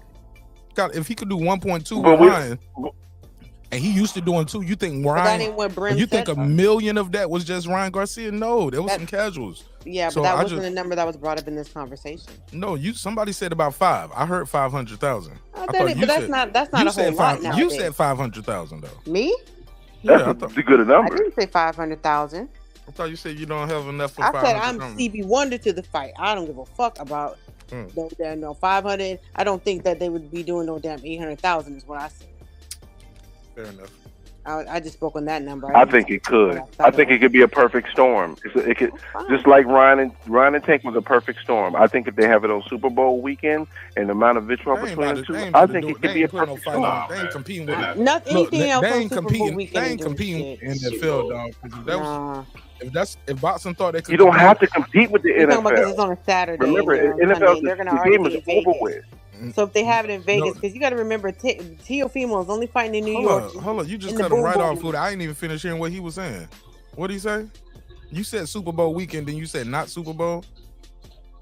What'd you say? No, it wouldn't be on the Super. The Super Bowl is on a Sunday. But it's the same weekend, though, bro. Well, the thing is, the reason why I mentioned this is because that's what Bob Arum said he wants to do for T.O. The fight is Super Bowl is always on a Sunday. If boxing thought they could compete with him, they would have did that. No, what he's saying? Go ahead. I'll let you say what you're saying. That's not what he's saying. What I'm not saying it ain't about competing with him. It's taking advantage of the eyeballs that's going to be looking at sports in general. And the thing is, Bob Arum has already said he wants to get a big fight for T.O. for the Super Bowl weekend. That's what he said. That's the reason why I'm mentioning it. I wouldn't mention it otherwise. Okay, that makes sense. That's because this is only because of what Bob Arum said. It ain't because of Steve Brimley. Why they don't do it all the time right now? If it's just a Saturday and that's a Sunday, they don't do that because they can't compete with them, bro.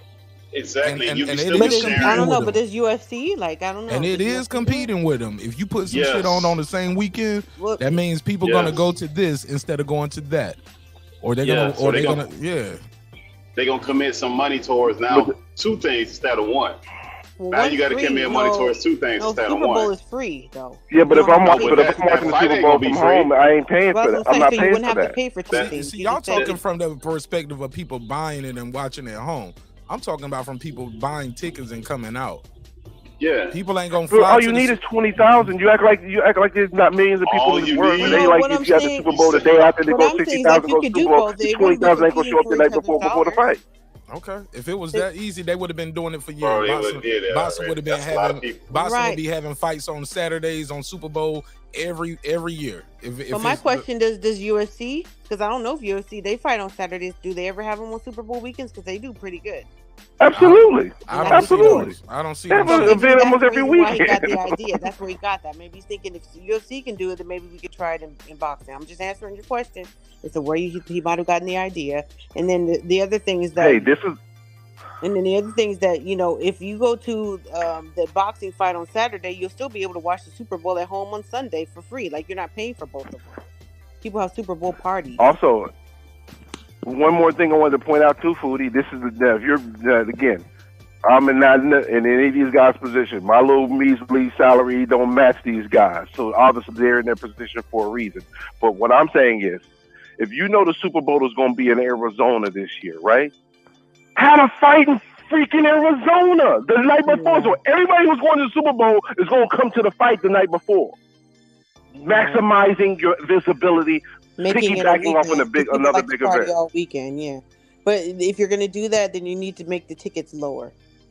You can't, you know, you got to make sure that the gate tickets are lower, and the pay-per-view, not necessarily. is like a $69.99 versus an $85.99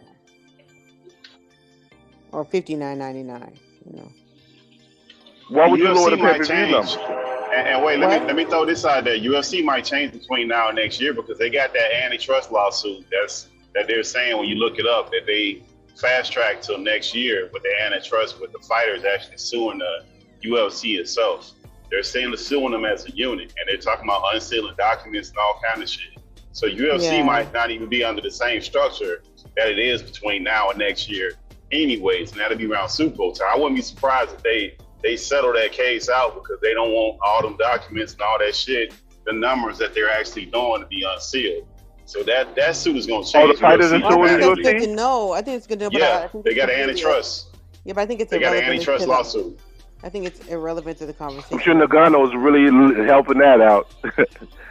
Yeah, they got antitrust. No, I'm just saying, like the UFC's pay model, that the way that they pay fighters, the structure and all that shit might dramatically change between now and next year. Right, So, but we were like, talking about fights that happen on. We were Super talking Bowl. about UFC having them on Saturday fights too, and they have them so I all don't the time think- too what at does that some have to do point. with how much they get paid for it. I don't know what that has to do with anything. No, but that lawsuit is going to force the UFC. Go ahead.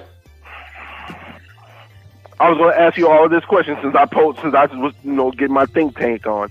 So you telling me that if Teofimo had a fight on a Saturday before the Super Bowl in the same city as the Super Bowl that night of versus like a Tank Davis, that those numbers wouldn't be astronomical? Listen, when Teofimo stops fighting in the boom boom room at the MGM or at the fucking motherfucking boom boom room over there at the Hulu theater or whatever, when he can get out of the fucking Hulu theater and get into actually like, you know, MGM or a bigger arena and do something, then you might have an argument with me. But yeah, I'm fucking Ray Charles to it. I just don't fucking see it. I don't really. I want to see the fight, but I don't know. I don't see big because he don't take his fan base just ain't that wide. Maybe he grows it. Maybe we all wrong. I don't know. I just don't see it because Brian already had the cash. I'm not the great oracle or Aram. He knows what the fuck he's doing, whether you like him or not. You know, but I don't see it. That's all I keep on speaking. Just for me, I don't fucking see it. I would love to see the fight though. Perform. Yeah, I'll definitely want to as a fan I think of boxing. that alone is going to do it. I think that's going to do it because it's something we want to see. So you can piggyback off that, knowing that we want to see it, and utilize that to your advantage and take advantage of another big event and maximize it. I think it can work out brilliantly if they're able to do it. We keep on bringing that point up, and we keep on saying because what are you comparing it to? Why would any boxing enthusiast sell 800,000 when it takes casuals, and there's not enough casuals. We keep going around and around in a circle about that. But I think it generates more casuals because you're surrounding yourself around another event as well. So that means there's going to be more eyeballs to that event because you're piggybacking off another event that happens the day afterwards. But Brim, they don't do that though. Now you're getting more casual eyeballs. But Brim, you telling them they might as well follow Major League Baseball or they can follow. It's a whole bunch of events. They don't do that really though. Like it's a whole bunch of events they can piggyback off that they don't do it. They can do Major League Baseball the whole week. You could be right, and I could be wrong. Yeah, I just don't see it. I would love to see I could be completely wrong too. I could be completely wrong. I'm just saying that it's a possibility. I'm just not ruling it out that it couldn't be done. Yeah, I think it's impossible. I'm not saying. Yeah, I'm definitely not saying I'm right because we don't have any data that shows either way. You know. No, we're just going off looking at it on surface. No, we just talking about the fight we won. Yeah, we just talking about the fight. Based on what I even know I don't see how you getting that, but that's if we go off the data we have, then it's a no. If we go off the data we have, it's a no because we have nothing that's broken that mold. Yeah. We don't have anything that's broken the mold yet. No, but see, the thing is, Ryan Garcia broke the mold just recently because he was a no before this happened. We had never had nobody had no pay-per-view to do this thing. They're not the same, bro. Nowhere near. They're not the same, bro. I'm not saying it's the same. I'm just saying that anomalies can happen. It's not a one-time thing. Ryan Garcia had zero pay-per-view. He's an enigma to boxing. He's not an anomaly. He's an enigma. They don't exist. Okay. He's a unicorn to boxing because he's got so many brands going behind him, and he's got so many followers besides boxing. Yeah, he's outside got of boxing before the fight. Before the fight. And he's got investors. Yeah, before the fight. Before the fight, long before the fight. He makes more money outside of boxing. Can a fight itself? Huh? That's true, but can a fight itself create an enigma though? Can a fight itself create that same enigma? It could. Yeah, it could. A fight itself? No, they can create opportunities. Yeah, a fight itself can create that enigma. But as good as Bud Crawford is, and as bad as he beat Terence Spence, he's not gonna be before he leaves this sport anywhere near what Ryan Garcia is doing. And he's everywhere. Popularity? No. Yeah, no. Yeah. And money. His money making opportunities are few and far between. He even said it himself. That's why he wants to fight Canelo, or what? They're few and far. There aren't that many people moving up. Yeah. 154 ain't shit. 160 ain't shit. 168, maybe they're good fighters, but there's not a whole lot of money, and he's at the end of his road, and there's nothing wrong with that. So he went the greatness route, and a lot of things happened out of his control. But Ryan Garcia is 24 years old. And he's got a long ways ahead of him. And he's done a lot. He's got a great team. Whoever is fucking getting him all these deals, his publicists and his the guy in the fishnets. Yeah. It's the guy in the fishnets. For whatever reason, and if for whatever reason, people gravitate towards Tank. I mean, I think he's got the hip hop fan crew, like the young kids who like the hood dudes and like the hip hop, and they like him. You know what I'm saying? People gravitate towards him versus a Haney, or somebody else, or even a Shakur. Like they really like Tank. I don't see it. I think he's a little shit, and he needs to be humbled. But I'm not saying he's not a good fighter. I don't think he's great. I've seen nothing great happen, in the ring with him. But because he hasn't had, stiff competition, he hasn't faced that. I want to see it. Then I would change my stance on that. But I'm just saying he's popular because of outside of his image and likeness, not who he is as a boxer in the ring. Tank Davis.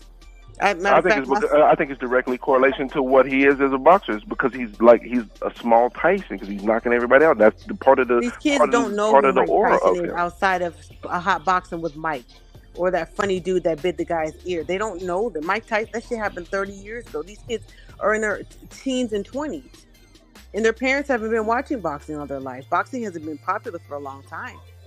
My kids are 20, 23, 24 years old. My son. But a great knockout artist transcends. Yeah, they know my son is the anime. But a great knockout artist transcends eras and times. Yeah, they know who he is, but they don't know.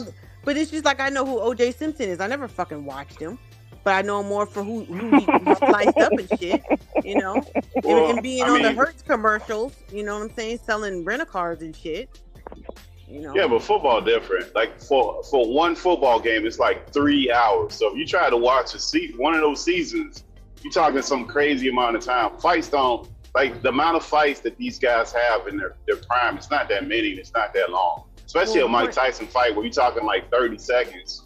Like, it's just not that long. Maybe, or I mean, and then you have to really know in order to get to know who a fighter is. See, fights in sports is NFL. They've got like like the NFL channel, and then they got the MLB channel, whatever. And they show old shit. They show the old stuff. You have to go digging into crates for boxing to know who they are. Everybody. No, but Tyson would be on the shorts. Like, they got these short clips that on YouTube and on Facebook and on Instagram. But he would be the king of shorts, of people getting knocked the fuck out. Right, but you got to understand though, he's rebranded himself, and these kids know him under the brand that he is now. No, but that's what I'm saying. Like the shorts. People like watching short clips on Instagram. And mini Mike Tyson and Mike Tyson, who he is now, there is no correlation to these new kids. No, but they do, because it's knockouts. He's got a bunch of knockouts that are going to be on those These TikToks. kids don't care about that. They're UFC fans. These kids like MMA. No, that's not. You're wrong about that. That's He's a why great it's so knockout popular. artist. That's Always why it's generates outselling viewership. People like knockouts. People like knockouts in boxing. It's not outselling boxing, though. If it was outselling boxing, then all the boxers would be trying to fight MMA. No, the MMA fighters are trying to do boxing because they get the bigger payday. You know what I'm saying? My son is a football fan, and he knows who Tank Davis is, because that was my whole point before y'all spun it all out again. My whole point was, y'all go y'all like to go in different directions. Oh no, because of there's a leaf falling on the tree, and the trees are falling. Like y'all go in different directions. And before either any one of us can make a point. My point was saying that my son watches football. He's always been a football fan. He knows who Tank Davis is. My other son is an anime fan. He knows who Tank Davis is. So. And they know who Ryan Garcia was, and that's the reason why that fight. If I had told them who's Teofimo Lopez, they're like, "Is that a new hot sauce you got in the cabinet?" Like, who the fuck is a Teofimo Lopez? They don't I do hot sauce. Foodie, you was dumb. A new hot sauce. I can't with you. But listen though, but the thing is, Tank wouldn't have this notoriety if he wasn't knocking folks out. That's the whole point. Yes, he's knocking people out. I think it's the TikTok and social media. It's social media. But there'll be none for the TikTok if he's not putting people on their back. Nobody cares about. I don't know what he does on there. I was just assuming that he's doing challenges like Ryan, because Ryan ain't knocking people out on there. No, but look at Haney. Look at Haney with all the belts, and he's not a knockout artist, right? He's not a knockout artist. You don't have that personality. It's just not. If you're not knocking people out and you don't have a little something about you, people ain't paying attention to you. You can get every belt that you want to get, and it's not going to mean anything. Ryan Garcia ain't knocking people out, and he's got more followers than Tank. He's got a personality, though. You can have one or the other or both. You got to have personality, or you're putting people on their back for boxers. One or both, or both of them. Yeah, and a lot of these fighters nowadays, they don't have personality. Go ahead. Go ahead, Puro. You right here at the end. I'm what about up, to Mark? Shut it down, man. Yeah, about to shut it down? Yeah, I wish you was here earlier. Go ahead. All good, brother. No, I just want to say what up to the homies. Ryan does knock people out. I don't know why people are saying that he doesn't knock anybody out. He just got knocked out. But I agree, he is young. He's still got a whole career ahead of him. And then Ryan, I don't know why he gets put into the box of he's this big social media dude. He really doesn't say too much on social media other than the occasional tweet here and there, that people overly criticize him about. But yeah. I mean, these guys are uber famous. Who's these other guys when you say these guys? I'm talking about Tank and Ryan.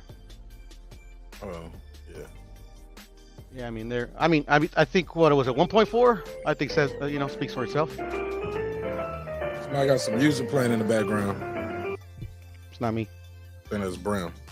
Okay, what was you saying though? No, I was just saying that yeah, Tank and Ryan, they're the popular guys. 1.4 speaks for itself, I think. Yeah, just on TikTok, Ryan's got 5.6 million followers. So for him saying and doing nothing. Does he? Just on TikTok. That's not Twitter or Instagram. That's a lot of followers. Well, no shit. That's what we've been talking about.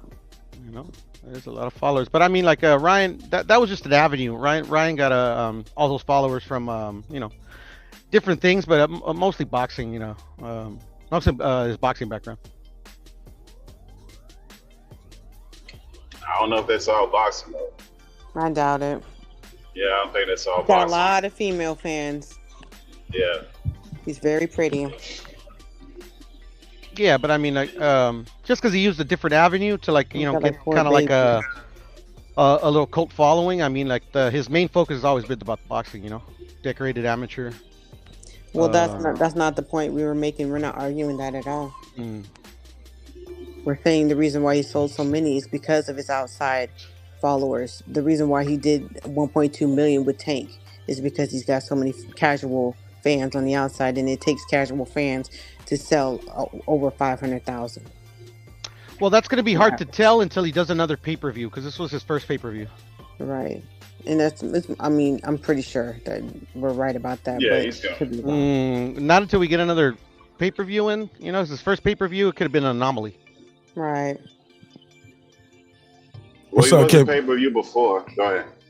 No, what's up, KP? What's up? What's up? What's up? What's popping with you, bro? Nothing much, man. It's a conversation. So what? Said listening to the conversation, I think that is a one-off. The Ryan Tank is a one-off, and Tank's fans is gonna use it as a reason for Tank not to fight no damn body. And then they gonna say Tank can fight whoever he wanna fight and all this old goofy stuff. And Tank is gonna use that. That's what they're gonna use it for. Well, it only works until, like Foodie said, or I don't know if it was Foodie or Pittsburgh T or Brent, one of them was talking about, it sounds good, but if your next pay-per-view, you go out there and do 200,000 again or 300,000, it's gonna look bad. I would think they're not gonna release any numbers. They're gonna make sure the numbers never come out. Well, I don't think they really do. I think a lot of what we think 1.2, whatever, neither Paramount nor Nobody leaked it. They never put them out. These are all speculation based on what experts have said. So, you know, ever since Mayweather versus Pacquiao, I think they have not released any numbers. Oh no, they released them. They released them Conor McGregor numbers because they were so good. Yeah, they did. Yeah, they released them. They busted Since the Mayweather back. days, they haven't. Yeah. I think they let everybody know. Right. Yeah. I think what they're gonna do is he's gonna fight the Cruz kid again, and they're gonna run out here and make all this up, and he got to defend this belt and all this. Tank don't even got a real belt, but you know they're gonna make him have one now, according to the fans. So, welcome to boxing, Cruz man. fight official? The circus is back on. Is that Cruz fight official, KP? That's officially the next fight? Not yet, but watch it. It's gonna be official. Well, it's about to be September. They better hurry up because it's about to be getting in the year. So, if you're trying to get it in this year, they need to hurry up and make an announcement. It may be a regular belt, but it carries all the fucking mandatories though. Nobody gives a shit about a belt in a division where somebody's already undisputed. Yeah, but see, this is what they do to us though, Puro. His fans will say, Tank can fight anybody he want, and then now they're gonna use the belt excuses why he's fighting Cruz. Well, he got his mandatory. You see what I'm saying? So like, it's gonna be both ways, like with them. Yeah. I mean, that's the only reason they fought Rolly, because he was a mandatory. Wow. That's Wow. funny, man. Yeah, that's funny. Which Rolly didn't deserve, you know, because in my opinion, he robbed Jackson Martinez, but that's just me. Wow. Yeah, they did. You're right. They did rob Jackson. And Rolly robbed Grandpa Barroso, and now he about to get beat by. He did. Oh boy. He got to face his mandatory, or he's got to vacate. I don't know. I think he will vacate, but it's up to what PBC wants him to do. If they want him to fight for that, I don't know. I don't know if they want to see him. No, they gonna let him hide behind that belt, Foodie. That belt is. He gonna get it taken though. Do they want to see him get beat like that? For that? Get beat by who? By Don't get me with the names. What the fuck is his name? His mandatory from the UK. I almost want to say O'Hara Davies. No, not Gary Davies. That's a fucking O'Hara Davies. O'Hara Davies, yeah. Yeah. O'Hara Davies is who's mandatory? Rollies. That's Rolly's. Oh, Rolly. Okay. Nah, they gonna duck him off. He ain't gonna. Nah, Rolly ain't gonna fight him. They might keep Rolly. No, he has to, or else he's gonna vacate because otherwise he would fight Ryan Garcia. They were talking about fighting, but no, he has to vacate or fight is mandatory. They ain't playing with him. I hear you. He got a WBA belt, Yeah. don't he? Got He got WBA belt. WBA. They ain't fucking with him. Yes. Yeah. Okay. You're talking about Rolly? Okay. Yeah, Watch what his big homie do for him, so he can keep that belt.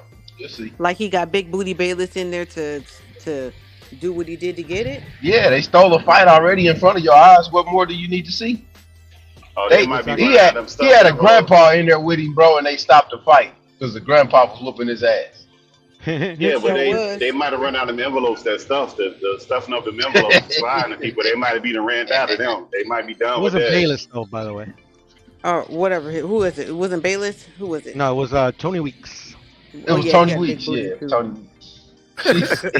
Hey, she crazy, boy. Hey, when she said it though, it reminded me of Keenan Ivory Wayans' character that he had on In Living Color. With that big old booty, yeah. Yep. Oh, when he was playing Arsenio Hall, huh? Yeah. Yep. He got a big booty too. Big old high booty. Oh, shit. Like a basketball player. Yeah.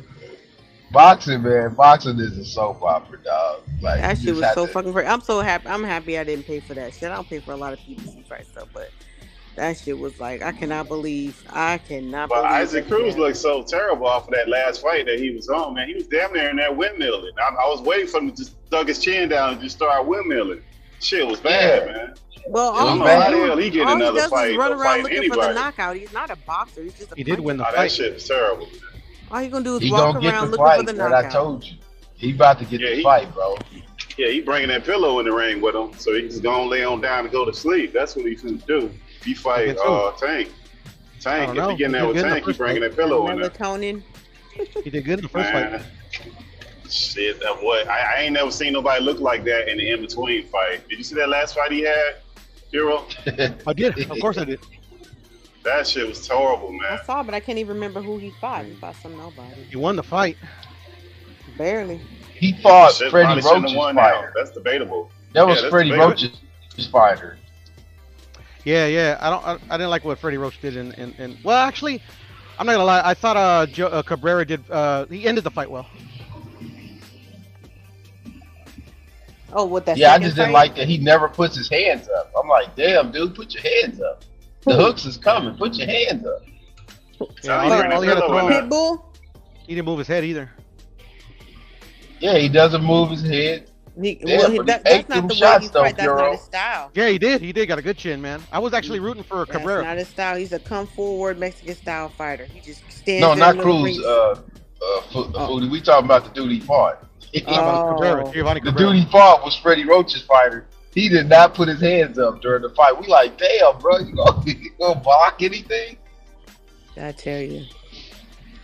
He was blocking it with his face. His head was Yeah. blocking Yeah. everything. Head and face blocking everything. Eating all them punches. Hungry.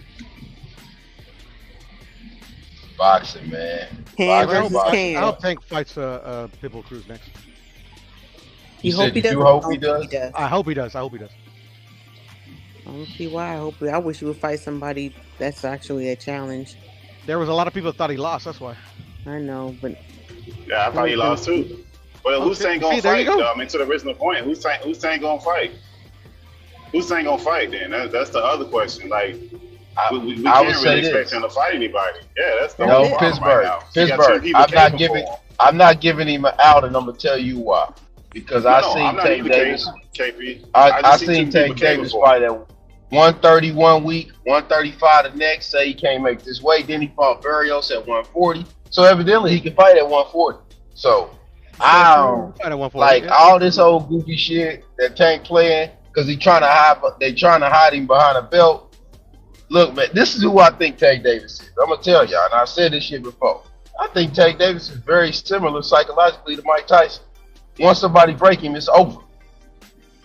That's what I think. I think that's most of these PBC fighters. To be honest with you, Yeah, I think you're accurate, KP. you see, Thank you've you, seen it Accurate. happen. Nobody's been able to That's break just your who I mouth. think he is, bro. I think when I think when possibly a Shakur fights him or Teofimo, somebody that's going to give him pushback to where he's going to have to get up, possibly off the ground, he's going to shatter. You know that, they know that, and they know that the people who are matchmaking them, that'll be the end of their money stream. They know that he's I don't think he's ever gonna have to do that because they just keep making excuses for him. It's too many people camping for him either way because they make money. They make money as the objective of why he's got to have these fights. It's about money. It's about money. And his fans, so like who I are said broke as earlier, shit, they about, keep on making those excuses for him. They keep on buying. Yeah, but if it's about money, he's gonna be in every UFC fighter pretty soon because it's all about money. It don't matter. Like it's all about money. It don't matter. That's the only time UFC fighters really make real money is when they fight a boxer. Otherwise, what I hear, they ain't making no money over there. Like that. Nah, that's why they suing right now. That's why they got the antitrust lawsuit. That's why they suing UFC right now. No, they don't make no money. That's going to change. That's going to change a lot that's going to change because what they like about UFC versus boxing is that the best have to fight the best no matter what. Even though they ain't getting paid a lot. That's what they say. I don't really follow the sport. I don't like it. I think it's homoerotic. They do. But they really do, Foodie, because of the way they structure it. Right. The way the business model if they get this lawsuit, then it's going to change things. They're going to lose fans because of that. Yeah, that's about to change. Yeah, because like it's probably is going to change. But the thing with boxing is like if me and y'all on the pedal came up with 10 million shit, we might have a fight weekend. You know what I'm saying? And like with boxing, it's like you just never know who you can get to fight. Right. And with boxing also, it's like everybody is just wild west running. Like, damn, who got the check this weekend? So we selling it this weekend. So we'll sell the belt this weekend. It don't matter who it is. And whatever happened next weekend, it really don't matter. That's kind of how boxing is, man. Yeah. Well, you know, we waited for 4 years for Spence and Crawford. You know what I'm saying? So like, for almost 5 years, I know, and I'm glad we got it because we could have never seen it. It was very, very likely we could have never seen this fight. Yeah, we could have never seen it. But think about this. Now we still waiting. We still waiting for Tank to have a signature fight. Yeah, and we might not ever see that, like you said. And like I don't talk about Ryan Garcia. I don't think people talk about Ryan Garcia. Feel like a dude that like model halfway and fight sometimes. And quit in the fight, yeah. I don't know, man. Yeah. New era. I mean, I give him credit for at least getting in the ring. You can say it's a payday, but he got in the can say it's a payday, but at least he got in the ring for some clearly better competition. It's not even close for what he's been fighting in itself. Like some of these guys, they just get spoon-fed, and it's clear, and they got all these excuses behind it. It's gonna keep on being like that. Like Hellenius, he get in there and fucking put to sleep and shit. That nigga took so much punishment. They need to let him and Arthur Spilka need to just go on into the fucking Polish sunset and just don't. I don't think Spilka. I think he's done though. Like that motherfucker just got knocked out so many times. Like goddamn, he got to have permanent brain trauma. You know. He was winning that Wilder fight too, man. When Wilder knocked him out, I thought he died. A lot of people did. What? Who was winning what fight? Spilka was beating Wilder, bro. Oh, okay. But that's Spilka was beating Wilder, man. When he hit him with that shot, man, the way his body felt, I just was like, Lord. It did look like the way it hit the canvas, all weird and wonky. That's the scary part of boxing, but it's still looking back at it, you're like, I thought he was dead. I thought he died. I know, but that's the thing. That's the thing with Wilder. Like a lot of people, they'll be winning until he's got that one hitter quitter, man. Like he's not a boxer. He's a really good fucking hard ass puncher. Hey, you can tell Wilder's father was a pastor because he definitely is in the ministry of laying on of hands. I tell you that. He ain't no goddamn boxer. I don't give a fuck what nobody say. Yeah. You don't got to be a boxer to lay hands on. The way he sets up his right, he's definitely a boxer. Yeah, if you got that kind of power, you ain't got to worry about that. You don't need to do nothing. We still ain't seen the AJ fight. We still ain't seen AJ and Wilder fight or none of that. They talking about it. Since AJ knows some sleep is coming. AJ knows sleep coming. It's always talk. And you never see the fight. Hey. I mean, I remember last time they was trying to have a fight and Eddie Hearn was running around doing all that weird stuff they was doing. Pittsburgh, they might as well get his sleep number bed ready, buddy. Coming there with that Well, no pillow one has too. ever slept him before. I mean, you know, the thing is that Who? Wilder is not. AJ? Well, yeah, he's never been. You talking about slept. AJ? I'm talking about You AJ. talking about Andy? Yeah. Are we talking about the one that Andy put down? He ain't slept. He ain't slept him He didn't either. sleep him though. He ain't slept nobody. He didn't sleep Andy him, ain't never slept but nobody. y'all already know. Y'all know the potential for sleep is there. Yeah, but the thing is that A Wilder good didn't night. find nobody A like good night. And he A didn't sleep good him. night's Fury, rest. Fury took his best punches. Fury Hey, took his AJ best had to punches. climb, sleep him. but AJ climbed under the covers, and all he had to do was turn the light off. He was right there.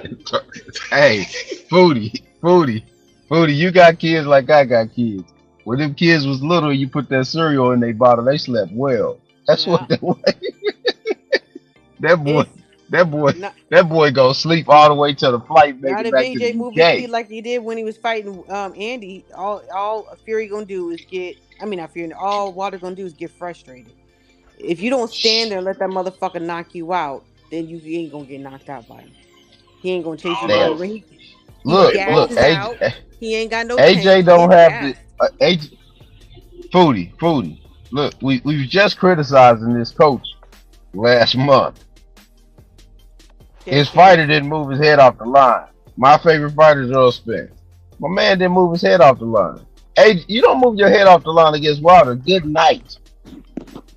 But the thing Fact. is, most people don't move their feet as much as AJ does as a heavyweight. But the thing about it is that AJ will move his feet. He'll move up until about round 6, then he gets tired, he gets gassed because of all those muscles. So if he's gonna have a real chance to even knock Wilder out, because he knocks motherfuckers out too and puts people to sleep too, then it's gonna have to be before round 6, the first round. And I've always said that, even before the Ruiz fight, it's gonna have to be round 6 or up, not down. Oh yeah, we gonna get him up out of But there. but AJ made Andy Ruiz look like a real killer Manila. He just made him look like something that we never see Andy thought of Andy Ruiz till he went into that fight. He made Andy Ruiz look like a real but also thriller killer. and this is not an excuse, but AJ didn't train for Andy. He trained for Big Baby Miller. And then Big Baby It Miller. don't matter. He knows what to do in there. Nah, that don't was matter. the last minute He replacement. shouldn't be looking like that. Nah, that first fight, he was And terrible. also he Like, did that ain't had say, nothing to do with and also that ain't he had- said he did not follow. Him and McCracken didn't look at the film, which is a stupid fucking mistake. So he snuck And- in there, did the motherfucking thing. He did And the- Foodie. What did his current trainer say about Terence Crawford in film? Let me say he don't watch film.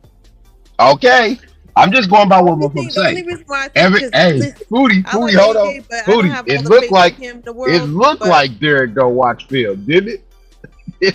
Yeah, It- but I don't really think highly of him as a trainer. But the only reason why I think that he has a chance is because AJ really wanted this fight way before Ruiz and all of them. You know what I'm saying? So when you wanted something for so long, there's a chance you might get in there and show up and show out. Who knows which AJ we're gonna see show up in the ring, and who knows which Wilder we're gonna see when he's fighting But- somebody like AJ. Yeah, We gonna but the see- problem we with gonna see Wilder is somebody you go can't sleep. be in there and be slipping like that. If Wilder catch him with one of them shots, he might not wake up till next week. It's not that man Andy Ruiz hands hit. Can't do that stupid shit that he was doing in there with Ruiz. Can't do that. That was 3 fights. Wilder's gonna though. You catch keep on him. saying- That's a you foregone keep on saying conclusion. that. I mean, he did even though he fought Usyk and he lost twice, he fought him pretty well. The second fight, he fought him even better. He's been improving in all of his fights. Wilder's been We the having same our for a long time. Yeah, but we getting our participation trophies at this point, man. If that dude going there with that nonsense, he going to sleep. And the only thing about Wilder that's kind of questionable, he getting up there in age. So that part is kind of questionable because Wilder's on the back end. Yeah, I don't know but how because he never okay, really hold on. figured out how to box. He's Compare, got that if hitter. you want to compare, like, well, look how Wilder looked when he fought Fury. Fury fucked him up, and he's Mr. Pillow Fist, right? And then he fucked him up again in the third one, and then he took his best punches in the first one and still didn't fucking stay down. So you can't say, well, that was a few fights ago, whatever. When AJ, that was a couple years ago with Andy Ruiz, and he came back and he beat him. Wilder can never beat Fury. Wilder can never beat Fury. He'll never. But Andy Ruiz ain't Fury, so that ain't Yeah, we but he ain't did talking about the avenge same his loss. thing. and he got his Yeah, but belt he back, ain't. and Wilder He never avenged did. his loss against somebody he shouldn't have lost to. That's the whole point I was Well, making he when should I have lost mentioned against Andy Pillow Ruiz. Fisted A Fury. heavyweight. Shouldn't, huh? How is he shouldn't have not have lost? He's pillow Andy fisted, Ruiz. right? So did anybody have him going into that fight? Andy Ruiz winning? Nobody had anybody Some going did. into the fight with Fury. They didn't have Fury. Everybody thought, oh, he's gonna knock him out. He's gonna knock him No, out. people had Fury winning that fight. That's not true. Bullshit. And the second one, People had Fury winning. Bullshit. I was at the Definitely second the one. second I one. was at the second Definitely one. the second one. Bullshit. Yeah, maybe it was even the first one. Definitely Fury had If they thought that he was gonna lose, then there wouldn't have been all of the narratives about the egg weights in the fucking No, that came after autopsy the and all that loss. bullshit. Yeah, that Those came are after the excuses. loss. Of course. Yeah. That was excuses. Yeah, those are excuses after he lost. They didn't because he think got was his ass gonna whooped in the lose, second. because they didn't think he was gonna lose. They thought he was gonna win. Right, he came out with the So you samurai just said everybody outfit. said they did think that he was gonna lose. No, they didn't. No, but all of the excuses came after. Before going into the fight, they had the second, especially the second fight. They had The Fury first fight, they said winning that that fight. it was a long count. It was too long of a count, and that he actually won that one. So there were excuses. There were always excuses with all his fights. Right, but they had Fury because when Fury got knocked down and he got up, they said Fury. They had people saying that Fury won pretty much all the rounds of the first fight. Therefore, the second fight, they felt like Fury was going to do the same thing. So based off the first fight, you had a lot of people saying that. And that's very common in Wilder's fights. People will be winning. Ortiz was winning all the rounds until he got knocked out. So, most people were winning. I don't know about the Spilka fight, but most people win all the rounds until he is able to land that big old right hand. So that's why I say he ain't a great boxer. He's not. He didn't do none of that in that second fight. I mean, that shit just looked bad. That's why all the excuses He got came put on from. the back He looked foot so and he terrible. just could not recover. His eyes was all wide. He didn't know what the fuck was going on. He seemed like he was fighting the Holy Ghost. Like, what is going on here? He was shocked, and people in the audience, what's going on? What's going on? People came to that fight just because they were in town for Vegas for their birthday, and they were comping tickets and giving them out. Otherwise, like the rest of them was all Brits. It was like 15,000 Brits in that motherfucker. Well, it was Black History Month too. And he came out with that was a Black History fight. And he came out with that. He came out. No, but I'm just saying it was Black History Month. He came out with that stupid costume on and got mollywopped in the middle of Black History Month. So he was the meme. He was a meme for like a month, like a whole month. They had a meme on him. They had all the comedians roasting him, like, look at this Negro coming out here getting beat up in Black History Month. That's what that was by the white man. That's what happened. That's why all the excuses came from. They thought that he was gonna win because he had knocked out Brazil in between, which was nothing. That was like fucking blowing your nose in some tissue. He'd already been knocked out by AJ. So. Well, they had to go to court to get that second fight, right? That was the second fight. They had to go to court. Third one. Mm-hmm. Yeah, because series Fury right there wanted to was. fight. Because Fury wanted to fight AJ for the undisputed. Nah, y'all remember Fury went to fight Otto Wall in between. No, remember that was Otto between fight 1 and 2. We're talking about fight 3. Yeah, that was between 1 and 2. Yeah. We're talking about fight 3, when they had to go to court. Because Fury and AJ were trying to make the undisputed fight before AJ fought Usyk the first fight in September. That was the Summer Olympics, and that's when McCracken was over there in Japan with the Olympic team, and left AJ to train by himself. So with Angel Fernandez, so they couldn't do that. He changes trainers. He be changing up his trainers, man. He changed up. He stayed with McCracken too long, and that was bad for him because, like I said, McCracken is an amateur Olympic coach. He's not a heavyweight, professional coach. But due to his loyalty and fear of flying and trying anybody else out, he just stayed with him too long in his career. And McCracken got lucky because he was just knocking everybody out. He didn't really have to do anything. He was just getting $1 million paydays. And AJ was like, yeah, we're family and all this other kind of shit. No, you're not getting better. I mean, he wasn't really improving. You know what I'm saying? He was knocking everybody out. He was undisputed. He knocked out Klitschko and all that kind of stuff. But, you can see in a lot of those fights, a lot of mistakes that if he were being trained better, he wouldn't have made those mistakes. He'd be an even better fighter today. And that Ruiz thing would have never happened. But it did. You live and you learn. Did y'all see Bram's question? Did anybody have to go out? No. Puncher's chance. I give him a puncher's chance. With who? I think Usyk's gonna be the pretty I much. don't see it. Oh no, it's over. Dubois versus Usyk.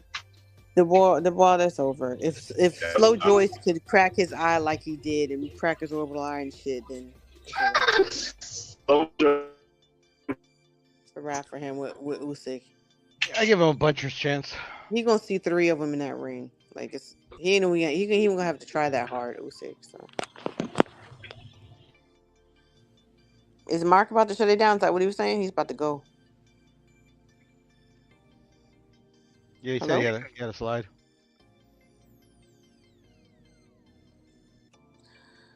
So yeah, I'm not even. Right Is here, it gonna be buddy. on the zone? Mark, you riding out? Who? You probably getting a sandwich or sleep. Yeah, It's Mark 5 probably a.m. sleep. over there, Mark huh? ain't around. Yeah, Mark sleep. He moved Yeah. it to members Pittsburgh, only. you dropping off Nah, the I'm load? still here right now, but shit, I'm about to slide. But shit, KP got the mantle right here. Like if y'all get kicked off, y'all on members only anyway. All right, Mark. Okay. Thanks, Okay, Mark. Mark, man. Have a All good right, night, Mark. man. Thanks, Mark. Neighborhood gang. It's 5 a.m. over there on the East Coast, huh? Yeah, I got an appointment at 9:30, man. Yeah, man, go to sleep, man, and wash your face. What'd you say, nigga? Go to sleep. Wash your face when you get up. Yeah, nigga. I'm out, man. I gotta go. I got an appointment at 9:30, man. I fuck with y'all though. Hey, see, that's where y'all gotta catch it. Y'all gotta catch it I'm when be you're getting off, so I'm you be can't listening hit to this. you. I'm be listening to y'all till I doze off though. But yeah, I'm out, man. I gave y'all all I got. Hey, it's all good, Mark. Just remember, I'm always right. You're always wrong. Everything else is Buenas good. noches, homie. Buenas noches. When is it? Wilder hasn't fought since January. When did he fight? Who did he fight? Oh, who did he fight in January? Hellenius. He fought that one round versus Hellenius. I thought that was October of last year. No? Yeah. All I need is one right, That one was right. October. He hasn't fought in a year. Who did he fight in January? It's been a while, but that's why AJ might have a chance to get him because he ain't fought in a while, getting older. So AJ might have a legit chance to put his ass to sleep. And we know Wilder ain't no hellified boxer. He just got that one hit to quit it. And he getting older. It's about to be a year. Please right, October. How old is Wilder? Wilder got to be like 30, like late 30s, ain't he? He's like 37. 38. I think he'll be 38 in October. Yeah, that's up there, bro. That's up there. He's had a couple hand surgeries. It's hard to crack like that, but your power is the last thing to go. But Man, that power won't go away, man. If you one of his kids or his family member, you mess with him at a picnic if you want to. Man, you get that look. It's probably not gonna be a good move for you.